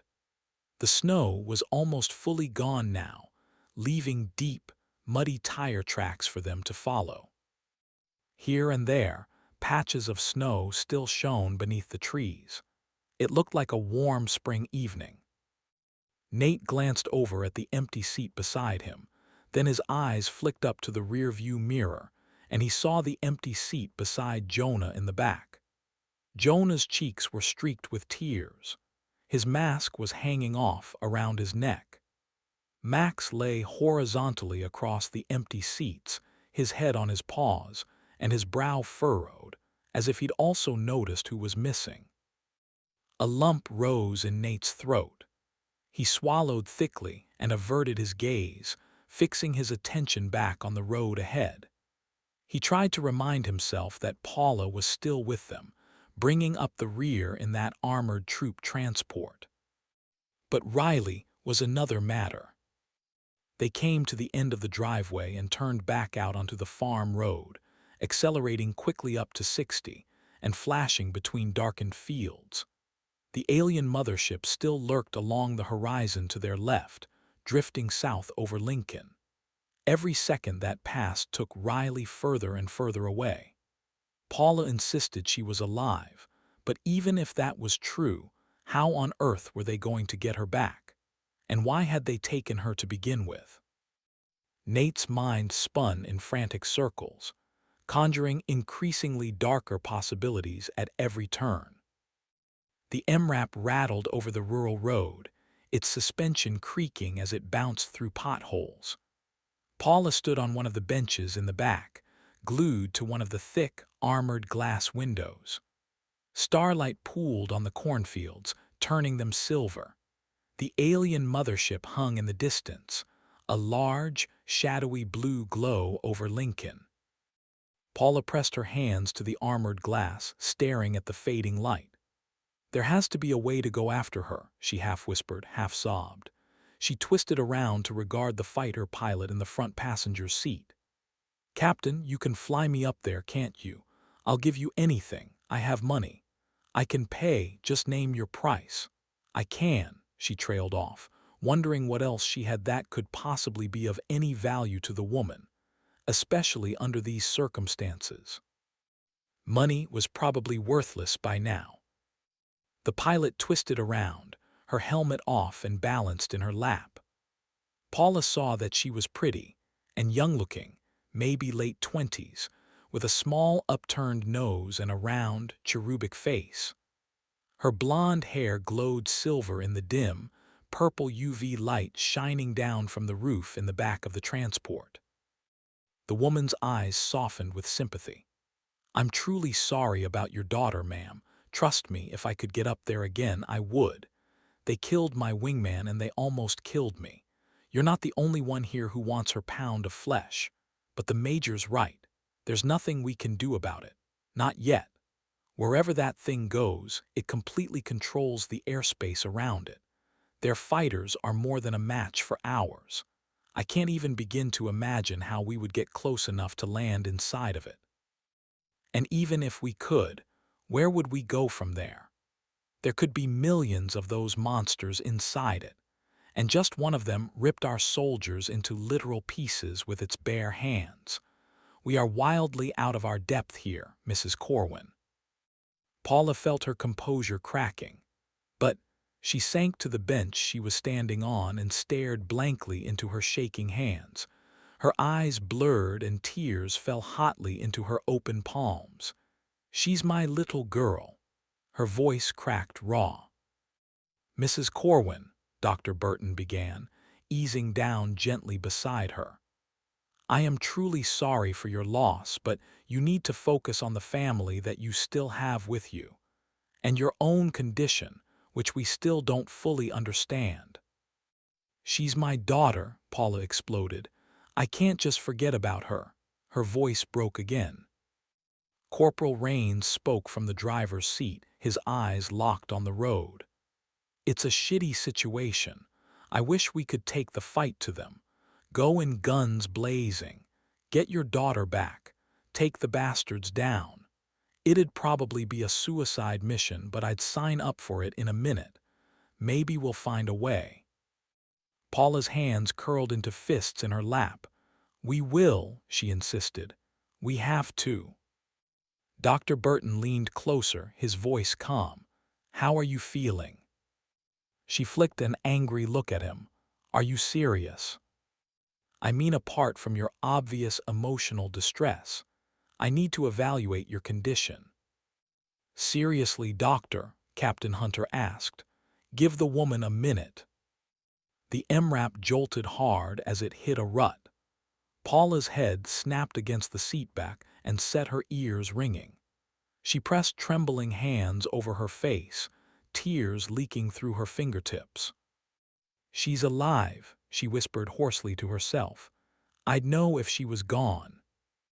"Are you saying that because you can actually feel her?" Dr. Burton asked.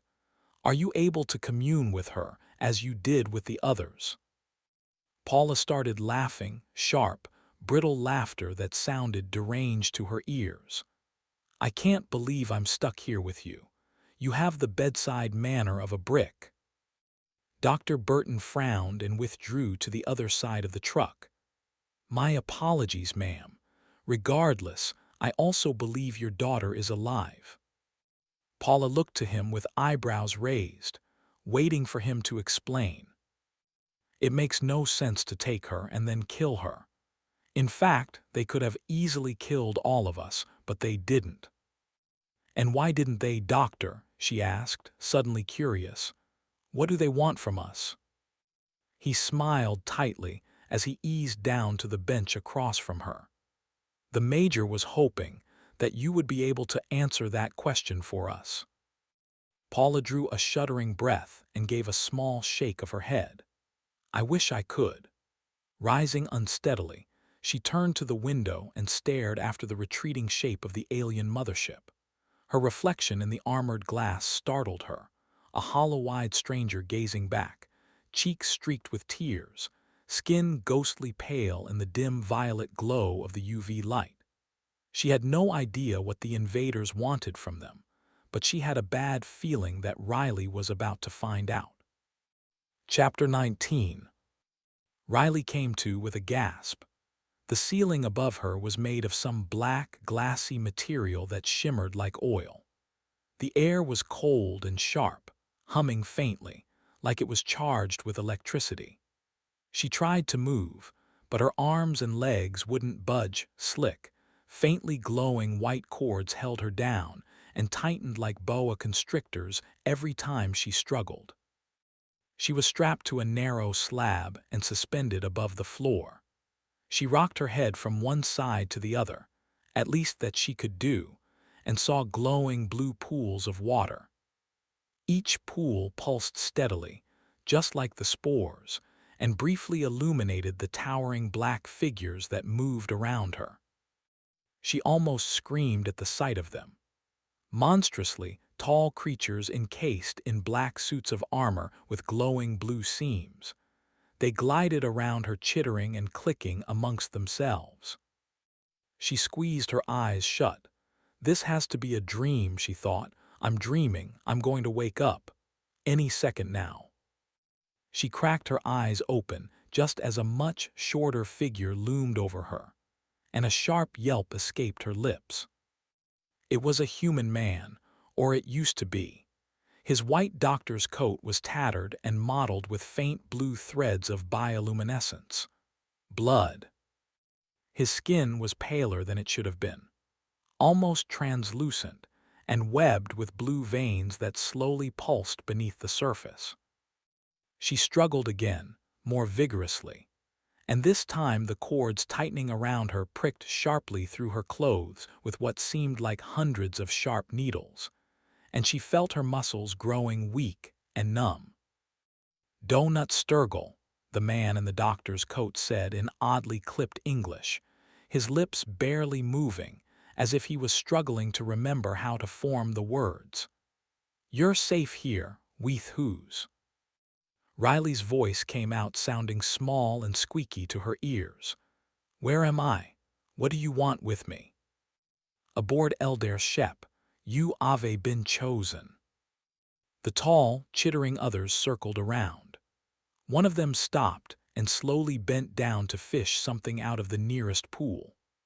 It plucked something that looked like a cross between a jellyfish and a giant suction cup, translucent, with a throbbing, roiling blue core and a handful of tendrils that writhed and curled as it made contact with the air. "What are you doing with that?" Riley asked as the alien approached her. It reached out with a long, spindly arm to hold the creature above Riley's head. It dripped foul, briny water on her cheeks. The creature squealed and squirmed in the alien's grasp, trying to reach its armored hand with its tentacles. Riley stared up into what had to have been the mouth of the suction cup creature, a sucking orifice that was whistling and squealing in protest. The alien slowly lowered it toward her face. "No, no, please don't." Riley struggled against her restraints once more, but they quickly pricked her limbs again, and she lost all feeling in her arms and legs. "You will be one with ooze," the doctor said. "Be o'er eyes and ears." "No," Riley whimpered, turning her face away from the suction cup creature. One of the aliens seized her head and held it still. The squirming creature descended onto her face, sealing over her mouth and nose. A surge of icy liquid poured down her throat. She gagged and choked, the taste metallic and electric. Her lungs screamed for air. A flash of blue light raced beneath her skin, shining even through her clothes and branching along her veins like lightning. She felt violated and sick with horror. Riley gagged and heaved, the muscles of her core contracting, only to be pricked to stillness by her restraints. They peeled the creature away from her face, and she sucked in a deep breath. "What did you do to me?" she demanded. "You carry the link," the bloomer doctor replied. "Leastun ta what eat says." A spike of pain exploded behind Riley's eyes and her lids slammed shut. Her thoughts fragmented as they were suddenly flooded with competing whispers and fleeting images. She saw darkened cities from above, ablaze with fires, rivers running blue with spores, bloomers swarming across the country, actively seeking people to infect. As well as something else, they were searching for someone in particular. Something, a place. A flicker of an image tore through her mind's eye. She saw a large, transparent box with one of those aliens inside of it. This one was naked, its translucent skin pulsing with blue light. It sat on the edge of a bed, hanging its head. Dark, mottled blue patches on its skin suggested bruises. This alien was being held as a prisoner. Beyond its enclosure, bare rock walls suggested that its prison was underground or in some type of cave. It stood up, straightening to an impressive height as a group of 4 people in yellow hazmat suits crowded in from a double set of doors on one side of the enclosure. They were carrying guns and long sticks that Riley vaguely recognized from her parents' friends. The Millers' ranch cattle prods, she thought. Yes, that was it. The alien shrieked at them and charged, covering the distance between them in 2 long strides. The yellow-suited people raised their rifles and opened fire. Bullets cracked out in roaring streams, but they didn't draw any blood. Riley realized they weren't real bullets. Rubber, maybe. Whatever it wasn't slowing the alien down. Their cattle prods whipped up. 2 of them darted out of the way and closed around the alien on either side, the tips of their cattle prods crackling with bright arcs of electricity. The cattle prods connected with the alien on both sides just as it grabbed one of the other 2. Long fingers curled all the way around the man's chest and squeezed. The man screamed horribly, and the alien screeched back at him. Blood erupted inside of the man's suit, splashing his visor with thick red clots. The alien subsided and fell over with a whistling sigh, dropping the one it had crushed in a heap.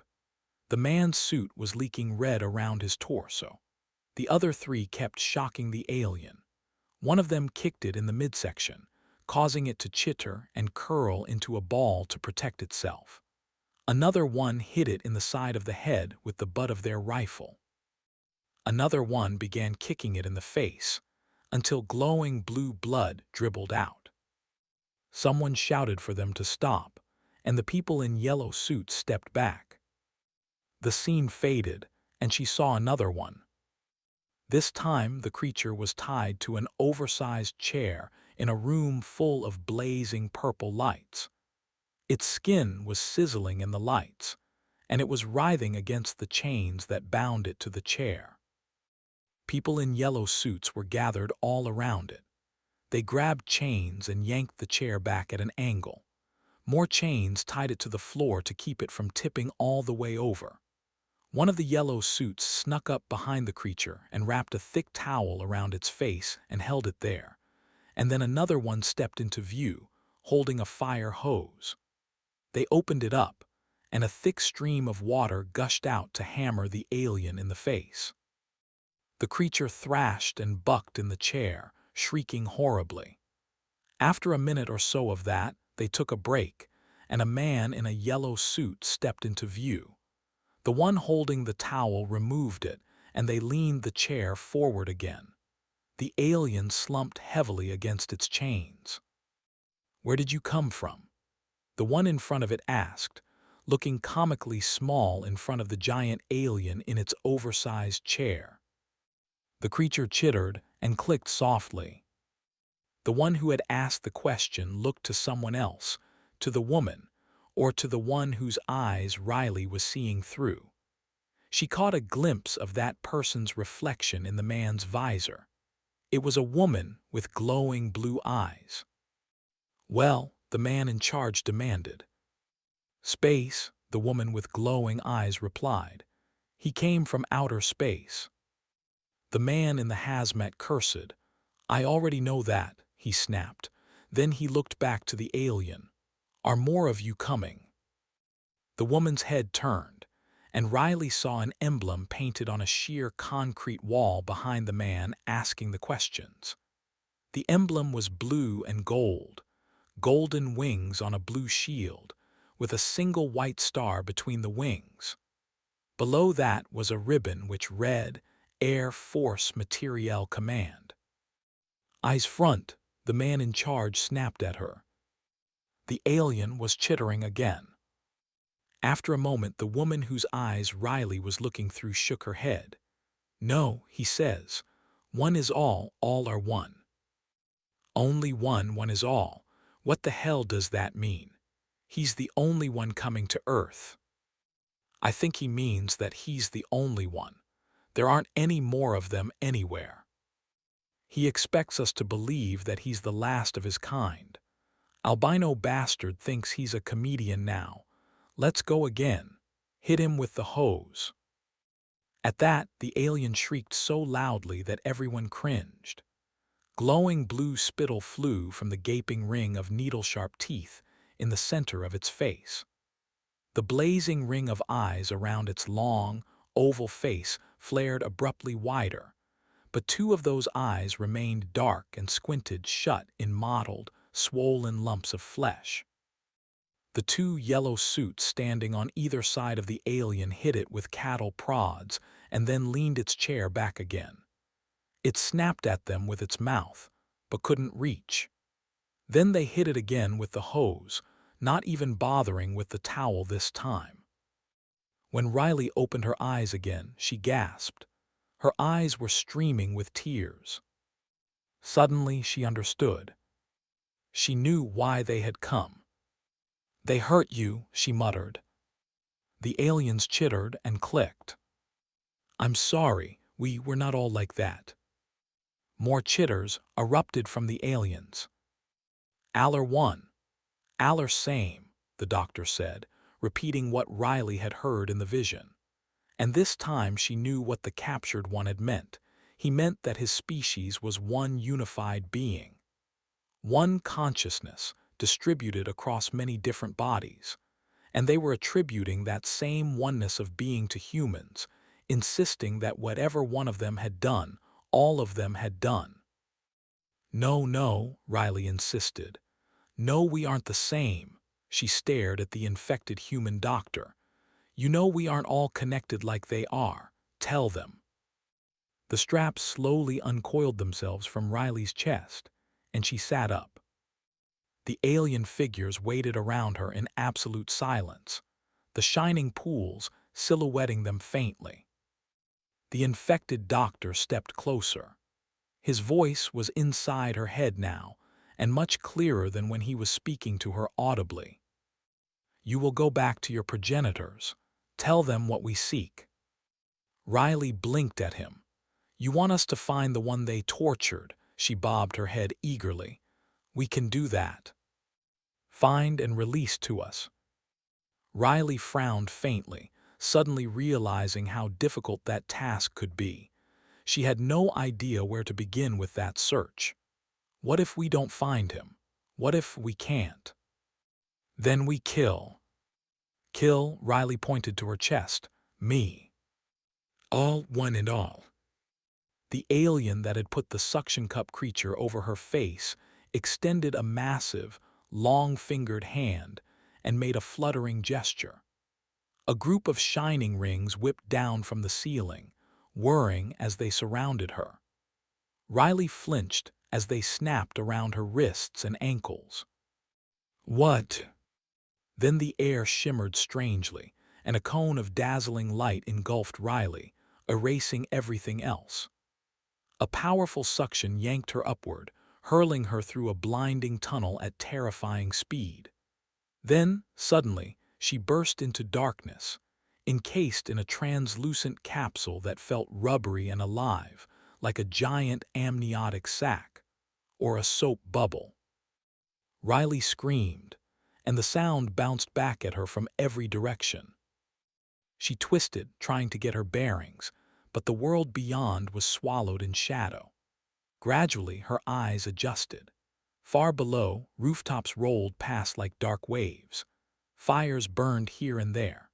Then came neighborhoods, rows of houses, tree-lined streets, and beyond that, vast fields glowing silver under an endless canopy of stars.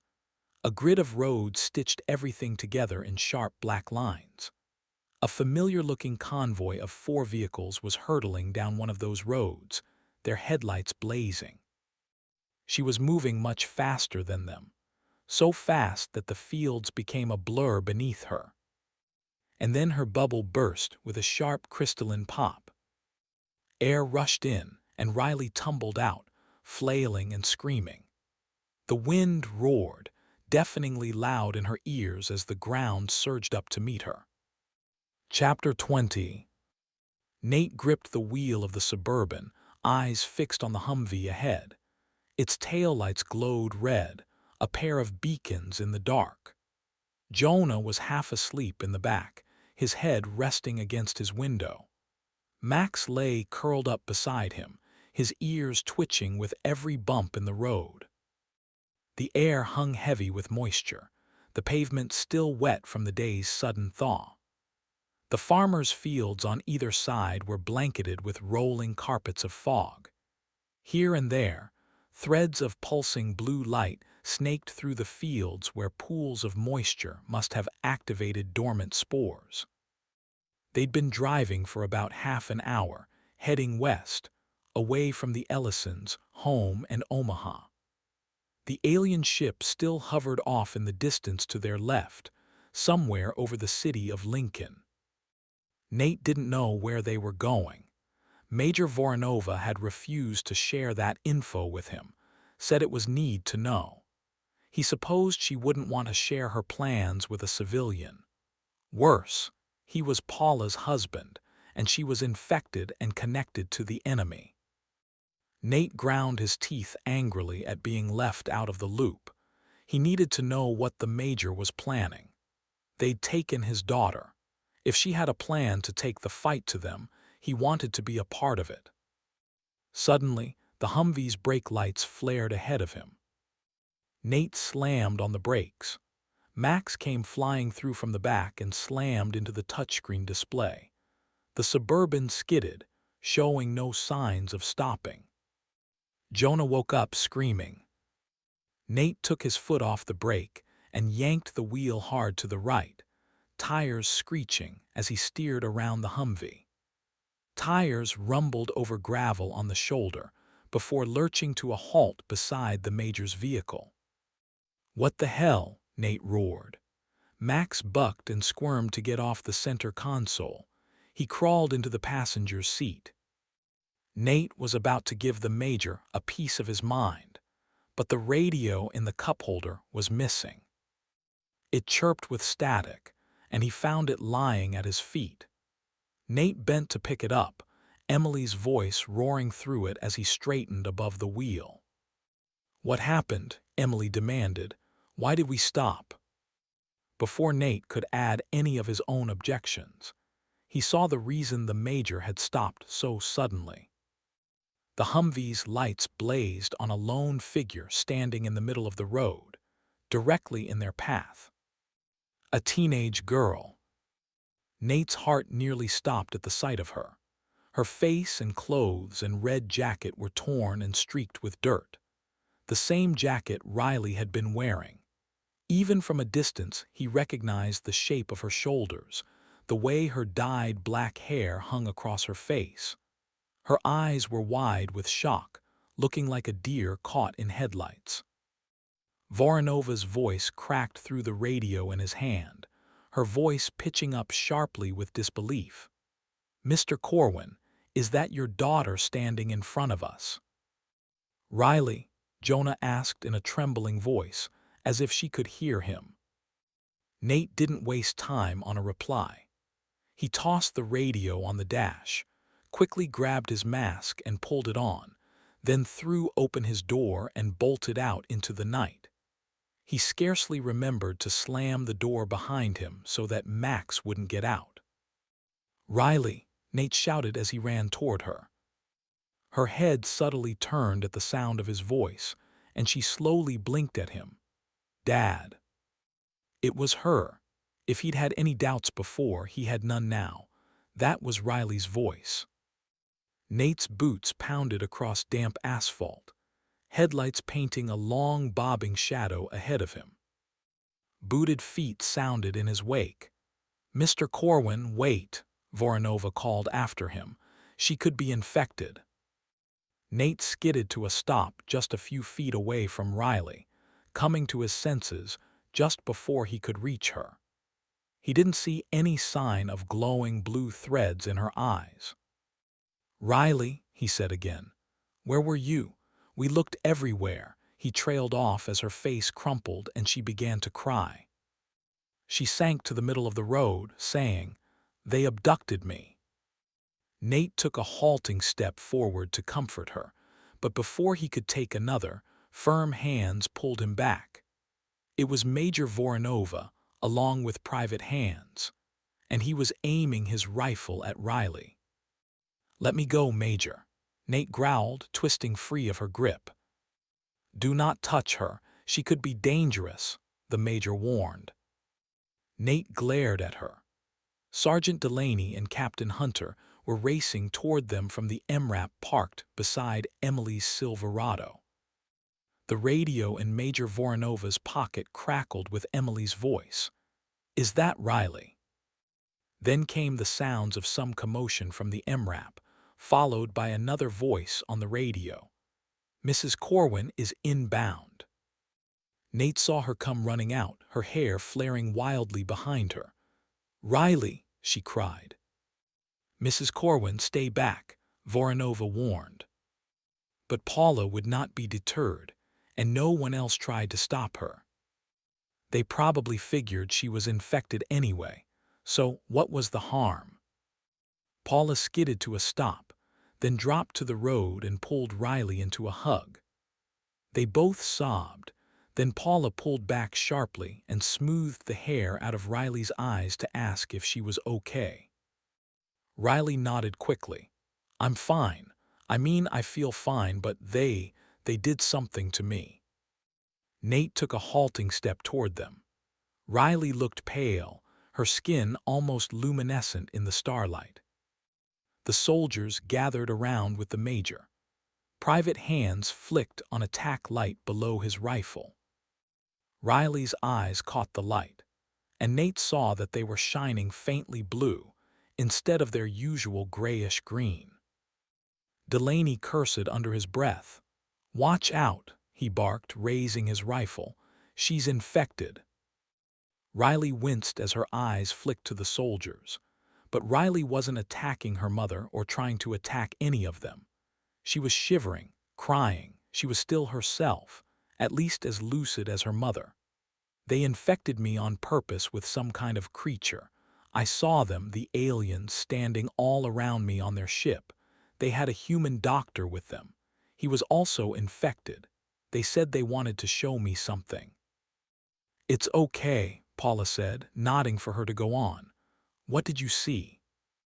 Dr. Burton arrived, his coat flapping in the breeze. One of his eyes was swollen and quickly darkening with a bruise. That must have been the commotion Nate had heard earlier. "We're too exposed out here," Major Voronova said. "Sergeant, get her back to the MRAP." "Yes, ma'am." Paula slowly rose from the asphalt, helping Riley up. Nate got as close to them as the soldiers would let him, and then they hurried back to the military transport, with soldiers escorting them on all sides.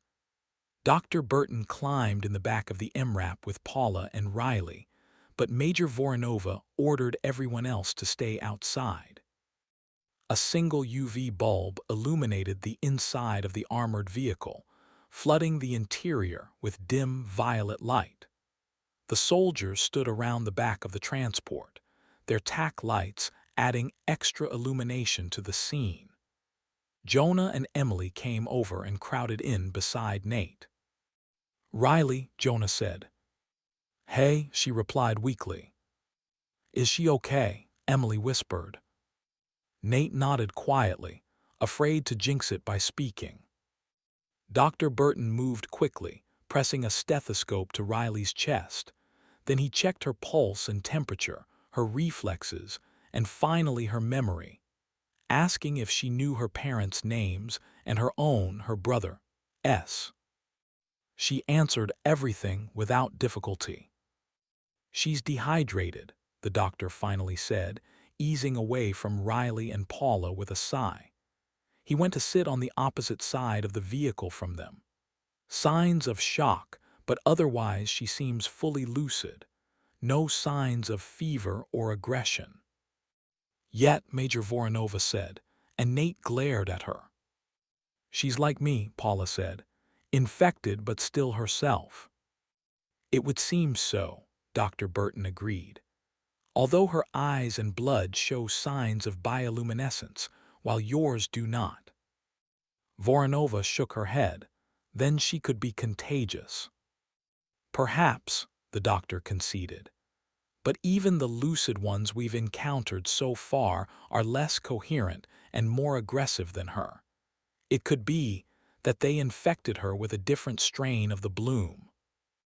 Perhaps, Voronova conceded. What did they want to show you? Riley hesitated. They're looking for someone, one of their own. They showed me an underground chamber somewhere, a giant, transparent holding cell. One of the aliens was sitting inside of it, and then I saw people in these yellow hazmat suits. They were asking it questions and torturing it when they didn't like the answers. Nate blinked in shock. Paula gasped and covered her mouth, her eyes wide. Dr. Burton exchanged a glance with the major. Some kind of containment site, military, CDC. Voronova grunted, what else? We have to find the hostage and return him to them. Paula sucked in a sharp breath, her hands slowly falling away from her mouth. What is it? Voronova asked. I saw the same place in one of my dreams, just before we evacuated Offutt, but I don't know where it is. At that, both she and Riley looked to the soldiers, and they in turn looked to the major. Voronova frowned, her brow hardening above her mask. Silence fell, broken only by the deep rumbling idle of the MRAP's engine. What makes you think I know where it is? You're the one seeing visions of it. What happens if we don't find this alien and release it? Riley's eyes glowed faintly in the dim violet light. Then they're going to kill us all. No one spoke. Somewhere in the distance, peals of thunder rumbled. Everyone slowly turned toward the sound, and Nate saw tiny crimson pricks of light raining from the distant blue glow of the alien ship. That sound wasn't thunder, it was explosions. The invaders were attacking Lincoln now. Excuse us a moment, Major Voronova suddenly said. Captain Hunter, Sergeant, with me. Yes, ma'am, Delaney said as they withdrew. Chapter 21. Captain Hunter pulled the door shut on the passenger's side of the Humvee. Major Voronova sat behind the wheel, Sergeant Delaney leaning forward from the back. It was unusual for an officer to drive, but they weren't going anywhere yet. They'd come here to get out of earshot of the civilians, especially the infected civilians.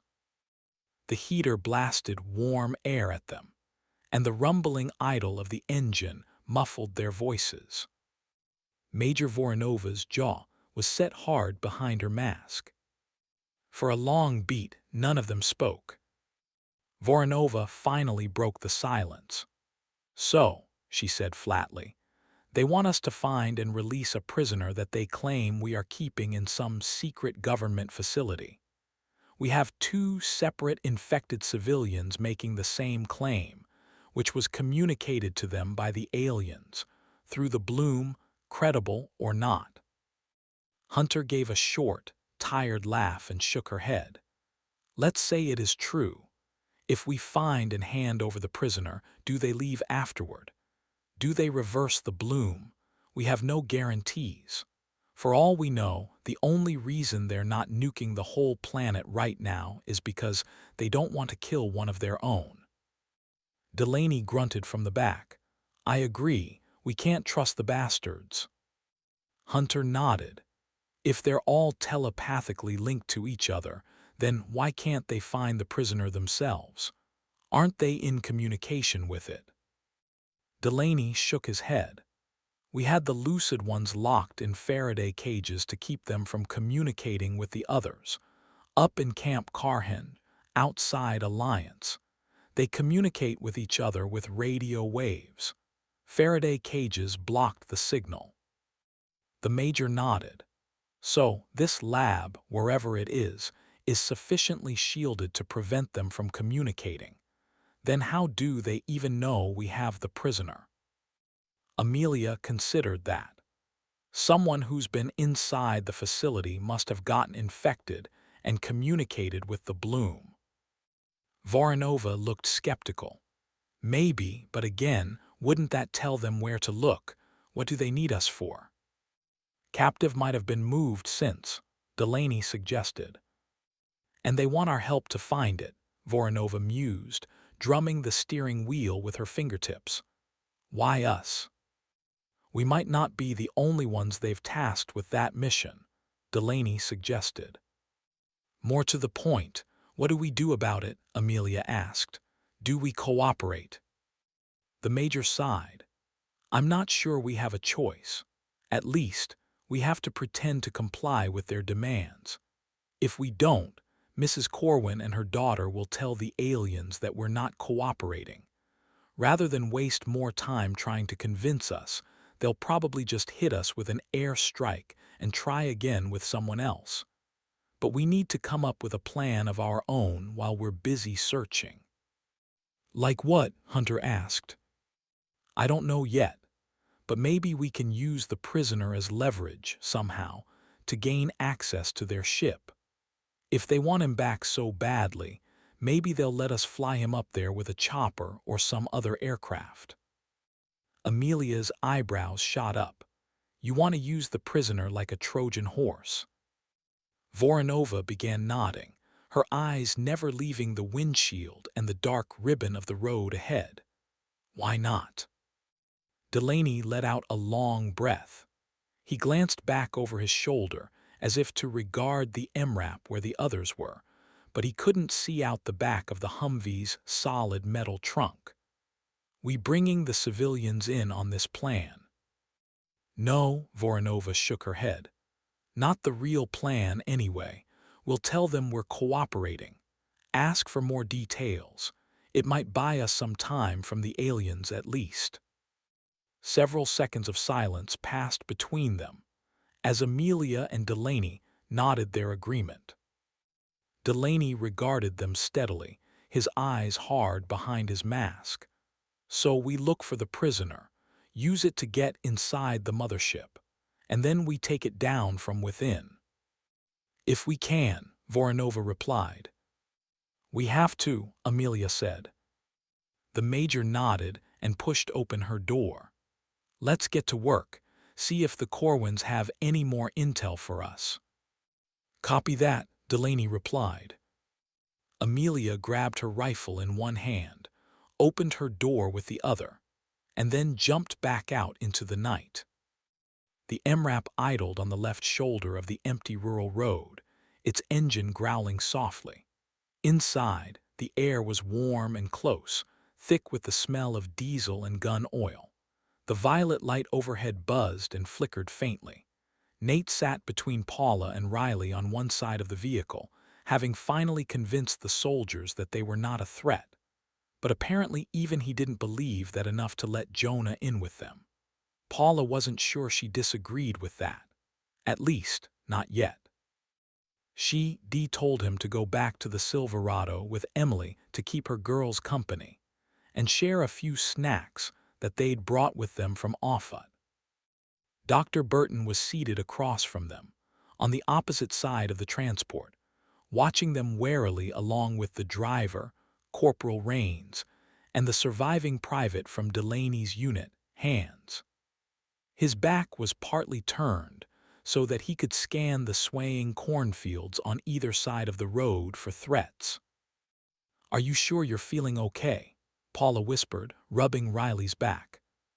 She nodded quickly and wiped her nose, which was runny from crying. "Yeah." "You can tell us if you're not," Paula said. "We just want to help you." Crunching footfalls signaled the Major's return. Everyone turned to look as she arrived with Sergeant Delaney and Captain Hunter at the open back end of the vehicle. Major Voronova stood dead center of the open doors. "All right," she said, her voice muffled by her N95 respirator. "Tell us again exactly what you both saw. We need more details if we're going to find this place. Mrs. Corwin, you go first this time. Doctor, start taking notes." "Yes, ma'am," Burton acknowledged as he pulled a pen and paper from his smock. Paula leaned back against the wall of the transport with a hollow thunk, her hands clasped tightly in her lap. "I saw the same place that Riley did," she said. "Somewhere underground. 2 cages with glass walls, one beside the other. Uneven rocky walls surrounded them. One of the enclosures contained the alien, the other held a human woman with glowing blue eyes. Whoever she is, I was seeing through her eyes." "Me too," Riley added quickly. "Could it be one of the so-called liaisons you told General Powell about at Offutt?" Major Voronova asked. Paula shrugged. "Maybe." "So this liaison, she's your psychic link. These are her memories that you saw." The Major's gaze flicked to Riley next. "And you saw her too." "Through her, yes. She was there when they were torturing the alien captive," Riley said. "Whoever was in charge was asking her to translate what it said." Delaney snorted. "Seems like overkill, doesn't it? Sending the Bloom and that massive ship, probably more than one of them, all just to recover one prisoner. Does that track to you, Major?" "No," she replied simply. Nate leaned forward, elbows on his knees. "Maybe they don't think like we do." Voronova's eyes pinched into slits. "Go on." "If the spores link them all together, and they're telepathically connected, then maybe individuality doesn't mean as much to them as it does to us. Us capturing and torturing one of them might feel like we did it to all of them." At that, Riley suddenly straightened. "Yes, they said that to me. They kept saying things like one is all are one, all are same." Silence settled over the group, broken only by the thrum of the engine and the soft buzzing of the UV lights. Dr. Burton looked up from taking notes. "So the invasion isn't about conquest or colonizing us or our planet." "It's retribution," Nate said quietly. "They're paying us back for how we mistreated them, all of them." Delaney blew out a slow breath. "Shit, that's one hell of a misunderstanding. We got a few bad actors in some secret military base, and thanks to them, we're all damned. The entire human race is being judged by the actions of a few individuals." Voronova nodded. "But they haven't wiped us out yet, so maybe they're giving us a chance to make things right." "Maybe." Dr. Burton looked up again from taking notes on his pad. "Did either of you see any kind of uniform insignia? Something that might help us figure out what branch or unit they were from?" Paula slowly shook her head. "No, sorry, I didn't even see as much as Riley did." Then she looked to her daughter. Riley was squinting, her brow furrowed as she struggled to remember. It was too dark and they were all wearing hazmat suits. But then, suddenly, her eyes widened. "But I did see something on the wall, some kind of emblem, blue and gold. 2 golden wings in the middle, surrounding a white star. And below that it said something about Air Force materials." Captain Hunter rocked back on her heels. "Air Force Materiel Command?" she asked. "Yes," Riley said. "Could that explain why they targeted Offutt?" Nate asked. "They're going after Air Force bases because they're looking for the one where the alien is being held." The captain and Major Voronova exchanged meaningful looks. "What is it?" Paula asked. Voronova explained. "If they are, then they're going after the wrong bases. The AFMC, or MAJCOM, controls 9 different bases that we know of across the United States. One of them is rather famous, actually." Everyone was looking at her, waiting for her to continue. Captain Hunter was the one who finished that thought. "Area 51. Voronova nodded. "Yes."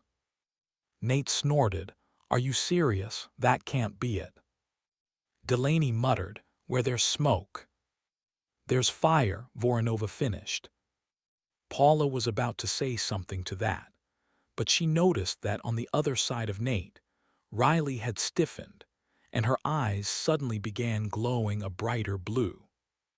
"Riley," Nate asked. "Hey, Riles, are you okay?" "Riley," Paula asked, her voice pitching up in alarm. Her daughter's head slowly tipped back, staring up at the ceiling. Her lips were moving, but no sounds were coming out. Paula's gaze snapped to the doctor. "Do something." Chapter 22. Nate's heart hammered in his chest. "Riley." "Move to the other side of the vehicle, Mr. Corwin," Major Voronova ordered. But he refused to budge. He knew why she was saying that. The soldiers were all aiming their weapons at Riley, and he was in the way.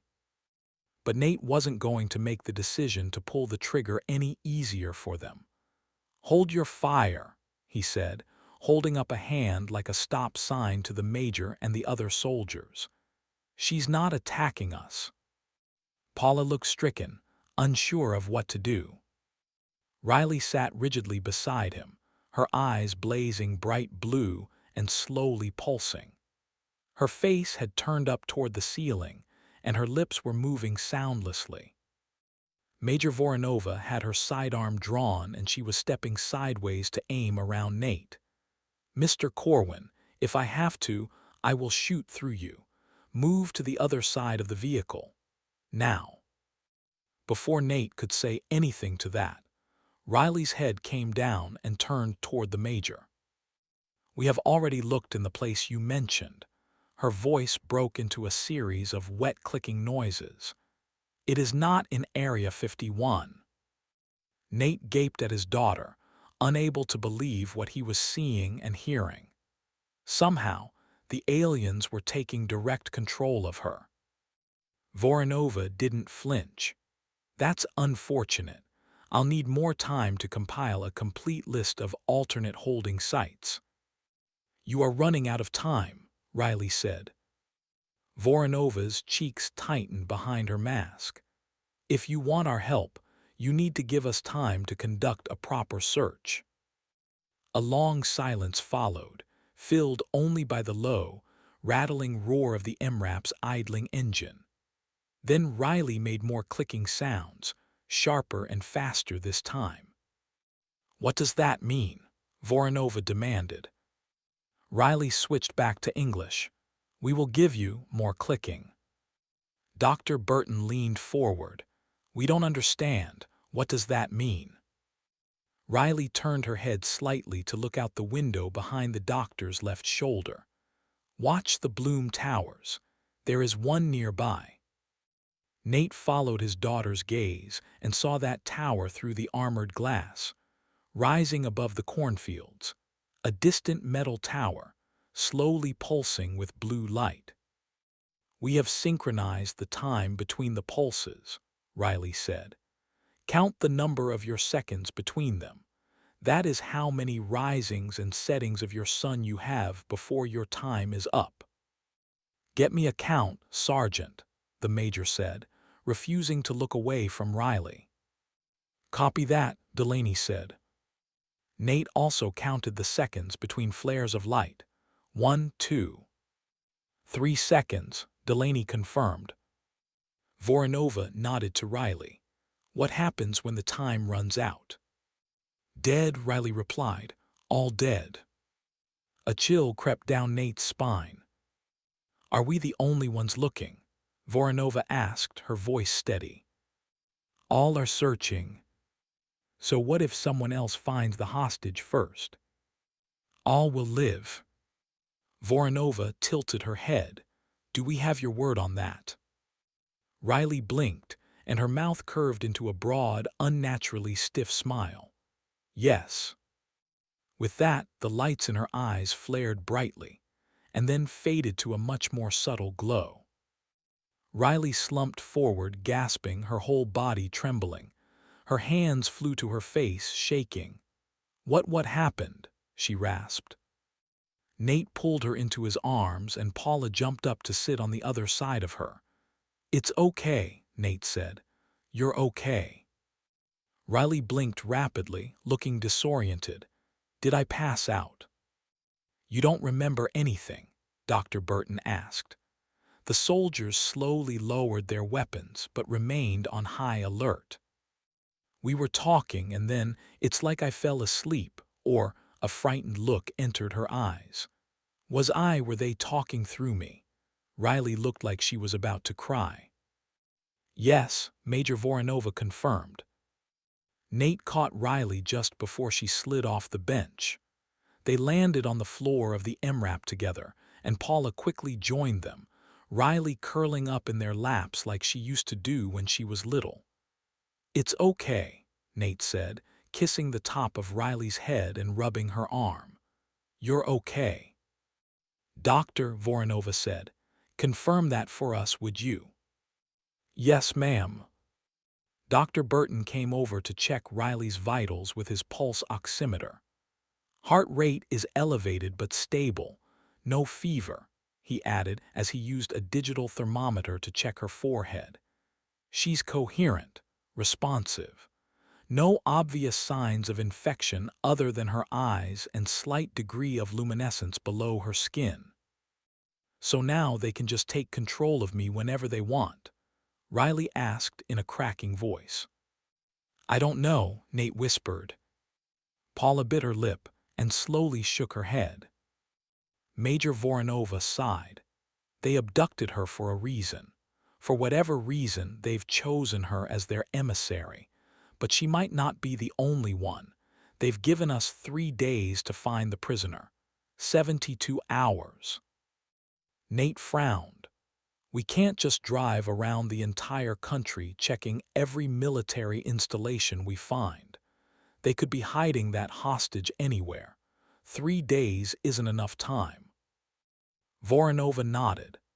I agree, Mr. Corwin, which is why we need to reach the nearest functional base and make contact with as many others as we can, especially the MAJCOM bases.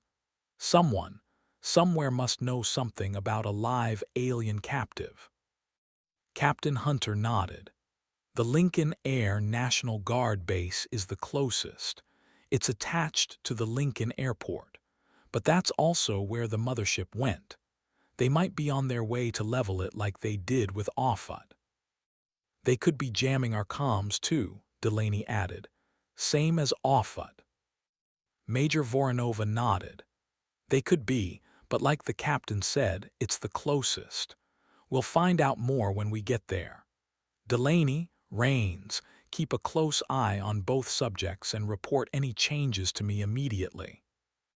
Copy that, Delaney replied. My wife is not a threat, Nate insisted. She should come with me. No, Nate, I need to stay with Riley. Unfortunately, your wife is correct, Mr. Corwin. Just because the enemy didn't take control of her doesn't mean that she's completely harmless. She fell into a coma when the alien spoke to her. That's definitely not nothing. Somehow, she is also connected to them. Nate scowled. Voronova's gaze slid away from him. We're rolling out. Let's move, everyone. Captain, private with me. Private Hands nodded, "Yes, ma'am." And then the three of them ducked out of sight, and Sergeant Delaney jumped in the back of the MRAP. Nate let out a heavy sigh. He squeezed Riley's shoulder, saying, "I'd better go. Your mother's going to stay with you." Riley sniffed and nodded. "Be careful out there," Paula added. "I will." Nate clambered to his feet and dashed out of the transport and ran down the side of it toward his vehicle. Up ahead he saw Voronova and the others jogging toward the Humvee. "Major, wait up," he said. Voronova stopped and turned as she reached the back of her vehicle. Hands continued on to the driver's side, while Captain Hunter lingered by the major's side. "When we get to that base, we have to do something for my wife and daughter," Nate said. "You have to treat them again, run their blood through UV light, or something." "If the treatment didn't cure your wife the first time, why would we try it again?" the major asked. "But it did work. She's not feral like all the other bloomers." "Most other bloomers," Major Voronova corrected. "That might be a coincidence. The bloom may have a mind of its own, reasons for leaving some in their right mind and turning others into animals.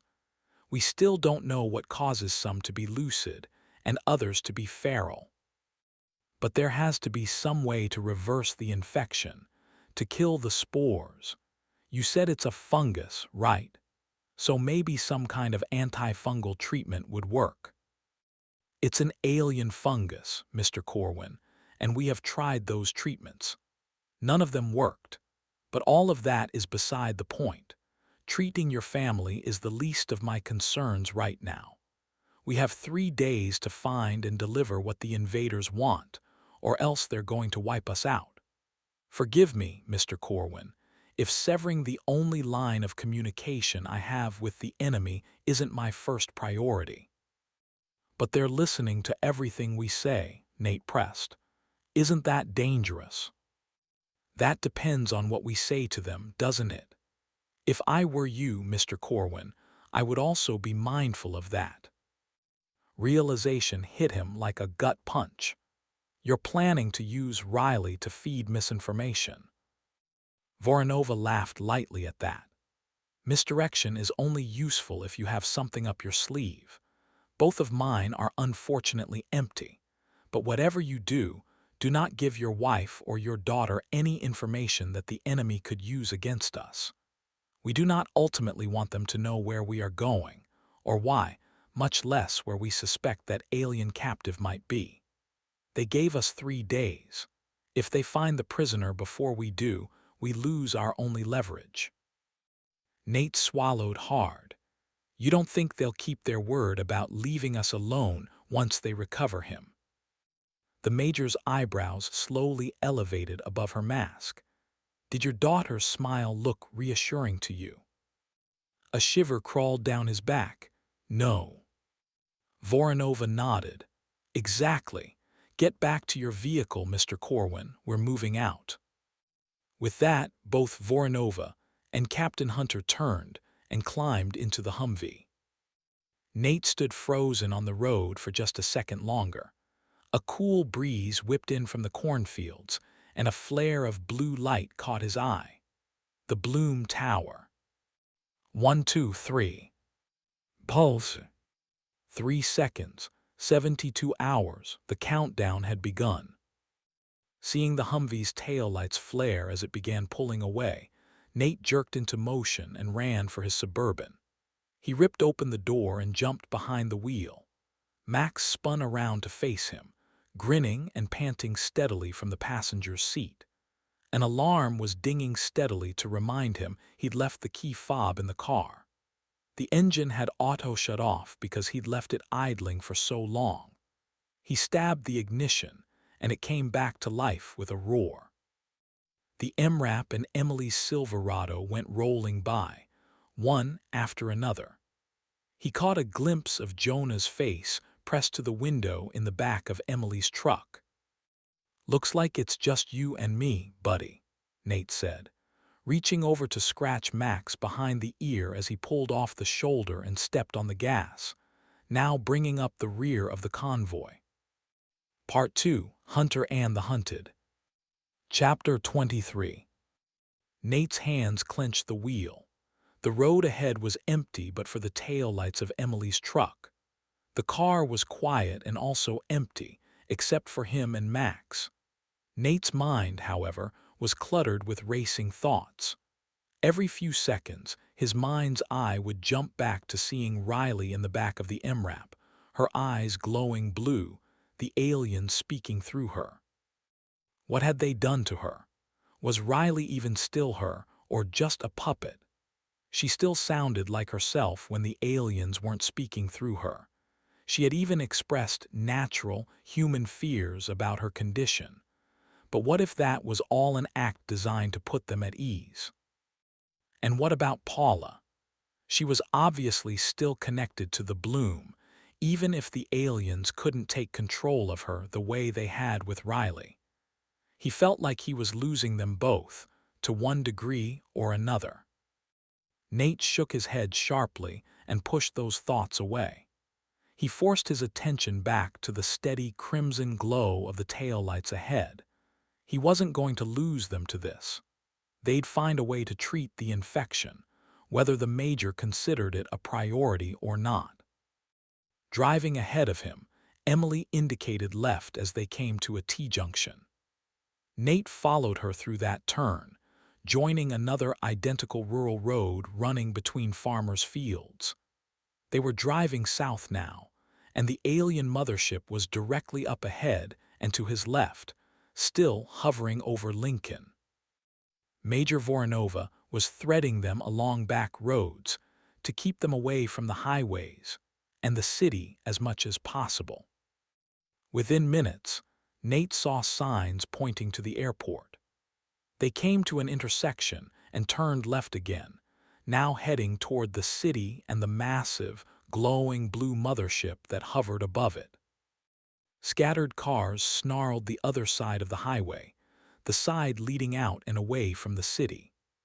Some had clearly lost control and driven off the road, while others had crashed into each other and now sat in the middle of the undivided highway, snarling the lanes. At one point, Nate and the others ahead of him had to drive off onto the shoulder to get around a pileup.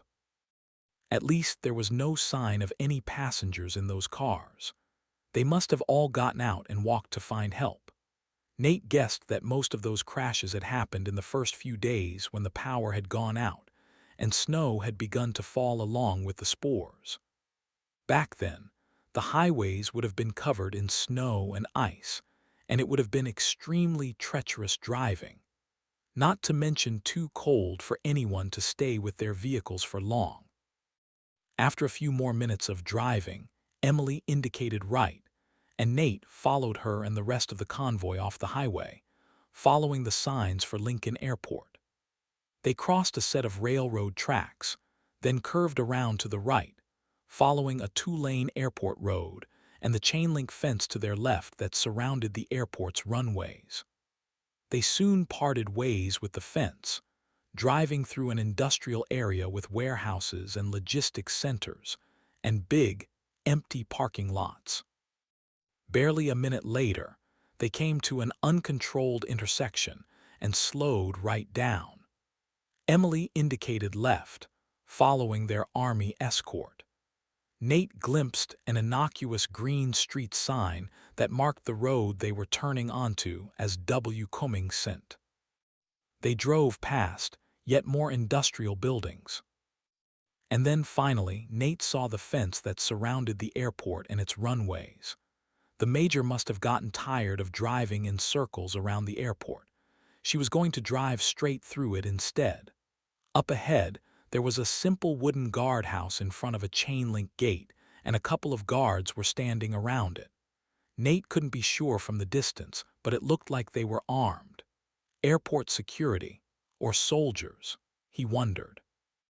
Emily's brake lights flared ahead of him, and the whole convoy came grinding to a halt, leaving Nate's vehicle parked more than 4 car lengths back from the gate.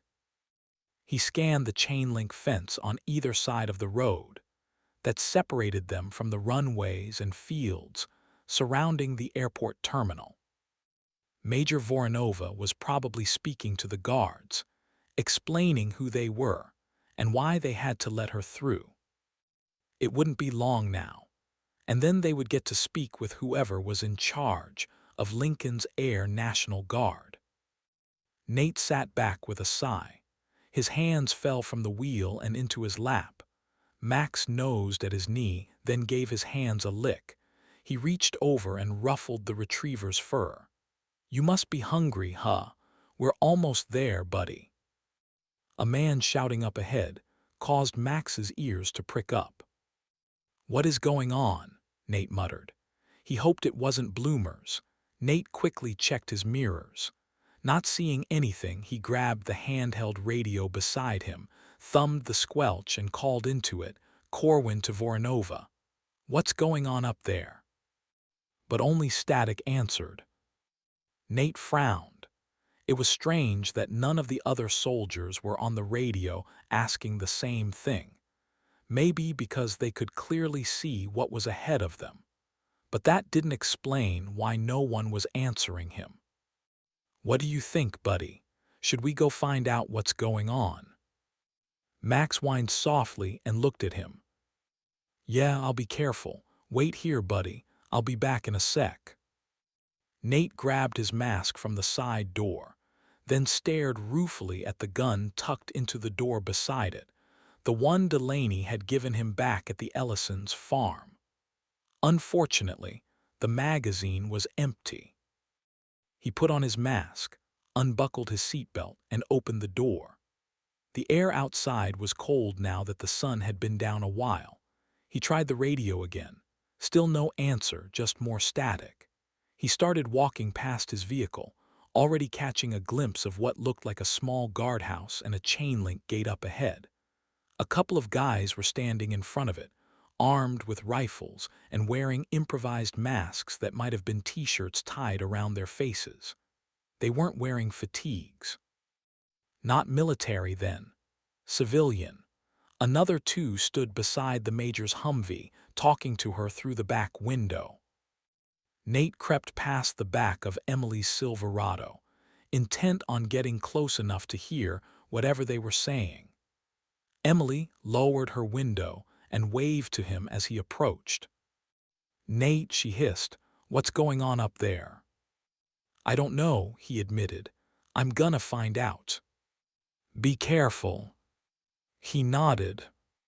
He reached the MRAP next, and his radio began to crackle with muffled voices. Nate stopped to turn up the gain to see if he could make out what they were saying. "You already surrendered," a man with an unfamiliar voice growled.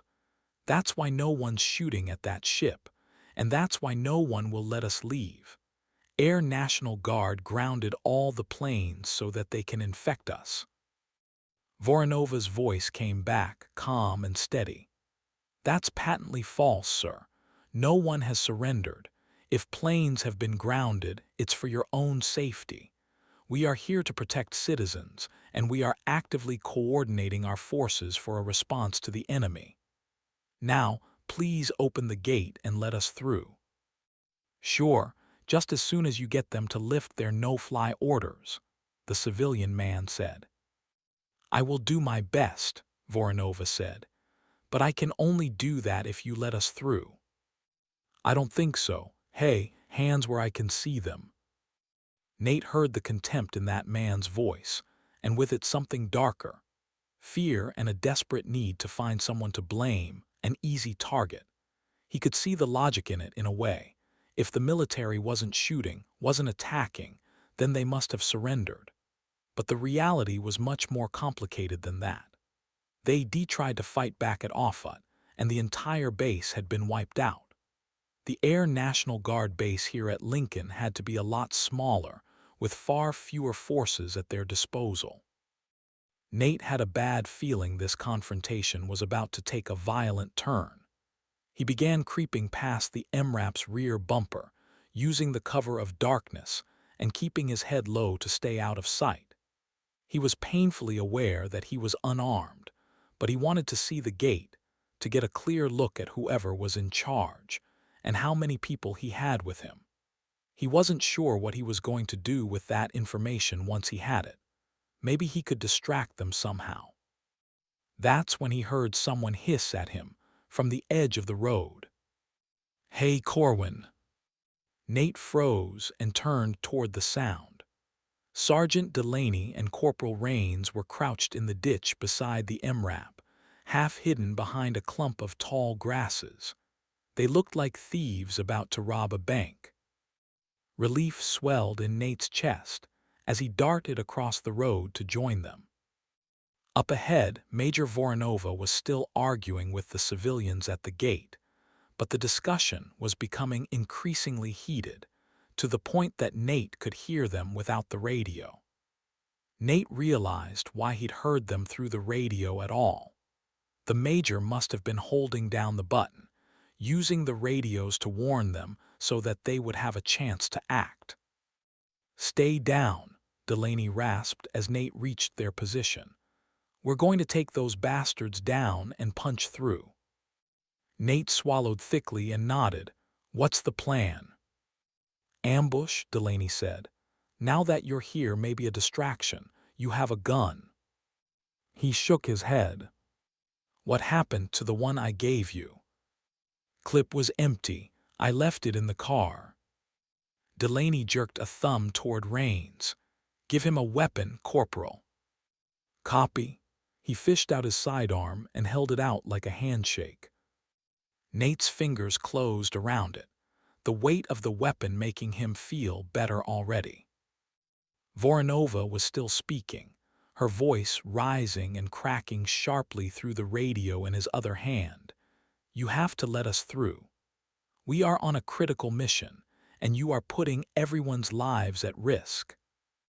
"Yeah," the civilian guard asked. "And what makes you so important?" "What do we do?" Nate asked.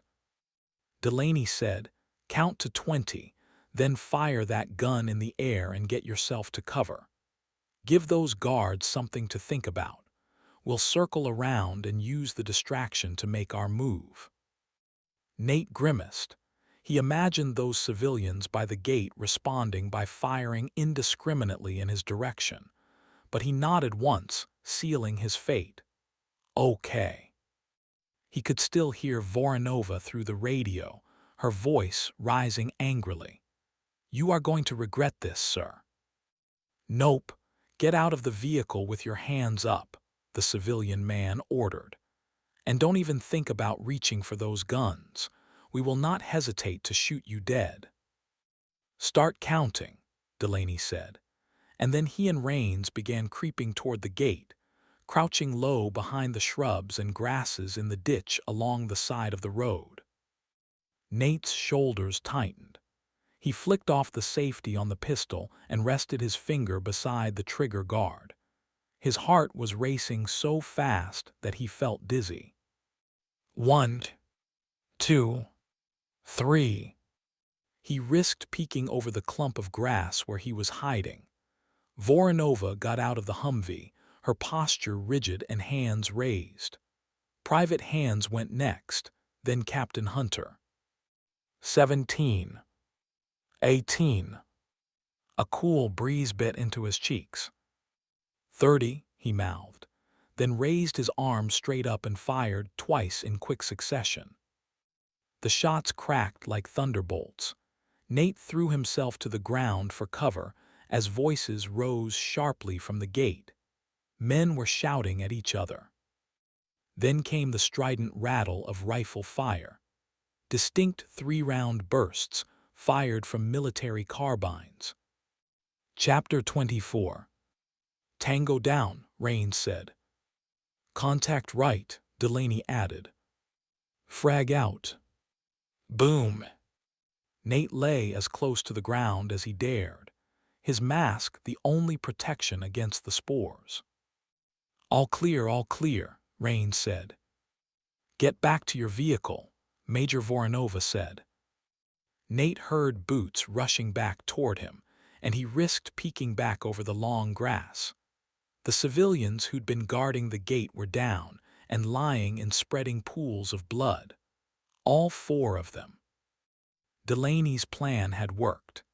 Nate wasn't sure if his distraction had played much of a role, or if it was ultimately the soldiers, tactical skill, and the element of surprise that had prevailed.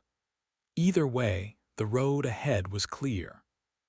Nate jumped up and ran up the embankment to the road and the MRAP. Delaney and Corporal Rains came running, and the three of them converged at the same moment.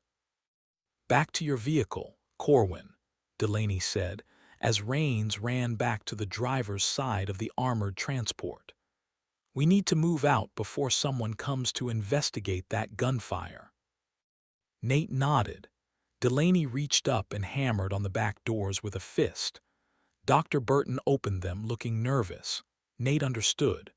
They'd left him alone with Paula and Riley, two of the infected. He caught a glimpse of them and waved. Paula caught his eye, relief flashing across her face. Seated beside her, Riley looked stricken but otherwise fine. "Are you okay?" Paula asked. He nodded, then looked back to Delaney as he jumped in the back of the transport. "Who were they?" Nate asked, jerking his chin to indicate the dead civilians by the gate. Delaney shrugged. "No idea. Disgruntled citizens, desperate to leave. Seems like they picked a fight with the Air National Guard over their no-fly orders." Nate nodded. They'd both heard the same thing over the radio. "Get back to your vehicle, Corwin," Delaney said as he shut first one door, then the other. Nate turned and ran back to the Suburban, waving to Jonah and Emily as he flashed by. She partly lowered her window and called after him. "What happened?" "Clash with civilians. We're clear. Tell the kids not to look as we drive through." Nate flicked on the safety of the corporal's sidearm, then ripped open the door and hopped in behind the wheel. He opened the cubby in the center console beside him and stowed the weapon there, then left his radio in the cup holder beside Jonah's old walkie-talkie. Max sat up, his tongue lolling out the side of his snout as he panted and grinned at Nate. It wasn't particularly hot in the car, but he was obviously agitated from the commotion outside. "It's okay, boy," Nate whispered. Emily's truck began rolling forward. Nate shifted into drive and tapped his foot on the gas to follow. They quickly picked up speed as they flashed through the now-open chain-link gate. Dead bodies lying in spreading pools of blood flickered in his headlights for just a second as Nate drove through, bringing up the rear of the convoy. He grimaced, hoping that Jonah and the Reed girls weren't looking out the window. But they'd already seen that and worse at Offutt. It was impossible to shelter them from everything that was going on. Beyond the gate, they raced down a narrow access road toward a much broader taxiing strip and vast, empty parking spaces that might have been reserved for aircraft when they were not in use. He saw a couple of commercial jets parked there now, which confirmed to him that they hadn't yet reached the Air National Guard side of the airport complex. The major led them past that parking lot, straight to the taxiing strip, and down that to a proper runway. Up ahead on the left, Nate saw the darkened bulk of the airport terminal. No sign of any lights. He frowned, wondering if that meant the Air National Guard base was also without power. Would it be useless as a point of contact?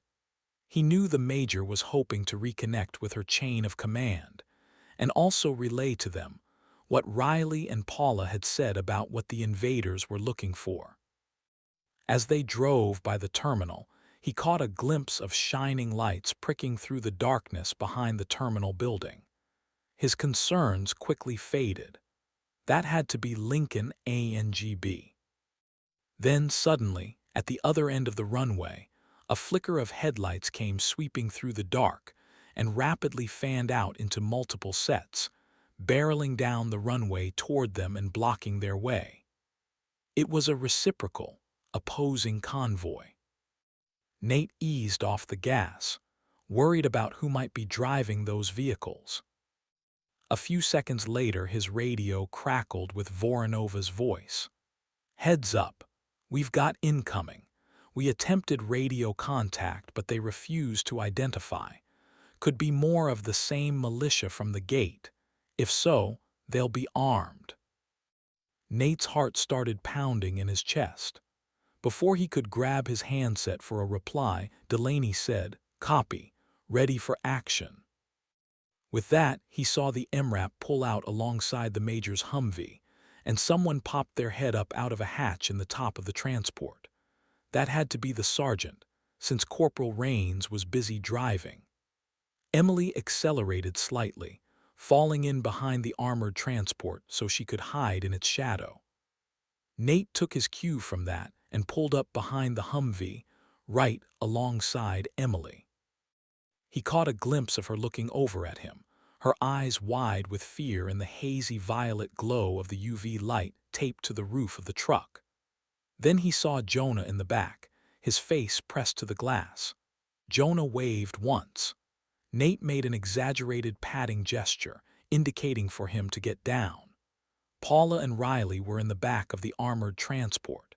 They wouldn't be in danger if bullets started flying. But Jonah was another matter. He remained seated, staring blankly at him through the back window and shaking his head. Nate cursed under his breath and reached for his radio.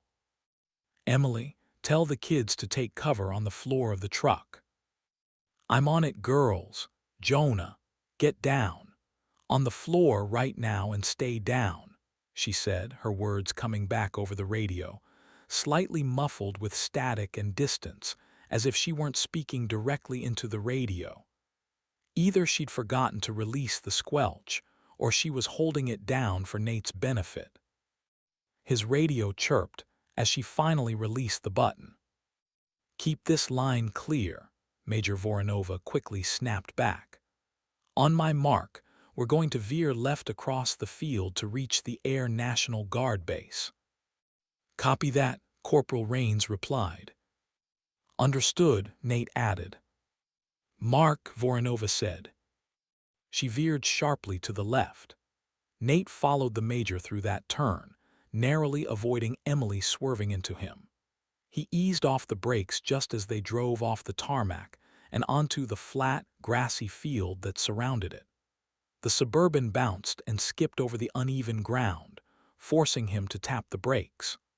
Up ahead, he spotted a few slate-gray Boeing USAF transport planes shining in the floodlights of the National Guard base.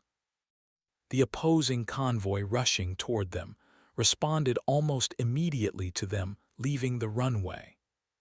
They opened fire with sharp pops and cracks that sounded like handguns and hunting rifles.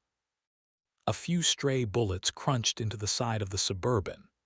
Neither he nor Max got hit, but Nate realized with a flash of dread and horror that he was being shielded by Emily's truck. She was taking the brunt of the enemy fire, along with the armored MRAP driving to the right of the Major's Humvee. But that thing was impervious to bullets. Delaney quickly fired back from the roof, aiming strategic bursts that all missed due to the uneven terrain jarring his aim. The MRAP quickly slowed and veered away to the right, leaving room for Emily to pull alongside it, and she did. "Emily, is everyone okay?" Nate asked over the radio. Her voice came back, sounding breathless and strained. "The kids are okay." Relief exploded in Nate's chest. They hit the tarmac around those gray National Guard transport planes, and floodlights quickly angled toward them, blinding them, along with an amplified voice. "Halt, you are entering a restricted area. Turn around or you will be fired upon."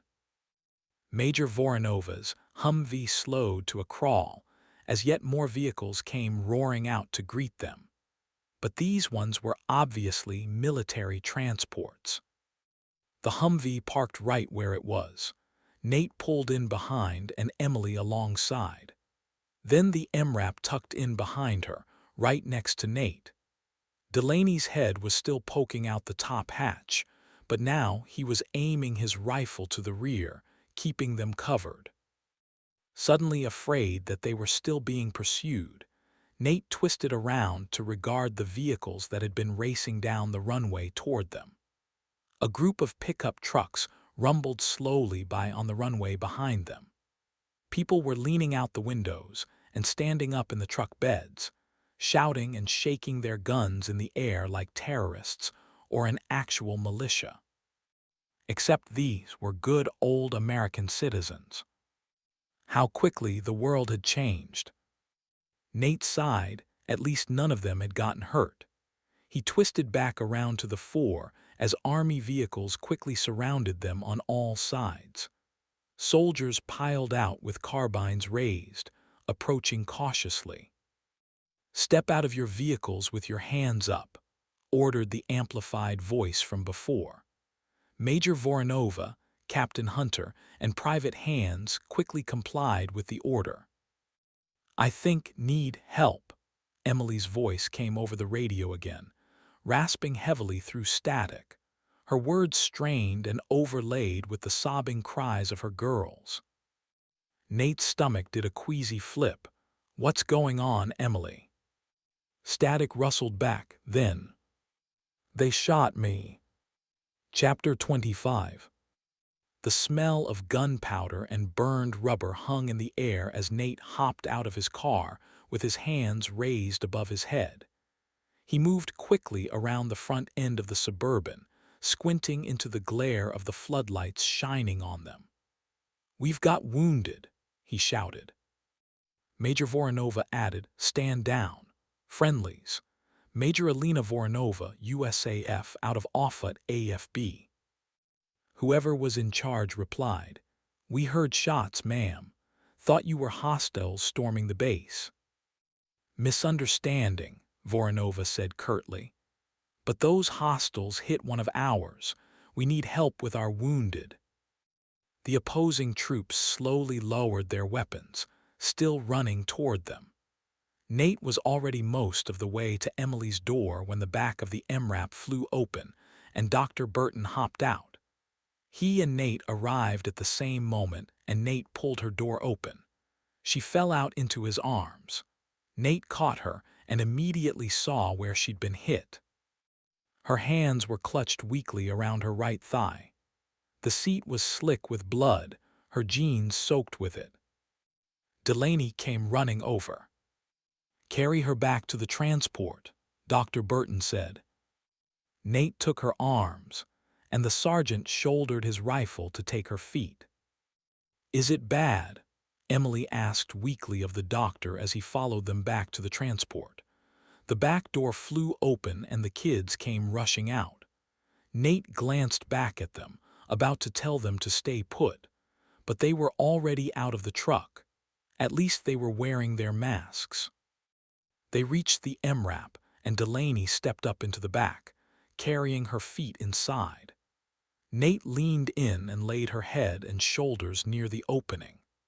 Paula and Riley made room, pulling their legs up onto the bench as they laid Emily out on the floor of the transport. "Is she okay?" Riley asked, her eyes on the doctor. Paula sucked in a sharp breath. "Put pressure on it, Sergeant." Dr. Burton snapped as he jumped up behind them and ran for an emergency medkit behind a webbed compartment on the wall. Emily looked at Delaney kneeling beside her, pressing his hands to the wound. "Through and through, upper thigh," he muttered. "She's lost a lot of blood, Doc. Just keep pressure on it." Nate lingered by the open doors of the transport, feeling useless. Emily's girls gathered around with Jonah, all three of them crying. "Is she going to be okay?" Haley asked, her arms wrapped tightly around her stuffed tiger. No one answered. Mom, Olivia tried in a shaky voice. Girls, Emily asked weakly, craning her head to look for them. Hold still, ma'am, Delaney said. Emily, hey, Nate said, catching her eye. You're going to be okay. Delaney looked up and gave his head a slight shake, and Nate's blood ran cold. Was she actually going to die? After everything they'd been through? After everything she'd survived? If she did, she was going to leave her two girls as orphans.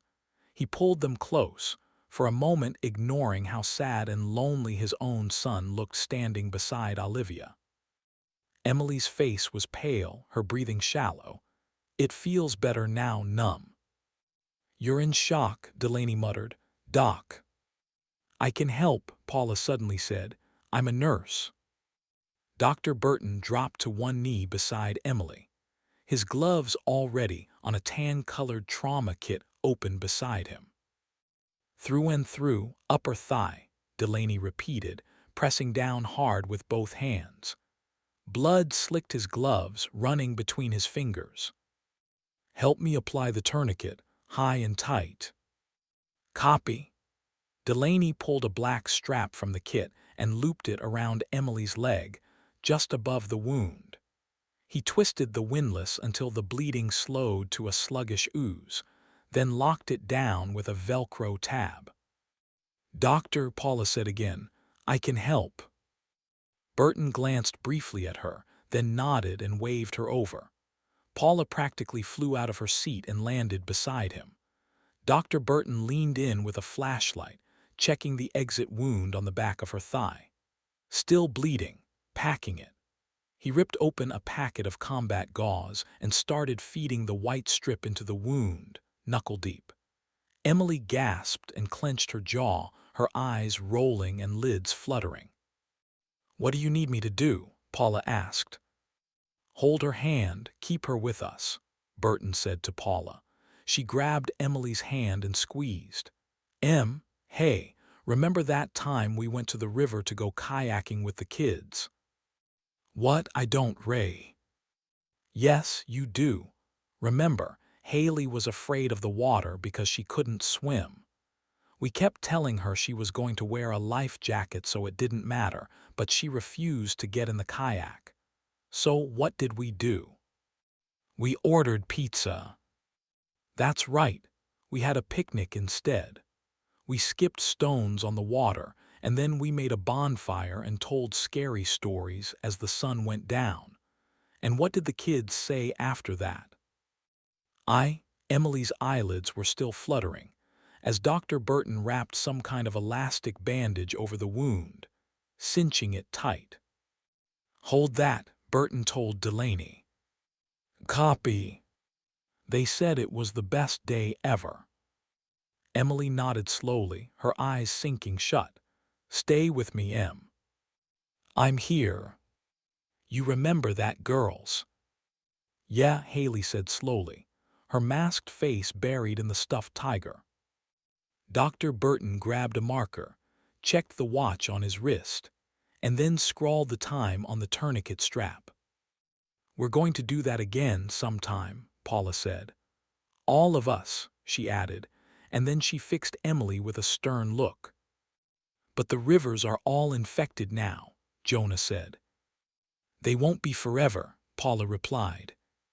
How do you know? I just do. The major's voice carried out from somewhere behind them, ordering the others to form a perimeter around them. Headlights wheeled across the tarmac behind them as soldiers from Lincoln, ANGB spread out to secure the area. Nate looked on helplessly as Dr. Burton checked Emily's pulse at the ankle, then her breathing. Pulse is weak but present. Keep her warm, he said, and then he handed Paula and Delaney a crinkling silver blanket. They worked quickly to unwrap it and tuck it around her. Dr. Burton looked up and sat back on his haunches with a sigh, then wiped off beads of sweat from his forehead. We need to get her to the base's clinic or medical group. She needs a transfusion, or at the very least a saline drip. Someone else crowded in behind them, saying, We've got our med group standing by. Nate twisted around and stepped aside to see a man in an Air National Guard uniform. His name tape read Randall. Dr. Burton nodded. Good. Lead the way, Lieutenant. We'll follow. Copy thaw, he trailed off suddenly, his gaze frozen on Riley.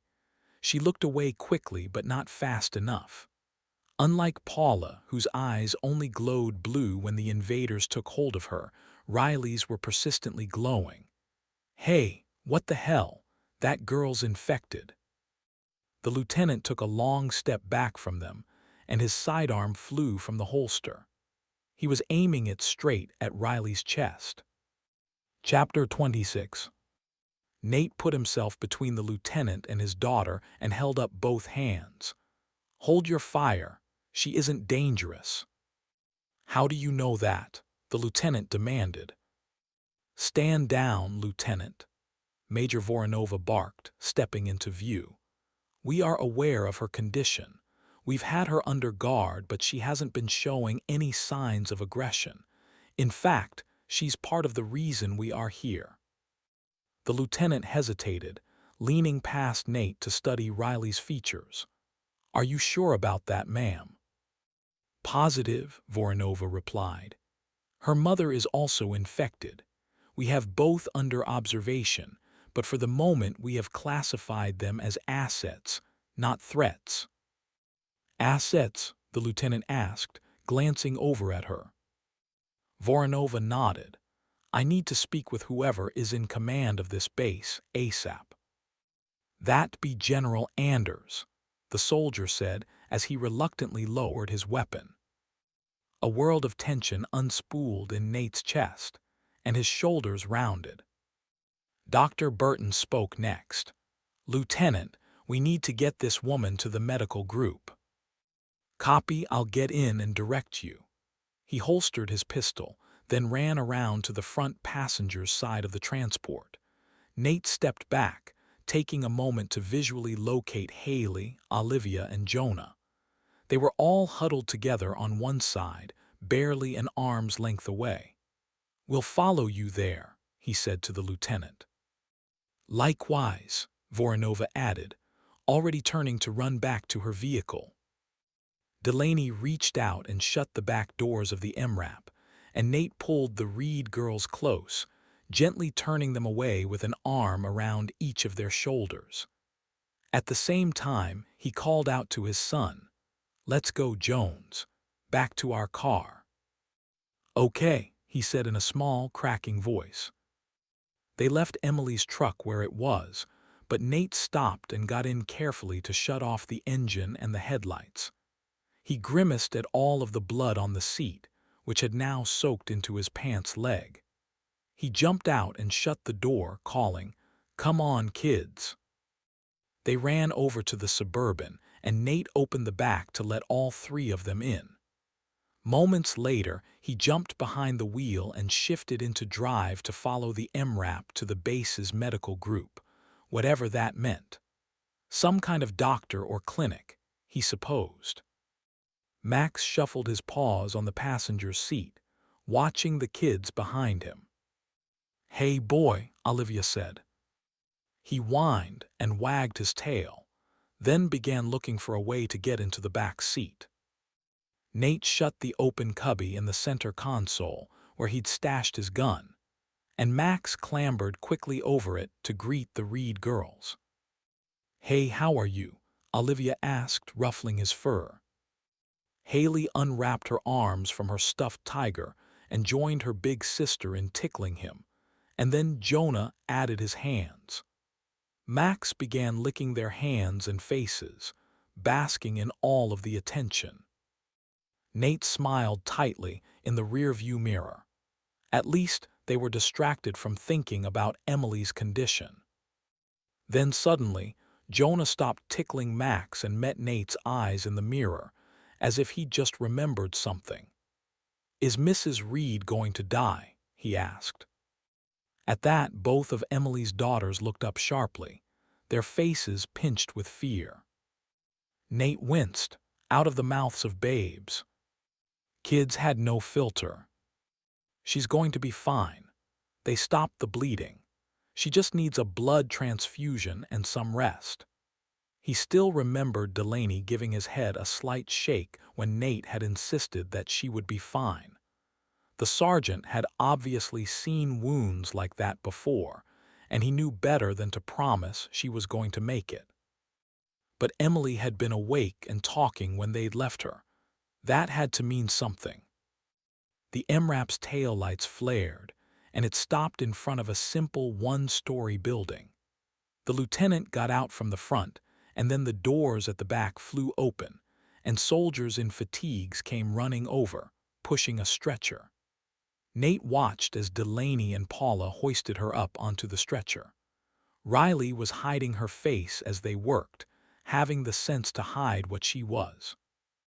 Nate frowned at that, reaching up to shift the car into park. What were they going to do with Riley and Paula? The major had confirmed that both of them were infected. Then the lieutenant they'd spoken with earlier walked around the back and began motioning for Riley to come out.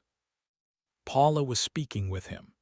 He stood about 6 feet away from her, with his hand on his gun. Corporal Rains was also watching them carefully from the driver's seat. Then Major Voronova came running back over along with Captain Hunter. "Jonah, girls, stay here for a minute, please." But Olivia began. "Just for a minute. I'm going to find out where they're taking your mother.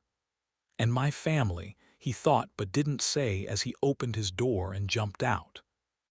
Captain Hunter watched the confrontation, her expression hidden inside her helmet, as the wounded civilian woman was rolled away by Dr. Burton and several airmen from the base's medical group. "Where are you taking them?" the tall, wiry civilian man demanded.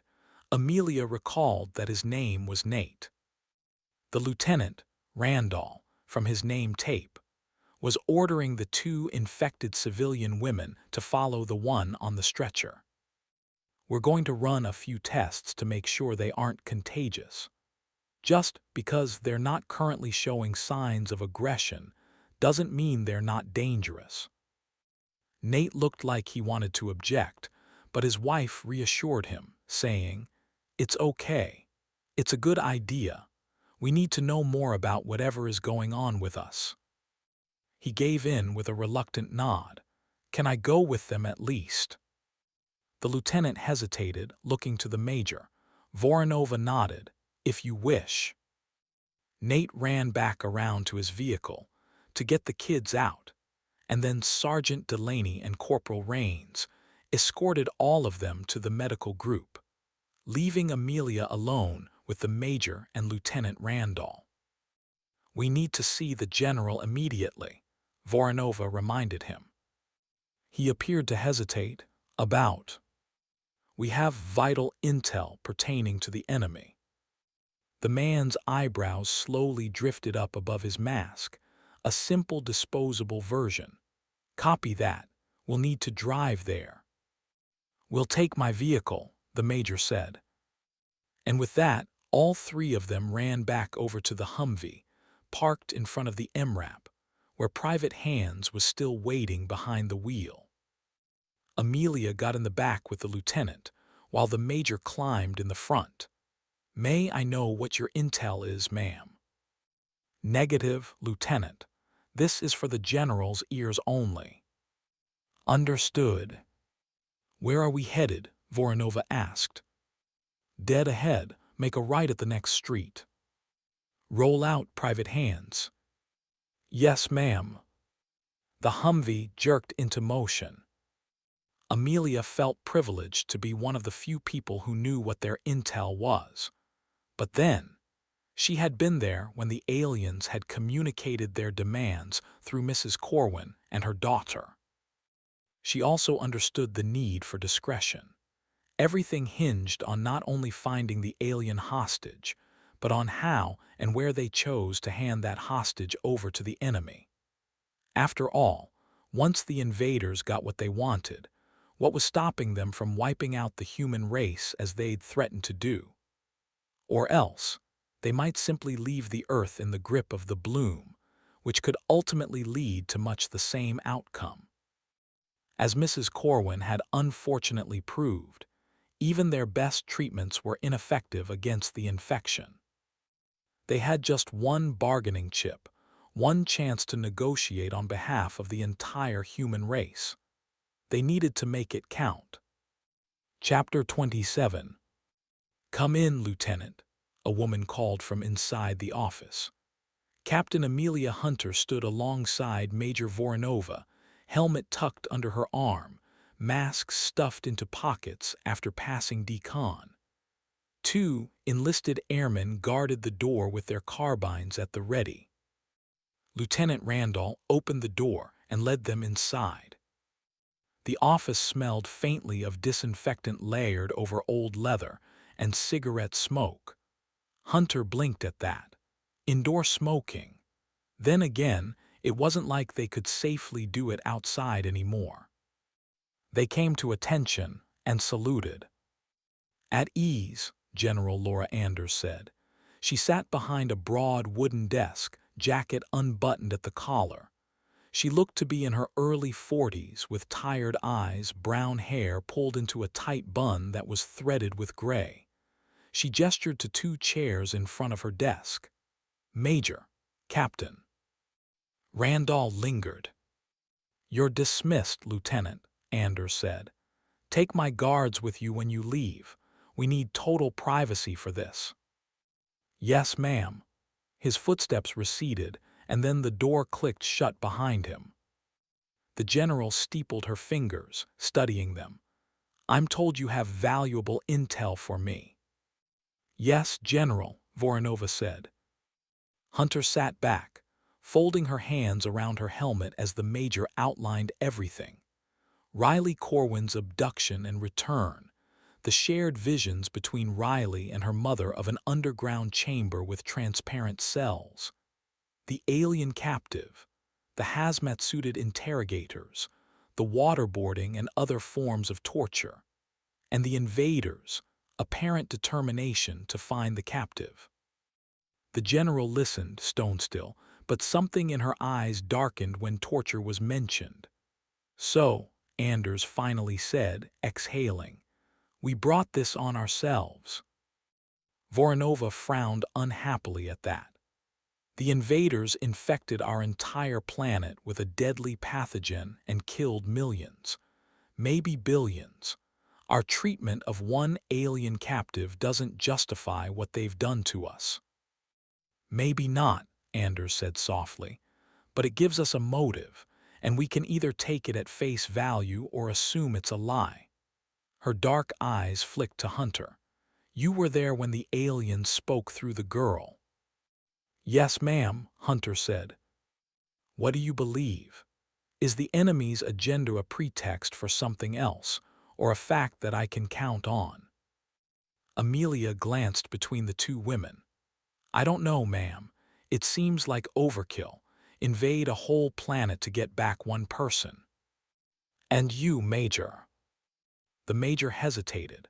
Her thin lips pinched into a bloodless line. "I believe it could be their real agenda. We've already seen how the bloom connects everyone who is infected. It has even taken over our telecommunications towers to better coordinate among the infected. That all points to a single entity with a distributed consciousness. For all we know, it's distinct from the aliens themselves, and they are also infected by the bloom. Whatever the case, I do believe we are dealing with a single entity, and somehow that entity places a high value on each individual node of itself, even if the individuals themselves seem insignificant within the larger collective being of the bloom itself." The general nodded slowly.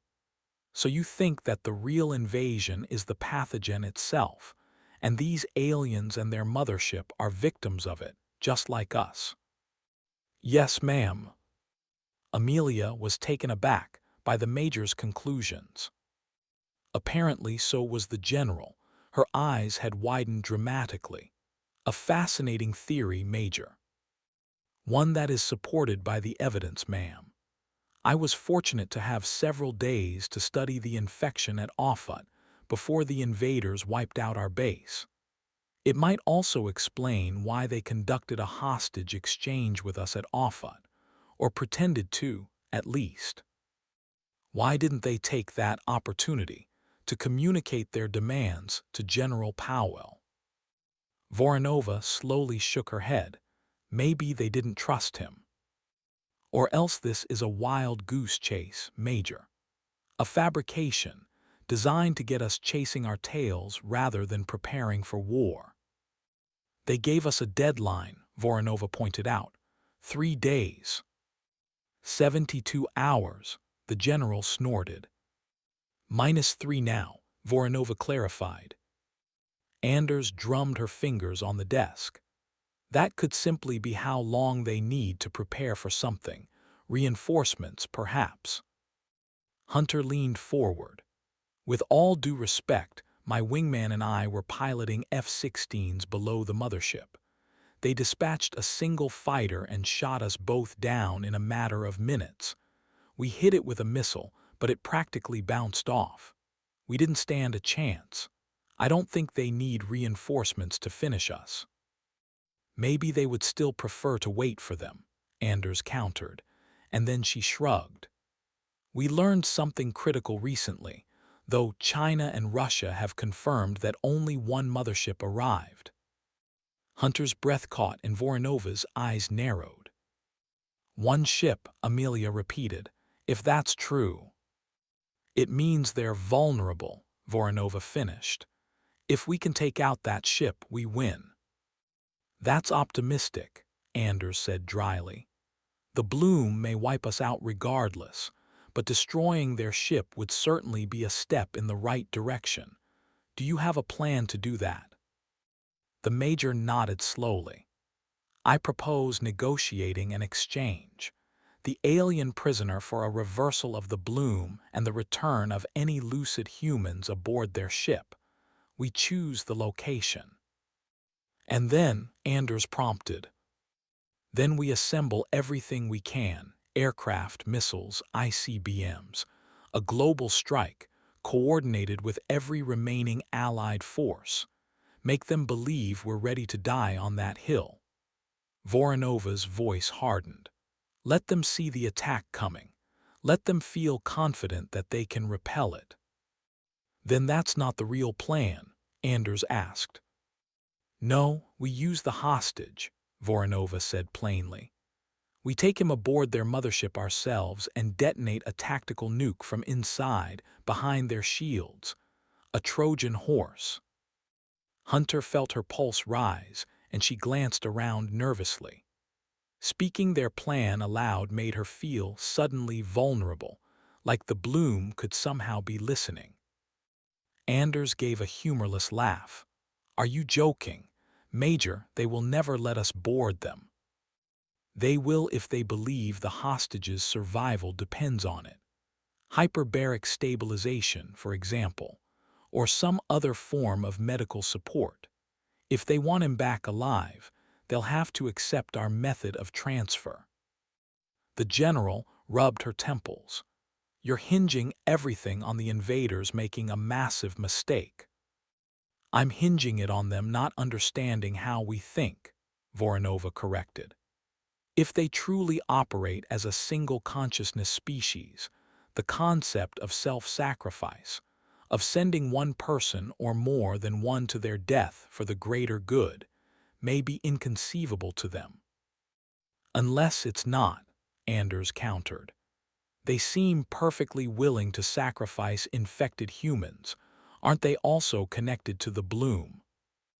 Then why do they want this one hostage back so badly? Voronova replied. Why hold our entire species to ransom over his safe return? Anders didn't answer. Silence stretched between them, thick with the implications. Finally, the general sighed. Even if this hostage is a pretext of theirs, I believe we can still leverage it. And part of your plan is actually a good idea. Which part, ma'am? Voronova asked quietly. Armageddon, Anders said. The all-out conventional assault that you proposed as a distraction. We hit them with everything at once. They can't possibly repel that much concentrated firepower. Voronova shook her head. If they sense it coming, they could just leave Earth's atmosphere. Or else they'll let us hit them, because they know their point defenses can handle it. They could use the opportunity to wipe out all of our remaining forces. We don't know that, Anders said. And they likely don't know the full disposition of our forces. We may still surprise them, even if they learn about the ambush. Hunter kept still, her eyes flicking between the two women, wondering which one had the better grasp of the situation. And the hostage, Voronova pressed. We look for him while we make our preparations. Do you have a starting point? Riley Corwin saw the insignia for Air Force Materiel Command in her visions. MAJCOM oversees 9 bases. The invaders already dismissed Area 51 as a possibility, so the captive must be at one of the others. Agreed, Anders said. I'll begin making inquiries. Phone calls, Voronova asked carefully. Secure, encrypted comms routed through our remaining satellites, the general assured her. The enemy won't be able to listen in. Hunter's stomach dropped, but she nodded. Whether or not the comm lines were secure was only part of the problem. If any of those bases had infected personnel who learned about the general's inquiries, the invaders could easily find the hostage first, and then all of their plans to use him as leverage would go up in smoke. Understood, Voronova said tightly. Good, for now, you two should hit the rack, get some sleep. Sleep, Voronova echoed. Ma'am, we have less than 70 hours. You can't go 3 days straight without sleep, Anders insisted. We need you both at your best for what comes next. What comes next, ma'am? Hunter prompted. Then, Captain, you and the Major are going to fly out to recover the hostage. But not before all of our forces and those of our allies are all locked and loaded and ready to strike. Major Voronova smiled tightly at that. Yes, ma'am. Everything we discussed in this room, Anders added, is classified, especially from those infected civilians. Yes, ma'am. Dismissed. They exited the office and spent a moment lingering together in the hall. Amelia let out a breath. For what it's worth, she whispered, I liked your plan better. Thank you, Captain. We may still use some version of it if we can. What if we hide a bomb inside a hyperbaric chamber? Hunter asked. Disguised as life support. Let them take it aboard themselves. Voronova considered that. Maybe, but they could still remove the captive from the chamber first. Hunter sighed. We'll think of something. Suddenly, footsteps came thundering down the corridor. Lieutenant Randall appeared with 2 armed airmen who had been standing guard outside the general's office earlier. All 3 were moving very quickly. Major, we've got a problem, the lieutenant said breathlessly as he arrived. Voronova stiffened. What kind of problem, Lieutenant? He swallowed thickly, his eyes flicking toward the general's office. We have reason to believe the general may be infected. Chapter 28. What? Major Voronova hissed. How do you know? Both she and Amelia glanced sharply at the door, to the general's office. Paula Corwin said so. She had another vision or dream, and then she proceeded to reveal classified and personal details that only the general could know. Lieutenant Randall nodded to the door. Open that door, Private. One of the 2 soldiers tried the handle. It's locked, sir. Amelia blinked at that. The general must have quietly gotten up and locked the door after they'd left. Break it down, Randall ordered, now drawing his sidearm and holding it in a two-handed grip. Neither Amelia nor Major Voronova had their weapons. They'd left them behind the reception desk in the entrance of the building, knowing that they wouldn't be allowed to see the general if they were armed.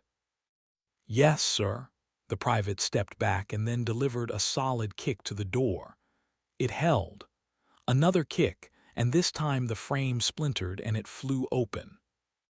Amelia gasped at the sight on the other side. General Anders' eyes were glowing bright blue, and her head was tipped all the way back to gaze up at the ceiling. Her eyes slowly came back down, and she smiled broadly at them. "Thank you for revealing your intentions to us," she said. "Unfortunately, Major, your plan will never work. We are not foolish enough to let you board us."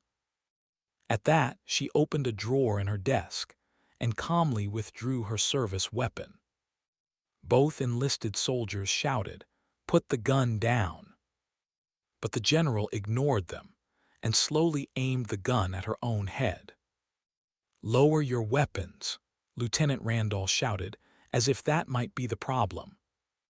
But Amelia realized that made no sense. Why would the aliens controlling General Anders threaten to kill her in order to get those soldiers to stand down? They weren't making an idle threat. They were calling the soldiers' bluff. They weren't about to shoot their commanding officer, infected or not. Amelia's guts churned with unease. "Put the gun down, General," Randall said, even as he slowly lowered his own weapon. "The clock is ticking. We suggest you do not waste any more time. And remember, we are watching you." Amelia managed to look away and shut her eyes just before Anders pulled the trigger. Bang! Thud! Randall shouted for the soldiers to get in and administer aid. That seemed pointless to Amelia. It'd be one hell of a miracle to survive a bullet fired at point blank to the brain. Major Voronova cursed viciously.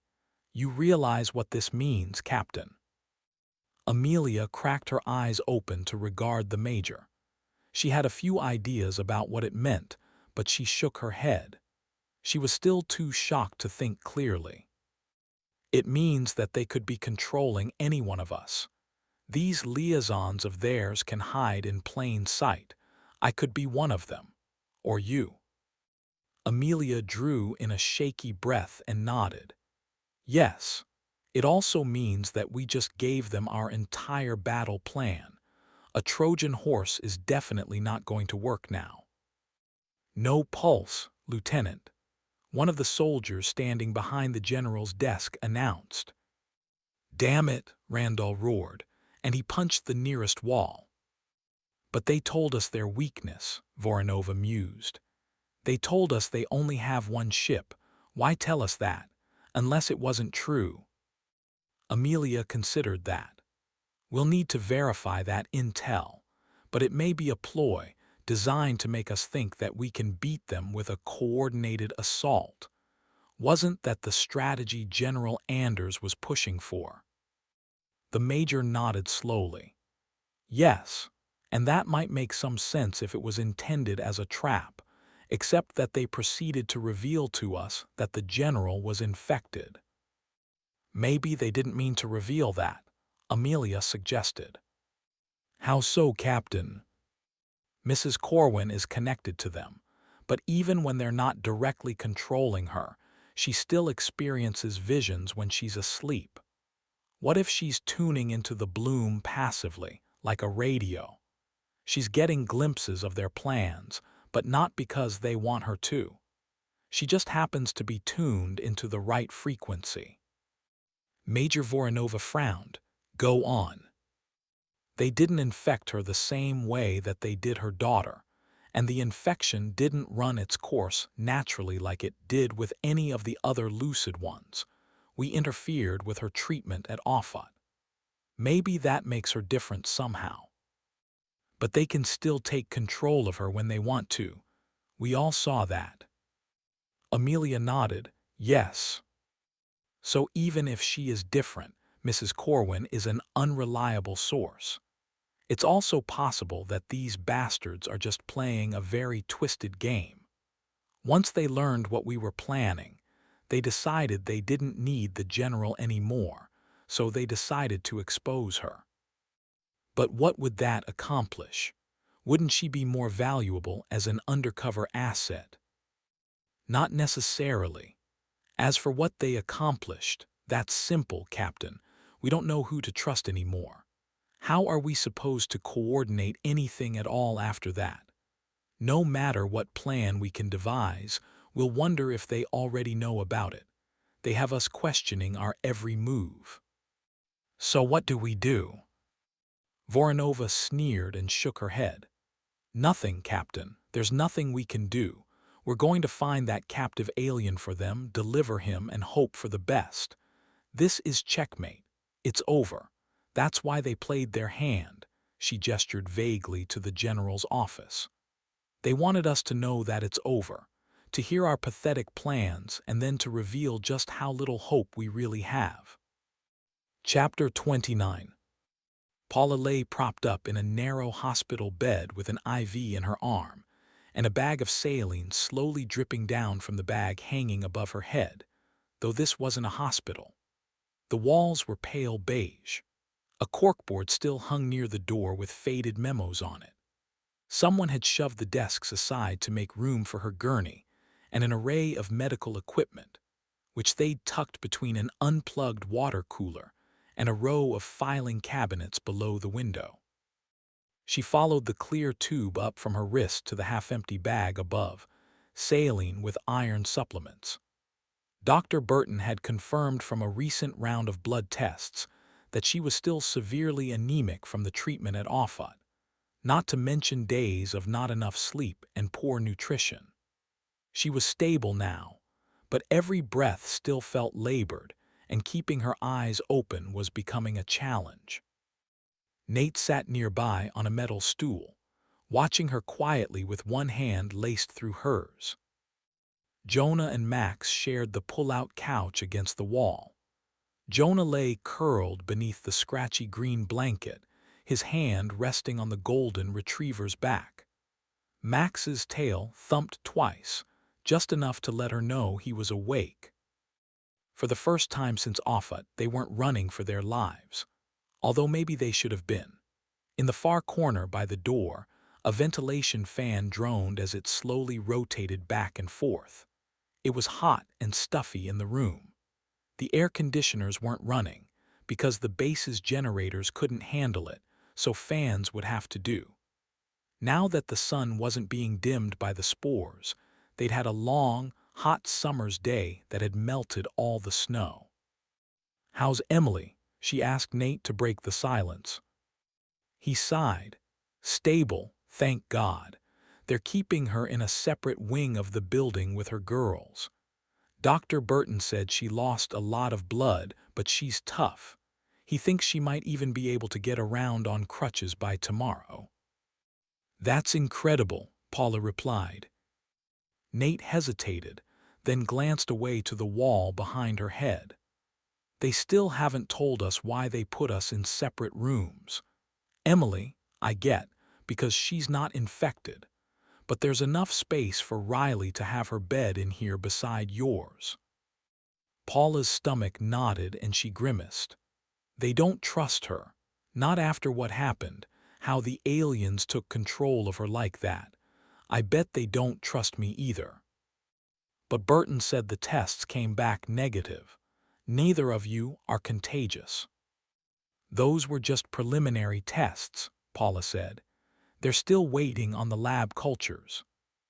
Nate frowned, his voice dropping. "What you told them about the general probably didn't help. You think they confronted her yet?" Paula sighed. "Maybe. There was a reason she was fighting to stay awake. The last time she dozed off, she'd had yet another vision. This time she'd seen classified documents and overheard the general talking to people through a radio. She'd seen through the general's eyes, even known where she was and what her quarters looked like. She'd been able to describe pictures of her son and husband on the nightstand beside her bed. Being completely new to the base and never having met the general, those were all things Paula shouldn't have known. It had been enough to convince the guards outside her room to contact their superiors and track the general down to see if she was secretly infected. But maybe she was. Hopefully she was.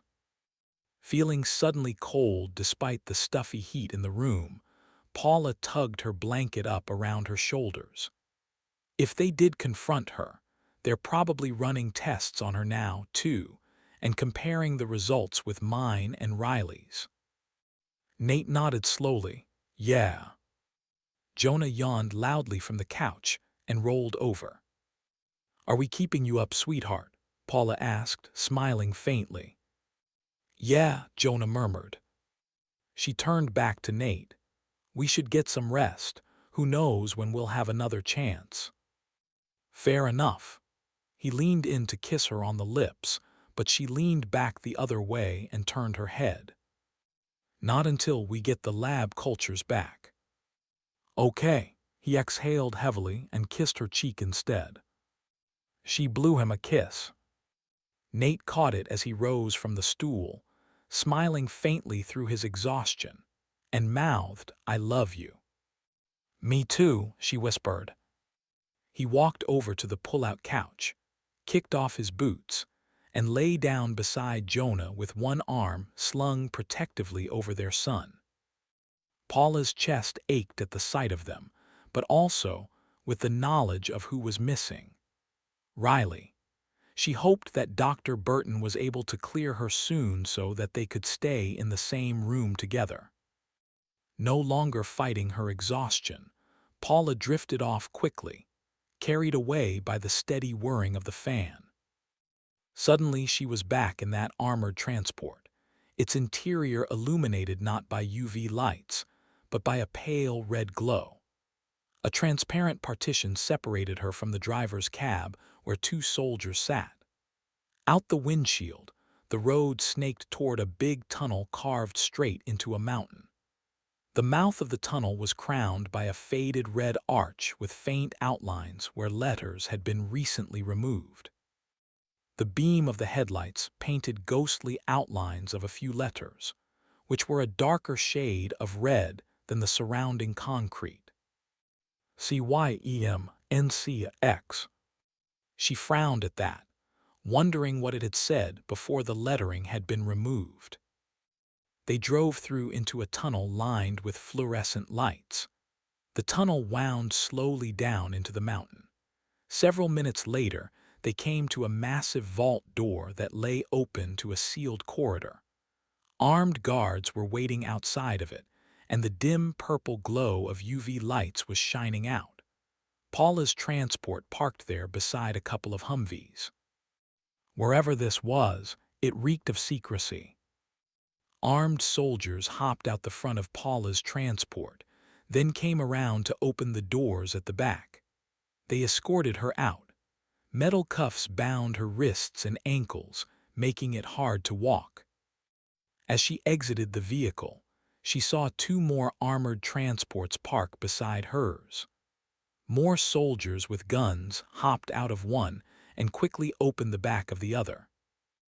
The alien she'd seen in her other visions crawled out on all fours like a dog. They had a chain around its neck, with the other end attached to the inside of the vehicle, and a canvas hood drawn tightly over its head. Soldiers stood on all sides of the creature, poking it with cattle prods and guns. It shrieked and chittered as one of them shocked it. The soldiers detached its chain leash from the back of the transport and began leading it toward the open vault door. The alien slowly straightened to walk on its legs, reaching an impressive height of 8 or 9 feet. It was still naked, its translucent skin pulsing steadily with internal light from its veins. It was mottled all over with dark, bluish bruises. There was no sign of any visible genitalia, but Paula still felt bad for the creature and the way the soldiers were treating it. They jerked its chain and shouted at it, causing the creature to stumble and nearly fall on its hooded face. It was blind. How could they expect it to know where to go? In addition to that, its arms and legs were shackled like hers, but with strange-looking wires running through the chains that she somehow understood were electrical cables. The restraints were designed to shock the creature at the touch of a button. Someone grabbed Paula's shoulders and roughly turned her away from the sight. "Eyes front, move." Then another soldier jabbed her in the back with a weapon and prodded her toward the open vault door. It was enormous, several feet thick, the edges glinting with circles of thick locking bolts. Someone handed her protective eyewear and she put it on. Then they stepped inside, following the alien and its escorts. Someone shut the vault door behind them, and a disembodied voice announced, "Decontamination commencing." Banks of UV lamps in the ceiling flared brighter. The alien hissed and screamed as its skin sizzled and darkened with burns. Jets of chemical mist hissed out of pipes in the ceiling, coating her clothes and jacket in acrid-smelling droplets. Paula looked down into a puddle that was quickly forming on the concrete floors. She caught a glimpse of glowing blue eyes and shadowy features that weren't hers. "You need to find us," the woman said. "LT, she's doing it again," someone shouted. "Shut her up." A cattle prod crackled as it jabbed her in the hip. She cried out and sank to her knees, and then darkness swallowed everything. Paula woke with a strangled gasp. Her heart pounded against her ribs. The heart monitor beside her bed was beeping frantically. The walls snapped into focus, peeling beige paint, the steady droning of the fan. Nate jerked awake in the pull-out bed beside her. Max's head came up, and Jonah stirred. Nate hopped out of bed and crossed to her side. "Paula," he whispered, easing down onto the stool beside her. "What happened? Another dream?" She pressed a trembling hand to her chest and felt her heart skipping frantically beneath her breast. "I think I saw where they took the alien." Nate blinked. "What, where?" She met his eyes. "I don't know exactly, but I have a feeling the Major might recognize it if I tell her. It was pretty distinctive." Nate grabbed her hand and laced his fingers through hers again. "Okay, tell me. Maybe I'll recognize it too." She shook her head. "Not yet." Nate frowned. "You don't trust me." "It's not you I'm worried about." Her gaze drifted to the corner of the room, where a small red light glowed beneath a security camera watching them. "We don't know who could be listening. First, we need the Major to turn off that camera." Nate followed her eyes to the camera, and understanding dawned. "Got it," he said quietly. "I'll go tell the guards outside to fetch her." He rose and crossed to the door. The door opened with a click and soft squeal from the hinges, spilling pale light from the hallway. Paula lay back against the pillows, her pulse still racing. The images of that hidden mountain base wouldn't leave her, or the words of that woman she was connected to. "You need to find us." She didn't know how or why she was connected to the infected human woman that was being held prisoner with the alien hostage, but she knew one thing for certain. Finding that mountain and the facility inside of it was the key to everything. Chapter 30. The door to Paula's room opened quietly, spilling a sliver of light across the floor. Nate stepped aside to let Major Voronova and Captain Hunter enter the room. Both women wore the weary look of people running on fumes and too much coffee. Voronova carried her fatigue well, her chin high, shoulders square, but Captain Hunter seemed to be faring much worse. Her eyes were half-lidded, and her feet were nearly shambling as she came in. She probably hadn't had a chance to rest since getting shot down over Omaha. Voronova went straight to the corner where the camera was and motioned for one of the guards from outside to come over. "Shut it down, Corporal." "Yes, ma'am." Paula's gaze fell on her son and Max, lying half asleep in the bed. "Jonah, would you take Max out and wait in the hall for a minute?" she asked. He groaned. "Do I have to?" "Yes, but I'm tired." "Just for a minute, sweetheart. I'll let you know when you can come back in." "Okay, fine." He grumbled as he plucked Max's leash off the end table beside the couch, clipped it on, and then got up and led the retriever out. "Thank you," Voronova said with a tight smile, nodding to Paula. "I was just about to ask." Paula nodded back. The corporal used a Swiss Army knife to pry open the plastic sheath that hid the camera's wires. Having exposed them, he promptly clipped them, and the red light winked out. "Thank you, Corporal, dismissed." "You're welcome, ma'am." The corporal stepped out and shut the door. Then Major Voronova and Captain Hunter walked straight over to Paula's bed with Nate trailing behind them. "Camera S down," the major said flatly. "Now we can talk." Nate stepped out from behind them to catch her eye. "What happened to General Anders?" he asked before Paula could say anything. Voronova's eyes flicked to him. "She has been relieved of command." Paula's eyebrows lifted. So she was infected. Then she caught the careful way the major had said it. Was she only relieved of duty or also quarantined?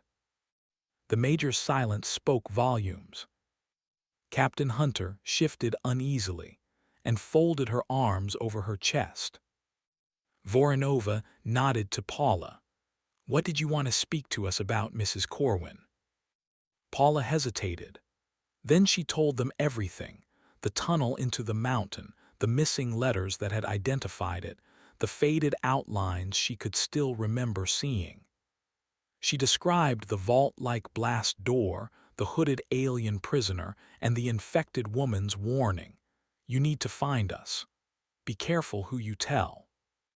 When she finished, both women's eyes were wide above their masks.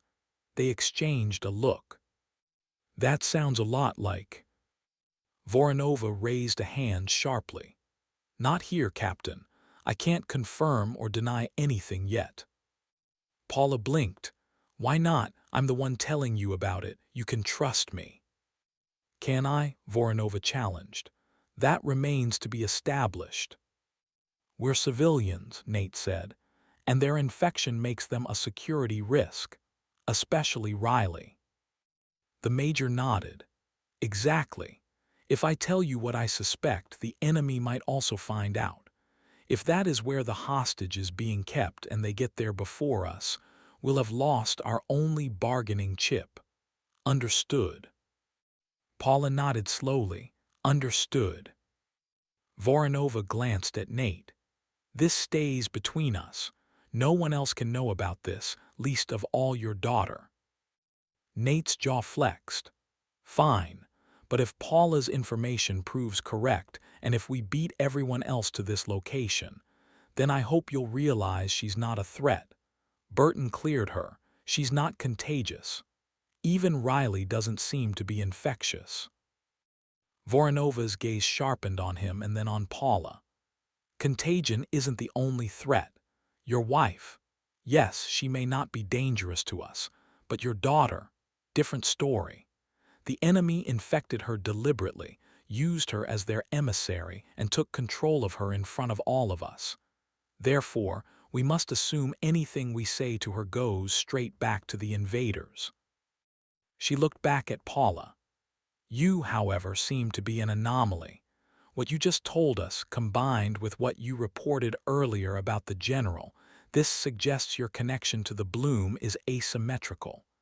They can't control you, but you can see them, or at least see what other lucid ones see. That's valuable, but also dangerous." "How?" Nate demanded. They might be able to use those signals to track her. Nate shook his head. Not if she isn't transmitting anything. We don't know that yet, but it's possible she is only a receiver, which would support your assumption. Paula's pulse quickened. That's why they took Riley instead of just using me to deliver their message, because they can't. Exactly, Voronova said. Why not? I was infected too. If I'm connected to the bloom, what makes me any different from the other lucid ones? It could be because of the treatment we gave you at Offutt, the Major replied. Regardless, if the enemy realizes that you are listening to them, they might target you. Paula's brow furrowed. Unless they need me, maybe they think I can help them find the captive. Ironically, that does seem to be the case, Voronova admitted. Someone is absolutely communicating with you, but we don't know if she's working with the enemy. What she told you, be careful who you tell, that implies she might be on our side. But what if she communicated with Riley too? Nate asked. Voronova stiffened slightly. We're going to speak with your daughter next. If she saw the same things Paula saw, she trailed off. What? Paula pressed. Then it's over. We'll have lost the only leverage we had. Frankly, it may be over already. Nate swallowed. What happens if we can get there before anyone else? Then we might still have a chance to negotiate, Voronova said, or to plan something, though I don't know what the hell that could be, given how little time remains. Our only hope is to move as quickly and quietly as possible. She exhaled hard. I'll verify what you've told us, and I'll arrange transport, a plane to fly us there. Just remember, the fewer who know about this, the safer we all are. She glanced toward the door where Jonah had left. Including your family. Nate's expression darkened. Is that a threat, Major? It's a reality, she said evenly. I cannot leave without Mrs. Corwin, and something tells me you will not let her go without you or your children. If she becomes a target, so will all of you. Paula grimaced. They should stay here. I agree, Voronova said, with the exception of Riley, who we may also need. Out of the question, Nate said sharply. We stay together. Voronova spread her hands. As I suspected, not a threat, just the consequence of these circumstances. We'll be discreet, Paula promised. Good. Voronova turned toward the door, and Captain Hunter moved with her. Get some rest while you can, Mrs. Corwin. The two officers stepped out into the hall. Jonah came back in with Max. What happened? Nothing important, Paula said, smiling tightly. You can go back to sleep, honey. Jonah sighed dramatically. Nate sat back down beside Paula's bed and rubbed his eyes. God help us. Paula nodded and lay back, staring up at the blank ceiling tiles, the echoes of her dreams still whispering through her mind. You need to find us. Be careful who you tell. Wherever they were going next, Paula had a bad feeling it was going to become ground zero for a war. Chapter 31. After half an hour of carefully questioning Riley Corwin, Amelia followed the Major out of her room. She didn't seem to know anything about the tunnel or the mountain complex her mother had described. They'd been careful not to point the finger at Paula, of course, or to reveal that she'd had another vision. Instead, the Major had pretended to be questioning Riley for any additional details she might have forgotten from what she'd seen aboard the alien ship. Riley insisted she'd told them everything she knew, then proceeded to recount the same exact intel, pointing once again to the Air Force Materiel Command, to a base under MAJCOM's control, not to Space Force or NORAD, which were the primary elements assigned to the Cheyenne Mountain Complex. Neither Amelia nor Major Voronova had dared to breathe that name. Amelia had understood the need for discretion as soon as the Major stopped her from almost blurting out the location earlier. The fewer people who knew what they suspected, the better. And for now, only the two of them and Nate and Paula Corwin knew anything at all.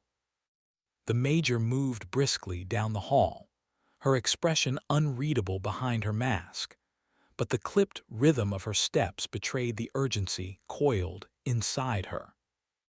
Amelia fell in beside her. For several paces she didn't speak. Finally, she asked, "Are we really going to fly straight there? With that mothership parked over Lincoln like it owns the sky, won't they just follow us?" Voronova's stride slowed. They might. Then what's the point of keeping our destination a secret? If they follow us, they could figure out where we're going from our heading alone. Or, at least, the lucid ones they negotiated for at Offutt will know. Exactly. That is almost certainly why they demanded those particular personnel. Most were ranking Air Force officers before infection. It wouldn't take the enemy long, after conferring with them, to infer where we're headed. Then, what choice do we have? Major Voronova demanded. Amelia's cheeks puffed with the retort she wanted to give, but something in the Major's eyes stopped her cold. She nodded ever so slightly toward something above and behind Amelia. Amelia slowly turned. The beady red eye of another surveillance camera stared down at them. Amelia forced a theatrical sigh for effect. They continued down the hall until they finally exited the building and passed beyond the range of its cameras. It was dark outside. The air was warm. Starlight washed across the darkened runways they shared with the connected civilian airport. They walked beneath the shadow of an elevated bridge between two buildings before the Major finally pulled her aside. "We won't be on the first plane." Amelia blinked. "The first plane, ma'am." Voronova nodded, her face half-shadowed. "The first flight will be a decoy bound for Alaska. We'll wait for the invaders to follow it. Once they're far enough away, we'll take off in a second plane." "That's risky, ma'am. Won't they know Riley and Paula aren't aboard the first one?" The Major's eyes glinted. "Will they? We'll make sure they believe she is. Dr. Burton will sedate both of them before takeoff, then we'll place them in a Faraday cage perfectly shielded. To the enemy, they'll board the craft, then vanish." Amelia crossed her arms, brow furrowing. "And the real flight?" "We'll roll the Faraday cage off the first plane and onto a second before it taxis out for departure. Then we fly west." "To Cheyenne Mountain," Amelia whispered. Voronova nodded. Amelia exhaled. "You realize that if even one infected officer or civilian sees us moving that cage, or sees a second plane take off, the whole thing blows wide open." Voronova smiled. "Are you sure about that? You remember the militia that took over Lincoln Airport?" "Yes. They're desperate to evacuate every civilian sheltering here. I say we let them.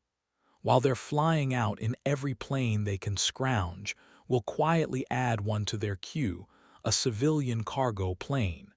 Something inconspicuous. FedEx, perhaps." Amelia gaped. "You've really thought this through."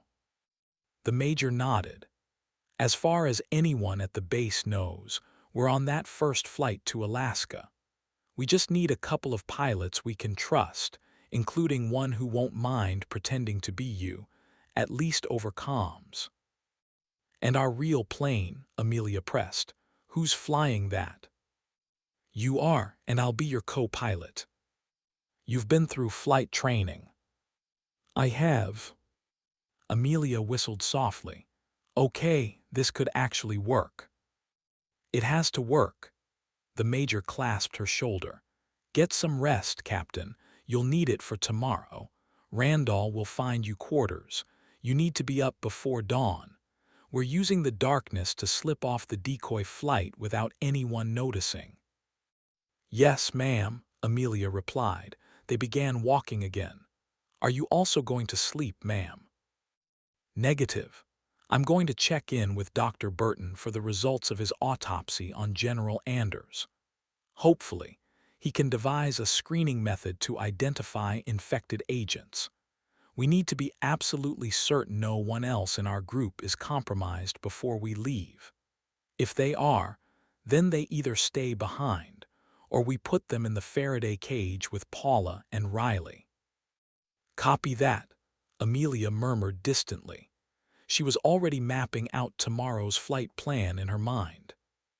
Despite the revelation that they couldn't trust anyone, infected or not, the Major still hadn't given up.